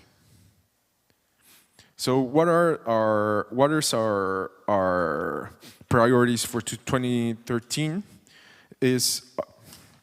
Priorities for 2013 is to promote a common position in Latin America with traditional donors to meet national priorities, to promote the creation of a regional and global public goods in priority areas, to expand and strengthen South-South and triangular cooperation by fostering strategic partnerships and enhancing emergency preparedness and disaster risk management, which is something that is very important for Mexico given the large size of emergency catastrophes it faces. So Mexico has a new paradigm of international development cooperation in this administration. Following the policy guidelines of our President Andrés Manuel López Obrador, which it states that domestic assistance in Mexico should be given directly to citizens without intermediaries. So what have we accomplished? We have managed to give, we have taken this paradigm and implemented in our own international development cooperation by implementing conditional cash transfer programs outside our territory. Mexico has a large and has a very strong and internationally known tradition of using conditional cash transfers domestically, and this is the first time we are implementing these types of programs outside our country as a donor. While there are other experiences of countries using conditional cash transfers in humanitarian aspects, we believe we are the first country to use as a development program outside its own territory. The idea is to create a human face to cooperation and target the root problems of development, which create some issues around migration. So how do we implement these programs? Mainly through two main initiatives, which are called Sembrando Vida, Sowing Life, and Jóvenes Construyendo el Futuro, which is called Youth Building the Future. These are two flagship conditional cash transfer programs in Mexico that we, as our cooperation agency, we have the franchise to implement outside the Mexico's borders. So Sembrando Vida is an agriculture project that delivers three main components. A conditional cash transfer directly to farmers. It doesn't go through any other government. It goes straight from our Mexican bank directly to the bank account of our beneficiaries in Guatemala, Honduras, and El Salvador. What it provides also is agricultural and technical training and inputs. So the idea is a lot of programs provide either one of the three. We, to our knowledge, are the first to provide the three of them and accompany a set of farmers during a given set of time to produce maximized results. The other flagship program, the Youth Building the Future, is we provide a paid internship to at-risk youth. In Mexico and in many Latin American countries, some at-risk youth are maligned or have been youth that do not have a jobs or have a problem accessing the markets. There have been maligned called ninis, ni estudian ni trabajan. They don't work or study. This type of youth that previously that previous governments, administrations have and society have, cast aside as lazy people. The Mexican government has seen like, no, this is a youth that need help accessing the market. So what do? We go with private companies, NGOs, governments, and they establish a training program for these youths in their center of work, and the Mexican government provides a stipend directly to the beneficiary each month, according to certain program that has been pre-established. So these two programs are very big in Mexico, and we have implemented them successfully in El Salvador and Honduras. The idea, as you know, conditional cash transfers are effective development policies. There's a wealth of literature that have positive impact on development, on several development indicators, and as well as on non-recipients because they stimulate the economy. So there are some concerns, particularly regarding conditional cash transfers in developing countries. There were some concerns about fostering migration. We do not believe this. Actually, some of the colleagues of Rachel have done some studies of this, Dr. Michael Clemens, that show that programs, conditional cash transfer programs that have conditions on mobility that are place-based have an important effect in reducing migration. This is, although our agency, we're not a migration agency, we're a development agency, but the programs were implemented in these countries given the context we faced of rising migration flows. The Mexican administration policy is that migration should be a choice and not be forced migration due to their circumstances. So these programs seek to address that reality. The effectiveness of the programs I'll show you some results soon, but the idea is that there are several mechanisms to make that interventions are long-lasting. There's a monthly supervision of the beneficiaries. There is a monthly check on supervision on that the work plans are being conducted for both programs, as well as several other important checks that we maintain to ensure that migrants the potential beneficiaries do the work plans they have been assigned to as our beneficiaries. So, for example, this is in El Salvador, in the main departments which we are working. This is a change from before we implemented to after we implemented. In the main departments, there has been a reduction of 64% on returnees to the departments, as well as in Honduras are 40%. I mean, there's several variables that can help explain the result, but we believe that having an impact directly in the communities has had a very positive impact. So this is we partnered with UNDP, and I'm very thankful for them to be here. They are great partners in Mexico, and please, Pedro, pass along our compliments. They've been helping us with our monitoring strategy, and they found in a rigorous evaluation that Sembrando Vida has, well, first of all, the results of the program. We have 10,000 beneficiaries in El Salvador, 10,000 beneficiaries in Honduras. We established biofactories, created additional jobs. We have seen a decrease in migration preferences, an increase in productivity, an increase in adaptability, an increase in crop yields, crop productions, several important development indicators, as well as reported around 80 to 90% decrease in preference to migrate from the beneficiaries. In Jóvenes Construyendo el Futuro is something similar. We have seen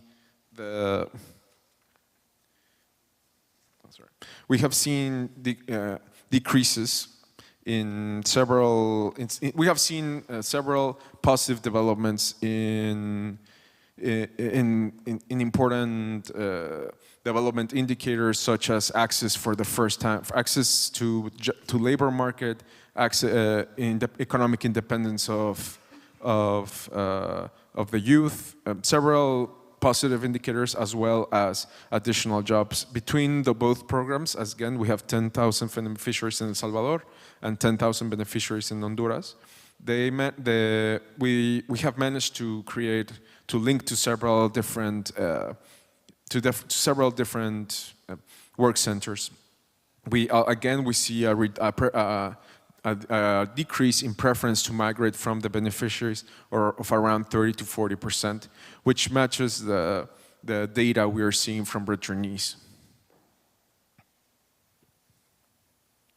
So we have partnered with, as you know, migration and development is an important regional issue, and building on the previous session, we have partnered first with USAID to build a joint strategy to address the attention area in these countries, as well as with Global Affairs Canada, which was agreed at a high level in the previous trilateral, they called Tres Amigos Summit, which is the summit between Prime Minister Trudeau, President López Obrador, and President Biden, which agreed to Canada will also help join these development efforts. And this is something we're starting to work on, to link the 3 programs in a triangular project in Central America, as well as working with UNDP and ECLAC, which provided a lot of technical support. So what are our bilateral cooperation with the United States? This is something I really like because it shows that our agencies, sometimes these type of projects just stay at the top or never fall down, you know, this type of collaborations. With this show, we have a political agreement at the highest level. Then the head of our agency, Dr. Carrillo, went to see Dr. Power to establish at the head of level agencies. And the last picture is something I really like. Those are 2 field workers in Honduras coordinating the visits to see beneficiaries. So all the way, we are aligned all the way from the top of political leadership all the way to the operative level of our agencies. We have a joint strategy with the United States called Sembrando Oportunidades, which we hope to bring together a lot of, to maximize the impact of our programs in the region.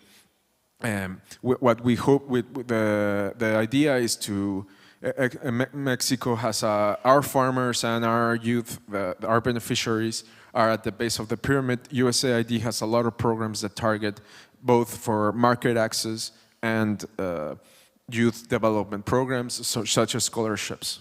So this is some of our results. We have nearly 2,000 beneficiaries between both programs. USAID, we have linked our programs to USAID scholarship opportunities in El Salvador.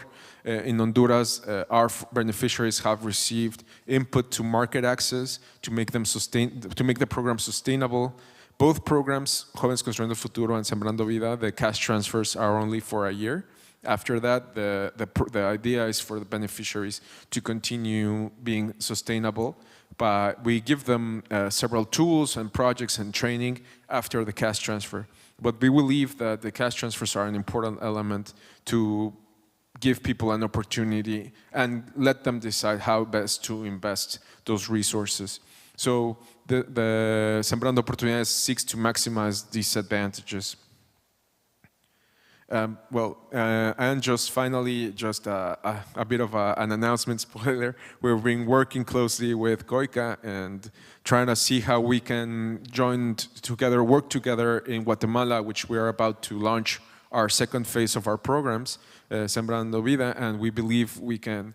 We just had a very good meeting last week with Guatemala's KOICA's office to start to see how we can work together and implement an MOU that was signed in the previous minister's visit last year. So I'm very happy to be here, to be in Korea. We believe Korea would be the first.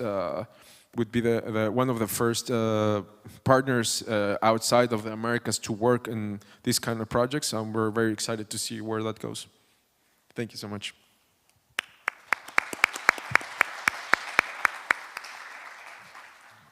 Great. Thank you so much, Carlos, for the really interesting presentation. It was great to hear and to learn really about Amexid's novel approach to using conditional cash transfers combined with training to support regional peace and development. Also terrific to see the results that Amexid has achieved so far. That's very encouraging. And it's clear that Mexico has a really unique role to play within the region. And it was interesting also to hear a bit more about how you're partnering with the US and Canada to support regional development and co-prosperity. So thank you again. We look forward to hearing more during the discussion.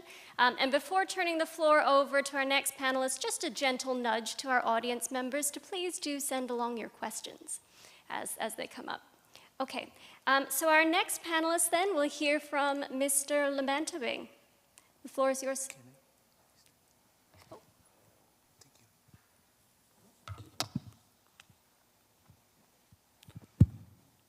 Thank you, Dr. Rachel. Good afternoon, distinguished participants and speakers. First of all, allow me to, on behalf of the Indonesian Agency for international development, to extend our sincere gratitude for Ministry of Foreign Affairs of the Republic of Korea, and of course, Korea International Cooperation Agency for again inviting us to join this very critical conference with theme Future of International Development Cooperation.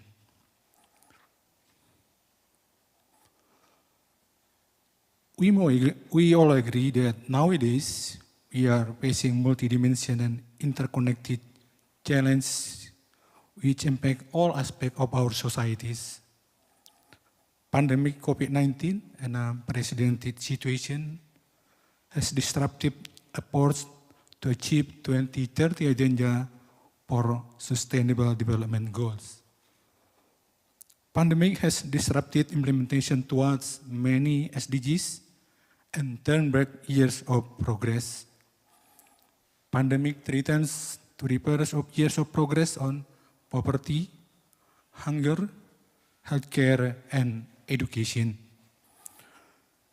Climate change impacts are seen throughout every aspect of the world we live in. Drought as an impact of climate change has harmed food production and human health. Flooding can lead to disease spread and damages to ecosystem and infrastructure. Human health issues can increase mortality, impact food availability, and limit worker productivity. The recent report says that due to the COVID-19 pandemic, the global poverty rate increased sharply from 8.3% in 2019 to 9.2% in 2020. The impact of COVID-19 pandemic reveals the steady progress of poverty reduction over the past 25 years. This reversal also being further worsened by the rising inflation and the impacts of the war. It is predicted that around 660 million people may still face hunger in 2030, in part due to the lasting effects of COVID-19 pandemic on global food security. Of the total of number undernourished people in 2020, 280 million live in Africa, 418 million live in Asia, and 60 million live in Latin America and the Caribbean.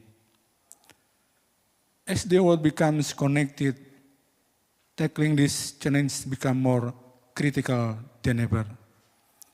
In that, global challenges urgently require collective effort and innovative solutions. Collaborative path to inclusive development is a must to create co-prosperity. To establish collaborative path to inclusive development, international development cooperation should be reshaped. Traditional model of cooperation, North-South cooperation, needs to be adjusted. Traditional model may be transformed from unequal partnership towards into true partnership, which means program or projects are built through consultation in which South partners play more role to determine the needs. Cooperation not only creates physical output, but also strengthen local capacity in many areas.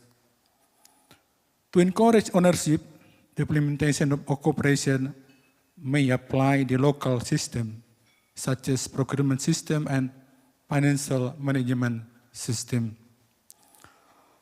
Although South-South cooperation is a model of cooperation, among the developing countries, in which expertise and financial resources are shared to promote sustainable development, with some challenges, it promotes more sustainable and equitable economic growth and offer more diversified growth opportunities. In order to enhance the contribution of social cooperation to address the global challenges, emerging donors may provide more resources, not only for capacity building, but beyond capacity building. Under social cooperation, emerging donors can be providers for other than capacity building. The complexity of global development challenges requires more collaboration among the stakeholders. In that, triangular cooperation needs to be expanded.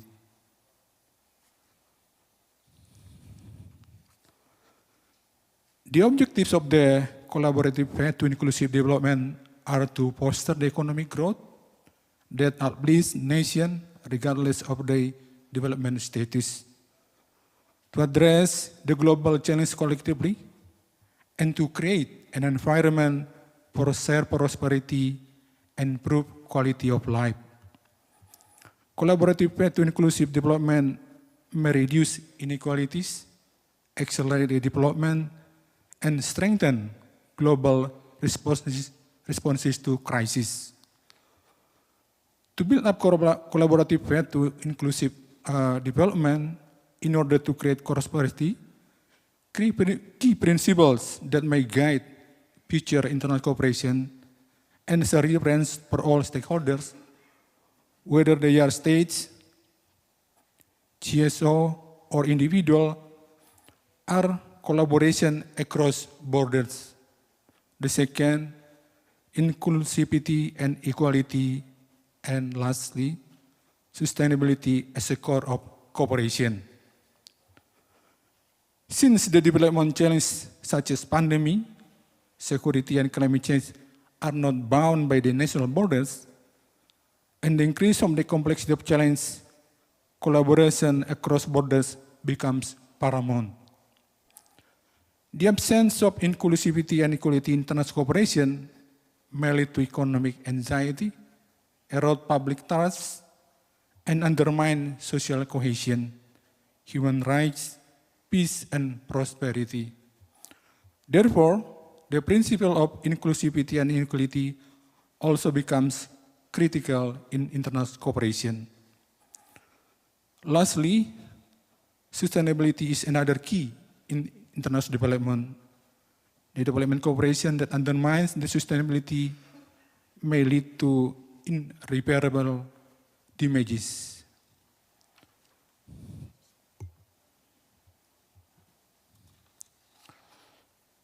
Now, how to strengthen the international cooperation? First one, cooperation model should complement each other, because we believe all cooperation models have a common ground. Every cooperation model is aimed to respond to the needs of the developing country, to support their development process. Therefore, each model should complement each other. The second strategy is the development cooperation should be carried out with the coordinated policy and initiatives. To avoid overlapping of intervention and or initiative, cooperation may be carried out with the coordination mechanism. And the third, the cooperation not merely about financial tools, but also knowledge sharing and peer learning.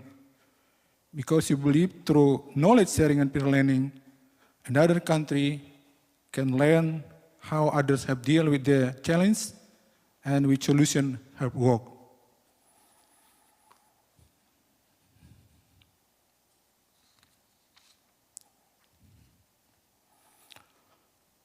Now, how to enhance the inclusive partnership and collaboration?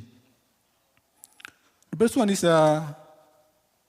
building trust among stakeholders, because we believe trust leads partners to be much more open to sharing information, innovative approaches, and resources, and then contributes to the more effective partnership. The second, partners should share a explicitly stated, clearly understood vision of why they are in a partnership and what they hope to achieve. And then, of course, trust breeds transparency, and transparency breeds trust. Clear and effective communication must be constant among partners. The last, international cooperation should clearly identify mutual benefits of each stakeholder.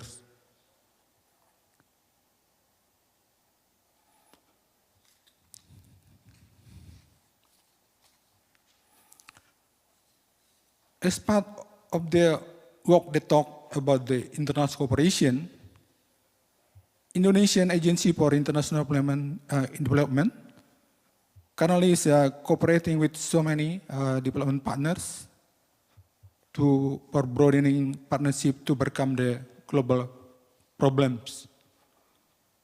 The partners are either multilateral agencies, NGO, and also bilateral partner. Currently, we are having a cooperation or partnership with the Islamic Development Bank, UNDP, and also the government of Egypt to improve the health services through telemedicine in Somalia. So we do a co-financing scheme with the IDB, UNDP, and Egypt to set up the ICU of the East African University Hospital, which be compatible to carry on the telemedicine services. We also have a cooperation with the World Bank to support so-called trust fund for recovery in Ukraine. Along with other countries, we joined the Ukraine Relief Recovery Reconstruction and Reform Trust Fund, which this program is sponsored by the World Bank. Also, currently we are preparing our support for vaccination in Afghanistan. In this case, we are working with the UNICEF to do vaccine delivery and distribution. We also have partnership with the Global Fund. This year, the government of Indonesia, through Indonesian Aid, will extend our contribution for 7 replenishes to the Global Fund for combating AIDS, tuberculosis, and malaria. We also have a cooperation with the ICRC to do some small program in Palestine. In addition to, because I hope you know that Indonesia is a new partner, so we need some knowledge sharing with the older partner, KOICA, to help us in project development management. In a country in which engagement with government may be difficult, currently we have established a partnership with the NGO in Afghanistan. We have a cooperation how to provide the scholarship from the student from Afghanistan. And we also have a program to support the family planning. So this is one of our solution when we are facing the awkward situation, such as in Afghanistan. In this occasion, also I'd like to admit that we have a cooperation also with TICA. We have a cooperation to also still in capacity building for us. And we do hope in the future we will also establish cooperation or partnership how to do joint project or a joint operation in the future.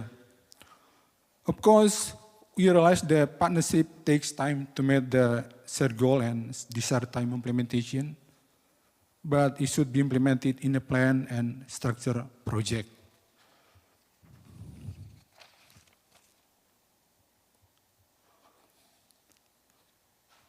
What next on future cooperation?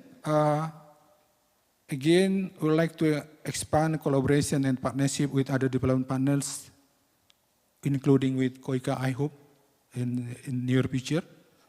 Whether government or humanitarian organization for achieving common goals in co-prosperity. I'd like to share with you that currently we are preparing a program with the ESDB, how to combat avoidable blindness in several countries in Africa. Also have to continue the supporting current global issue, in this case, mitigating climate change impact. We have a plan collaboration with the EFD to providing clean energy, also with the GIZ and KOICA. And then we will continue to support people in Afghanistan by providing education for all through scholarship and another intervention. Our next program is developing working program on specific issue.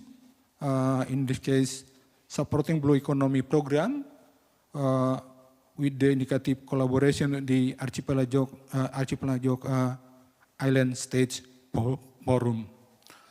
So these all are the cooperation so far we have established, and of course, we like to continue our cooperation with many stakeholders because we believe through collaboration, many things can be done.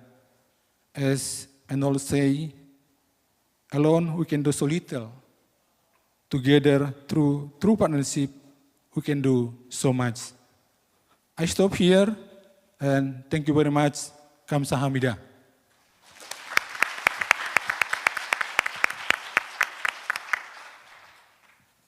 Thank you very much, Mr. Lembantobing, for your interesting presentation and contributions. It's great to hear about how Indonesia is partnering with others, including on supporting global challenges or addressing global challenges and issues. I especially appreciated your strategies on enhancing inclusive partnership and collaboration across actors, which I noted includes actively working to build trust. So thank you so much for that. So thank you again, and we look forward to hearing more from you during the discussion. Next, we'll turn to our colleague from JICA. Mr. Mine, can you hear us? Yes, can you hear me? Excellent. Yes, we can. Thank you so much. The floor is yours, sir. Let me begin the slideshow. Can you see it? Yes, we can. Okay. Okay, shall I begin? Yes, Okay. please. Yep. So, hello, everyone, distinguished guests and panelists and participants. My name is Mine Yoichi, Executive Director of the JICA, Ogata Sadako Research Institute for Peace and Development. Our Ogata Institute is a kind of research and academic wing of JICA, but I myself also keep my position at the university Graduate School of Global Studies at Doshisha University in Kyoto. So today I'm very much truly honored to be invited to this session to discuss the past and the future of development cooperation. So unfortunately, I couldn't travel to Seoul, South Korea this time, but I sincerely would like to participate in this kind of event in person, face-to-face, at the next opportunity. So our institute, JICA Ogata Sadako Research Institute, is named after Madame Ogata, who was the United Nations High Commissioner for Refugees, and then moved to JICA to assume its presidency. in 2003. So today, I argue that human security, as advocated by Madame Ogata, is expected to be a critically important philosophy for future development aid. Okay. So, okay. So to start with, let me make it clear that the global picture of development cooperation has changed dramatically in the past several decades. So for clarification, I explain several keywords for my presentation. Suppose that we have a country alpha in the north, rich north, and a country beta in the poor south. So here I apply the principal agent theory of management studies to the functioning of independent democratic nation states. And P, the principal is the sovereign people, and A, the agent, is the government, namely the representatives and the professionals who are entrusted to serve the interests of the sovereign people. And finally, DA, the development agency, like ours, is defined as an organization that seeks to provide benefits to the people of other countries. So this year, I have published a book, Oral History of Japan's Development Cooperation by University of Tokyo Press, which is based on interviews with over 200 counterparts and stakeholders of Japanese ODA. The book is unfortunately written in Japanese, but I'm soon translate it into English. And for this publication, I prepared some figures, and I will quickly explain them in this slide and the next. So please see figure 1 on the left side. In country alpha, the loop connecting the sovereign people with the government as their agent is established. But in country beta, the government of people does not exist. So typically, the country beta is in the colonial situation under colonialism, in which the colonial power, rich country alpha, may implement social development for the welfare of the colonial subjects. And for example, in the case of the British Empire, historically, the Colonial Development and Welfare Act was enacted in 1940. And under this legislation, what is now called social development became the responsibility of the colonial authorities. However, this is only a one-way charity because in the country beta, we do not see any feedback system in which people's representatives formulate development policies for the people, their own people. So the arrows are only from the left to the right. Okay. So, but after the Second World War, the countries in the south became independent one after another. So figure 2 on the right side illustrates the challenges of this period. The professional agent serving the sovereign principle of country beta was still weak for historical reasons. So emerging nations needed professionals such as teachers, doctors, extension workers, etc., and who should be raised from among the people in country beta. So in such context, development agencies from the countries in the north were expected to implement technology transfers to the countries in the south. So in this figure 2, the collaboration is represented in the gray area between DA and beta A. So some of the development aid includes the construction of large infrastructures such as dams, and roads, and ports. But these two must be maintained by local people. And when these efforts bear fruit, and when country beta becomes capable of engaging in its own development process, the relationship between country alpha and country beta becomes symmetric. So this is a situation illustrated in figure 3 on the left side. So the formal equality of sovereign nations is now ideally complemented by the socio-economic development of all nations, so that the relationships between nations become substantially equal. So the process of decolonization is now completed, but not completely, but yes, it is for many Asian countries by now. So, but, however, even after equality between sovereign nations is achieved, international cooperation will be necessary and increasingly necessary. So why is this?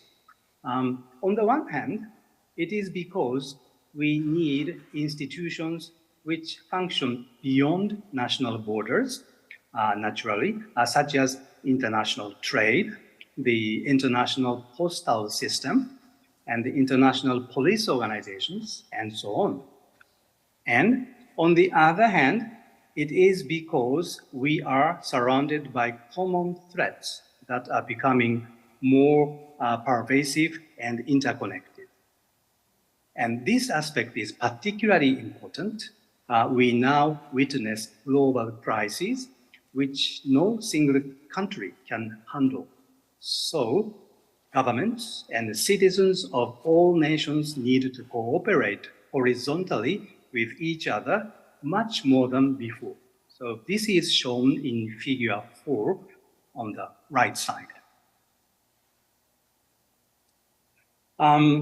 Threats, global threats, common threats we face are complex and cascading and compounded. But can't we understand the nature of the threats more systematically?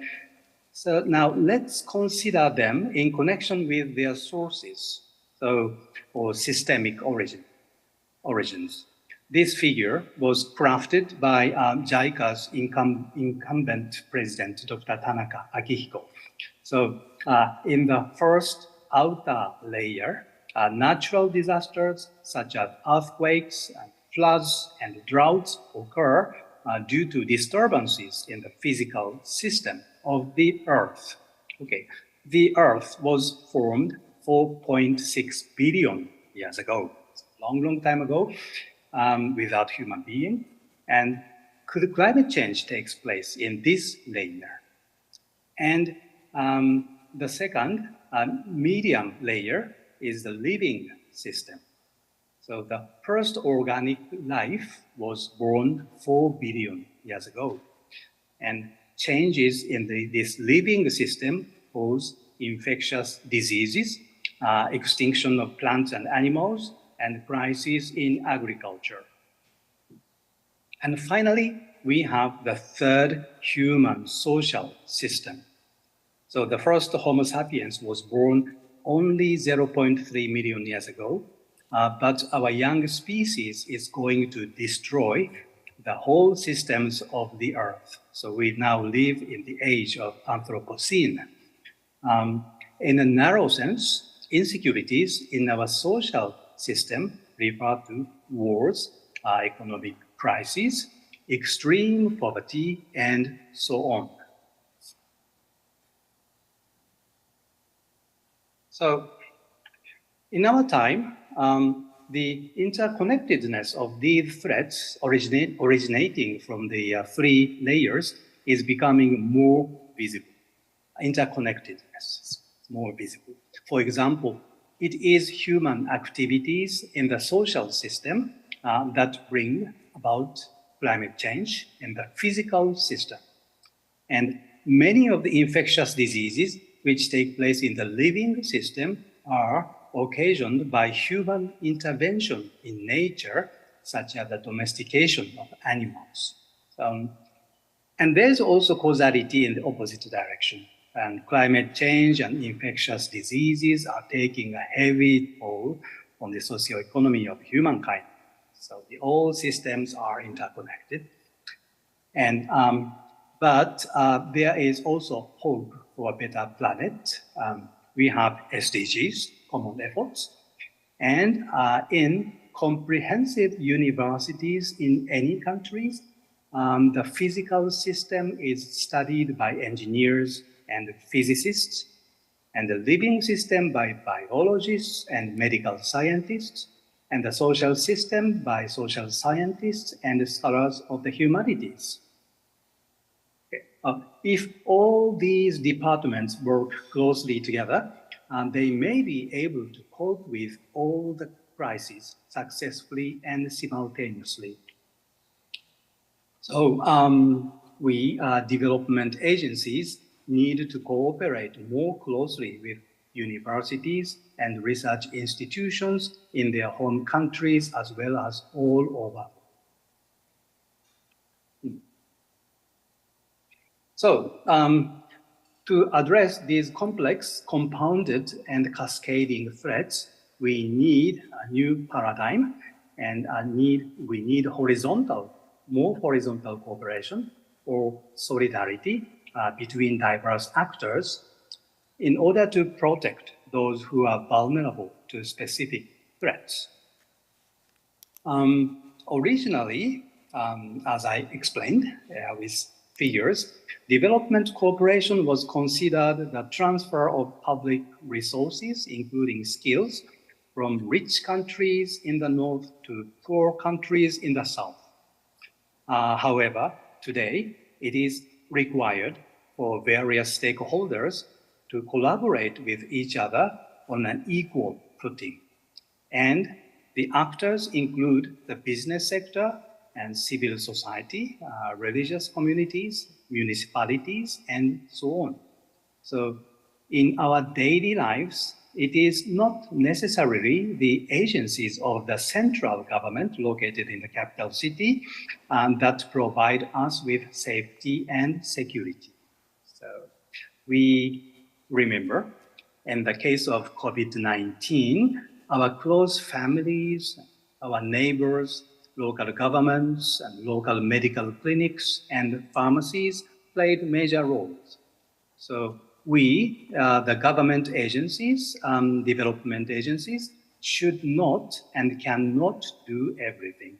So in development cooperation, the government is expected to play the role of coordinator, facilitator, regulator, or mobilizer.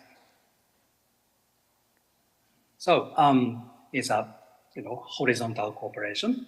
And another important aspect is vertical, is a bottom-up empowerment. In this form of assistance, the emphasis is placed on empowering the people so that they can cope with threats by themselves. So we know an interesting proverb, if you give a man a fish, he will be full for the day. But if you teach a man how to fish, he will be able to eat for the rest of his life. Okay. Of course, he can be she, of course. Development cooperation should go beyond just giving goods to so-called victims. So emergency assistance is necessary in the event of human or natural disasters, of course, but in the long term, the most desirable situation is like this. Yeah, no one needs assistance from outside. Okay. So, in the face of compounded crises, we should secure freedom and security for each and every human being by mobilizing solidarity-based resources and combining protection and empowerment and focusing on community resilience and human dignity. So this is the principle of human security. The notion of human security was first propounded by UNDP in 1994 and elaborated in the 2003 report of the Commission on Human Security co-chaired by Madame Ogata and the Nobel Prize economist Amartya Sen. And in 2012, the United Nations General Assembly adopted a resolution on the definition of human security. Then, the JICA Ogata Institute launched a series of research projects on human security in East Asia and has published 3 books so far. The themes of these books are how East Asian countries and ASEAN +3 have embraced the idea of human security and how they have practiced it and how they have promoted the empowerment of people at the time of COVID-19. So one of the editors of the second book is actually Professor Kim Yoon-mi. I think now she's the 17th president of Ewha Women's University in Seoul.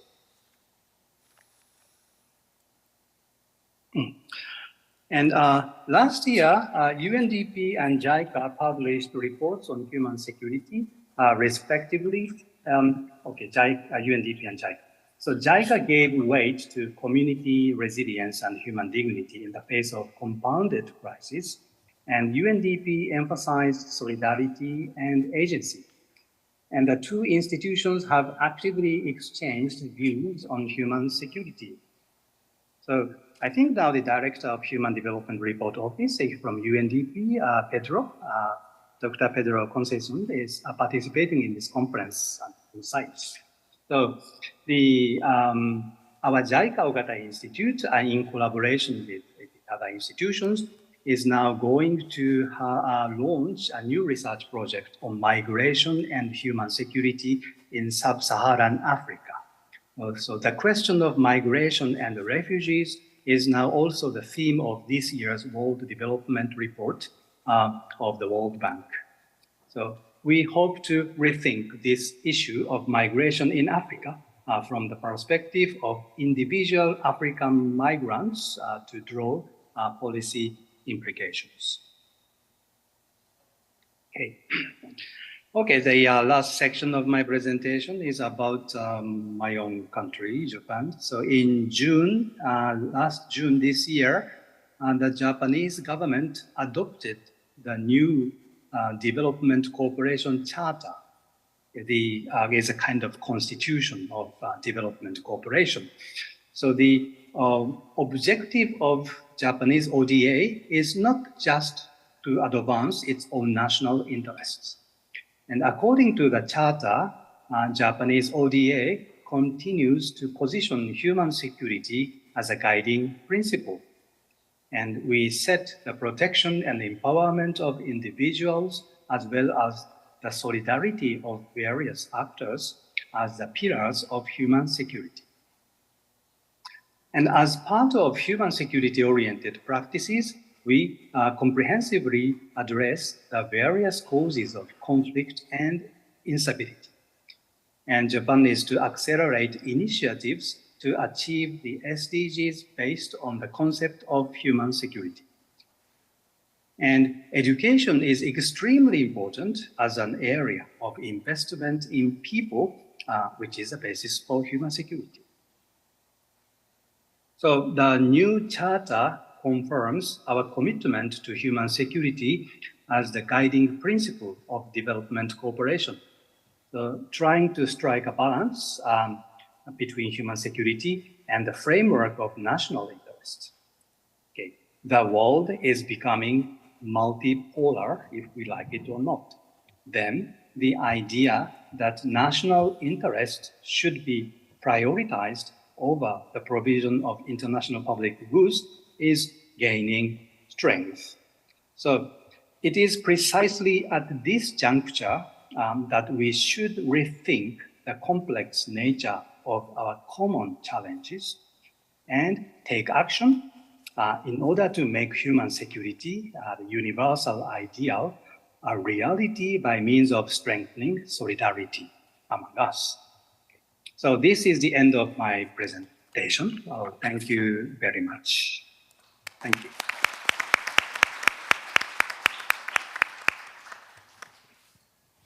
Thank you, Mr. Mine, for your insightful presentation. It was great to learn about JICA's prioritization of human security as the future of development cooperation. And I picked up on your calls for greater collaboration for development, as well as for more horizontal cooperation efforts to both work with and to empower partner countries to achieve development outcomes. So thank you so much, sir. We'll now turn to the Q&A portion of this panel session, and we have some wonderful questions that have come through from the audience, so thank you to those that have contributed. And so I'm going to start with a question that came through that's for all of our panelists, I think. And the question is, what innovative approaches can be implemented to enhance international development cooperation for co-prosperity in a rapidly changing landscape? Carlos, are you okay if we start with you? Yeah.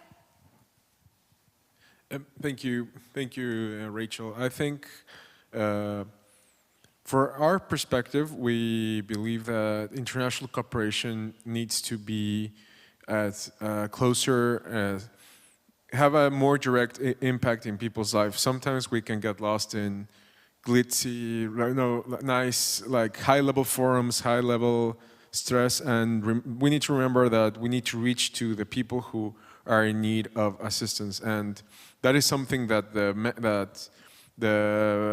Mexico believes strongly, that the new approach should be to try to reach directly to beneficiaries as strongly and as directly as it can be done. Great, thank you. Mr. Limbantabing. Thank you for a very good question. What's the innovation or collaboration? I think one way to enhance the collaborative development cooperation is to enlarge the participation of the stakeholders. So not only the states or the development agency, but also should be involving the private sector. NGOs, even in our case, try to support the cooperation between the communities, between NGOs in our domestic and in foreign NGOs, because we have aim actually how to build the people-to-people contact. So it's another way to enhance the development cooperation. Great, thank you, sir. Mr. Mine? Yes, innovation is implemented. Our Indonesian colleague talked about the collaboration with NGOs. And innovation, I think innovation cannot take place from nowhere, but takes place from the interface and interaction between existing forces. Is a new combination, is a source of innovation. So in this sense, and as I talked about in my presentation, the collaboration, horizontal collaboration, organizing collaboration between different actors is critically important in this age of multiple threats to human security. So the JICA used to be working alone as a government agency, but nowadays we work closely together with the Japanese business sectors and also the other donors and civil society actors and so on, and also medical professionals, and so I think this is quite a new aspect and what is required in the future development cooperation. Okay. Thank you. Great, thank you, sir. We have another question from the audience that I was going to put to all the speakers again. So you've each touched on and spoken about the partnerships that your agencies are engaging in and the way you're thinking about collaborating more for development.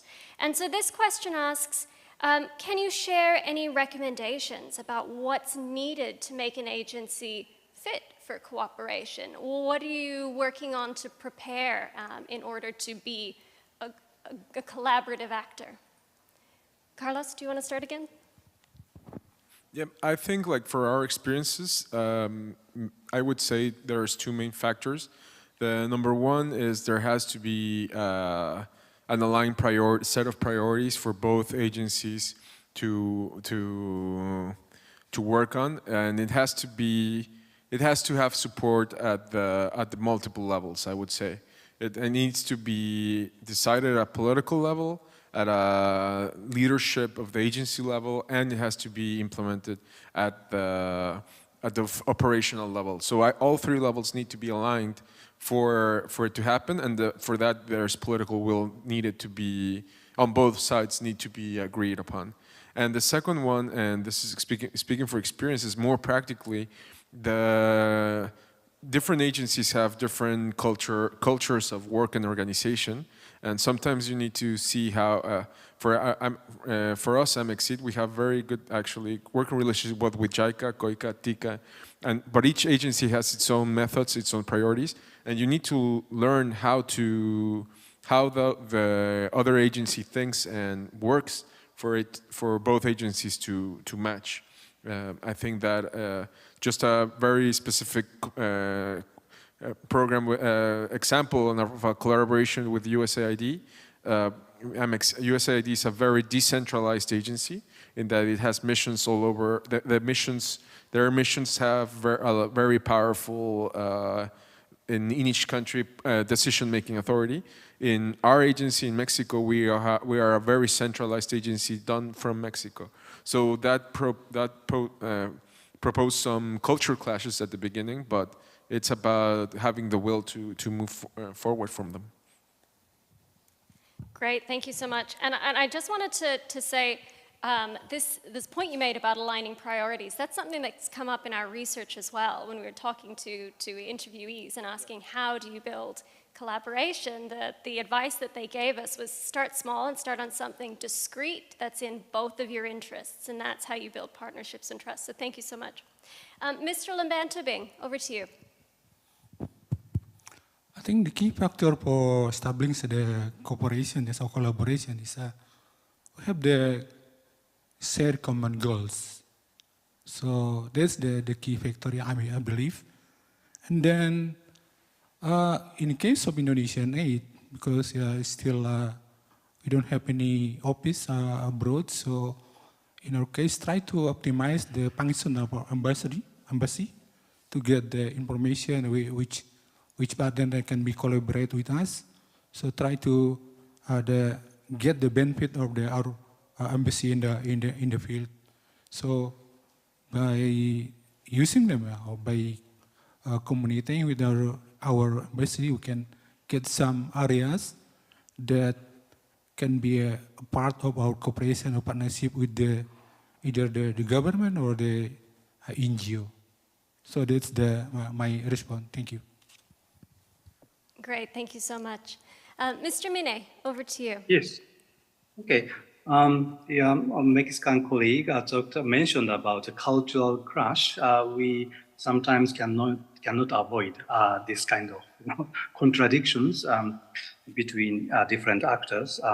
But in order to enhance collaboration and partnership, I think the common language and kind of common norm or some binding goals can play a significant role. So I'm of course thinking about SDGs, kind of a set of democratically agreed goals of the future development. So sometimes in New York is this month we're gonna have the SDGs summit, and the next year future summit. So to talk about the post SDGs agenda. So I think this kind of the norm setting effort is quite important for all development agencies and stakeholders. And of course, the SDGs and this kind of the norm should not be discussed and implemented top down. So the regional gatherings and also some ad hoc, some gathering of conviviality like this event is quite important.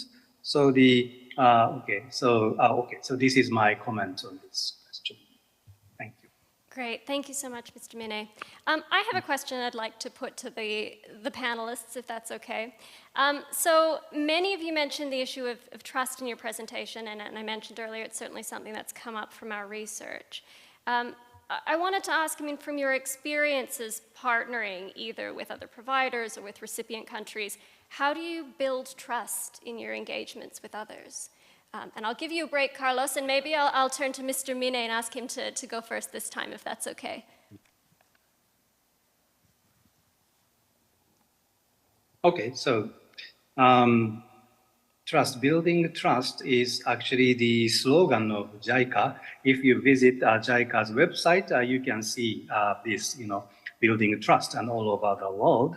So I think is now the under discussed aspect of the building trust in development cooperation lies in the relationship between aid givers and so-called beneficiaries, and not just beneficiaries, but also the stakeholders and also counterparts of development cooperation in the recipient countries. So especially in case of technology transfer, we have accumulated quite a lot of experiences of working together in the past decades. So sometimes, we build up trust between us, and this has not been recorded in a proper way. So we have a lot of reports and evaluation of the sometimes a quantification. This is also quite important. The figures and numbers matter, but we also have more qualitative kind of the evaluation. So how the aid is appreciated, sometimes not appreciated by the beneficiaries, and also what they felt the so-called counterparts and sometimes trainees from the countries in the south. This kind of evidence, and especially the narratives, should be, I think, appropriately recorded for the future improvement of the development practice. Okay, so just was a quick answer. Great, thank you so much. Mr. Limbantabing, over to you. I think how we build trust, all stakeholders may be focused on the challenge to be addressed. I think it's the first issue. So if we focus on the problem, not other interests, we believe we can build trust. And the second, of course, as I mentioned in my presentation, trust needs transparency, meaning that as a provider, we need to share the information, what we can provide, and what the limitation we have, rather than promise the nice thing. For us, it's the best to clear, state that how far we can go, and then based on that transparency, I believe the trust can be built. Great, thank you. And Carlos? Thank you. Well, I think that at the end of the day, our business is to help people. So the human aspects, how do two people build trust in a relationship? Is like consistency, transparency, honesty. I think that remember that the personal is policy, having continuous interaction. Trust is not built immediately; it's through small and repetitive actions. That's why your conclusion makes sense to me. That so you start small with some projects. If it works, if it's consistent, you can build on that. So I think that just remember that at the end of the day, this is a very human topic we're in, and we need to remember that. Great, thank you. And we actually, as part of the survey that we had done for our research, asked our participants, what are the factors that you look for in a partner? And reliability was the one that came up as the most often selected. So I think that really speaks to what you're talking about in the small repetitive actions. So thank you all. We have a few minutes remaining, so I just wanted to ask our panelists whether they had any final comments or any takeaways that they'd like to share with us. Mr. Lambantabing, I haven't picked on you first. Would you mind going first this time? Thank you again. I'd like to take this opportunity to again extend our sincere gratitude to KOICA and of course the MOPA. For us, it's a great opportunity to share with the audience what we have been doing, and of course through this conference, we do hope we can establish a partnership between Indonesia and KOICA, and of course also another partner in this room. Thank you. Great, thank you so much. Carlos, would you like to go next? Again, as my colleague said, I would like to reiterate my thanks, appreciation to KOICA and the Ministry of Foreign Affairs of Korea for the space that is given to us. I also thank the audience that they stood by us to all long day. And for Mexico, although we are we're a geographically distant country, we think that engaging with the Indo-Pacific and particularly with our allies in MICTA is a very important space to solving global challenges. Great, thank you. And Mr. Mine? Oh, yes, finally coming back to the question of trust, I think that this kind of gathering is now finally coming back to us after the long period of pandemic COVID-19 restrictions. So I think this is quite important, just, see each other. And I miss Korean foods actually, so I really wanted to participate. But I think now the basis of the international cooperation, development cooperation is a face-to-face collaboration and trust. So I think now it's time to restart, starting over again. So this kind of the occasion of conviviality and honest discussion about our common challenges and also our commonality and differences. So I really look forward to the next occasion. So thank you very much. Great, thank you so much, sir. Okay, so that brings us to the end of our time together. I'm just going to take my prerogative as moderator, though, just to close with one final reflection. So I think for me, a key message coming from our discussion today is that while it's clear that there are many different methods of implementing or doing development, and we heard 3 very different approaches from our panelists, what struck me is that the underlying goal of promoting co-prosperity to support the SDGs was common across the presentations and even really common throughout the day. So for me, I think having this common goal is quite important, because while we know that there are a lot of differences in the development models and priorities that are often seen to make cooperation quite difficult, these common goals really provide a starting point for partnerships that are in our mutual interest and that strive towards the same end point. Which is obviously to support the achievement of our shared development vision and create a sustainable future for all. Okay, and with that, I'd like to bring our session today to a close. A big thank you again to our panelists, and we really appreciate having you here and having you share your knowledge with us. So thank you very much. Thanks.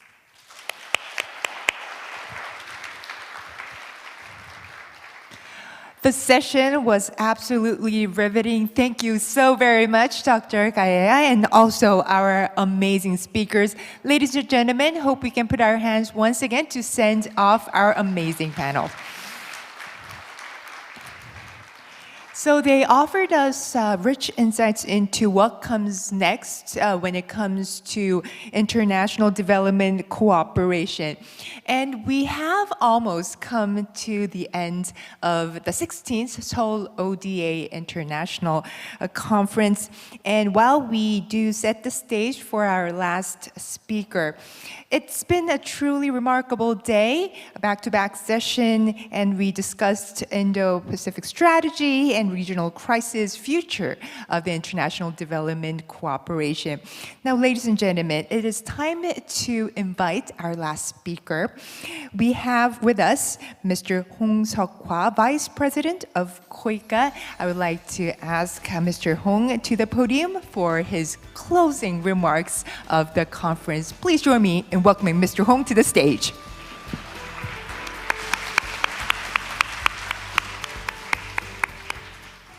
Well, thank you very much for your participation in this wonderful conference, and especially for your patience and endurance to resist up to now. But I think we had exchanged very useful insights and very important perspectives on many issues around international development cooperation. And I wish we could continue our efforts to enhance effective cooperation in the international community. From now on, I'd like to deliver my messages in Korean with your permission. 존경하는 distinguished speakers and discussant, dear audience joining us online and offline, your active participation made the event reach the final destination successfully, and I'm delighted to see it. Thank you for your kind attendance from early morning until the evening.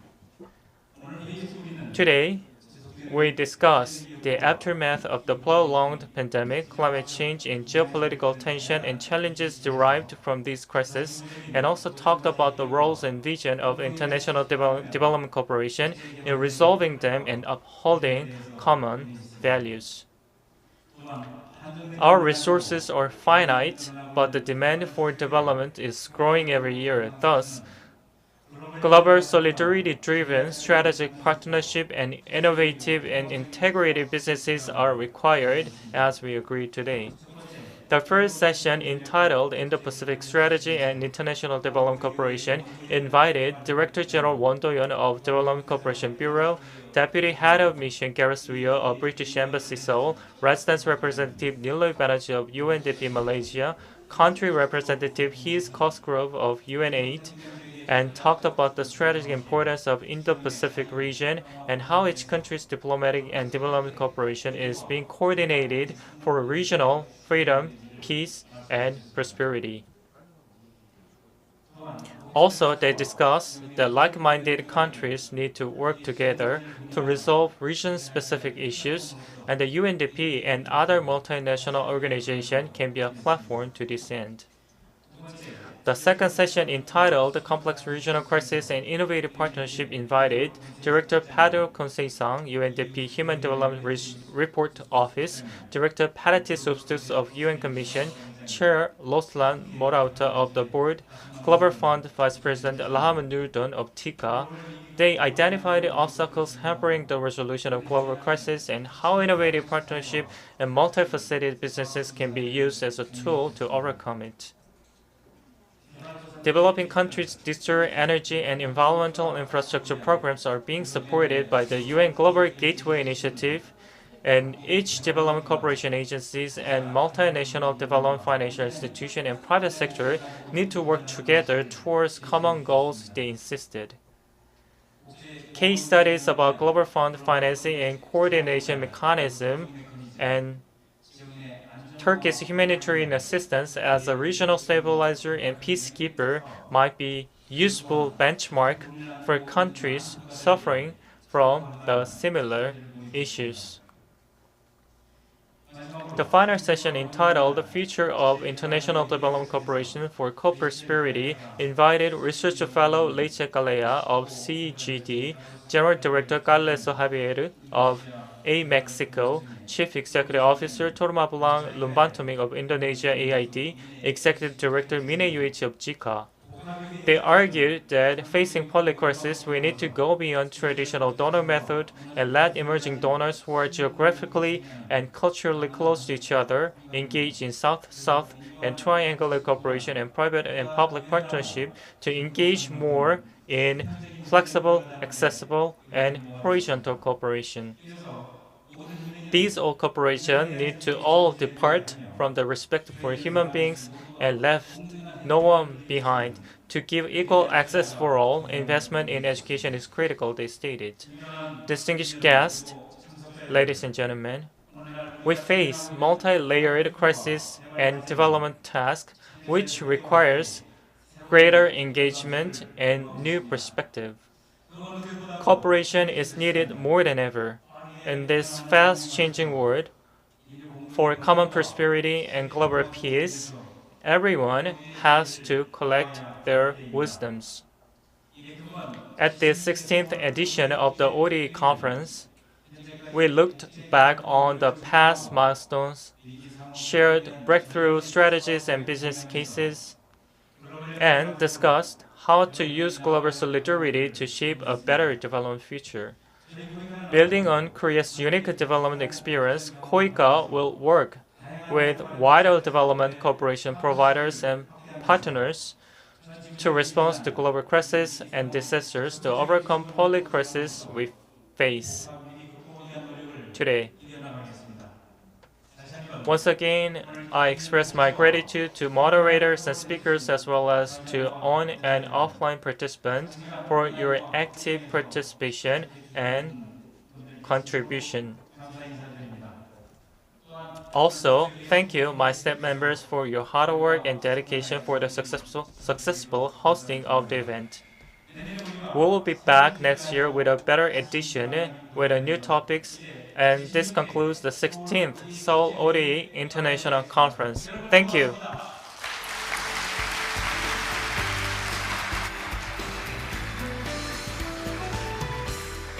Thank you so very much, Vice President Hong, for the eloquent wrap-up of the conference and officially announcing the conclusion of the 16th Seoul ODA International Conference. On behalf of Ministry of Foreign Affairs and KOICA, we'd like to thank each and every one of you for making this conference so that much more special.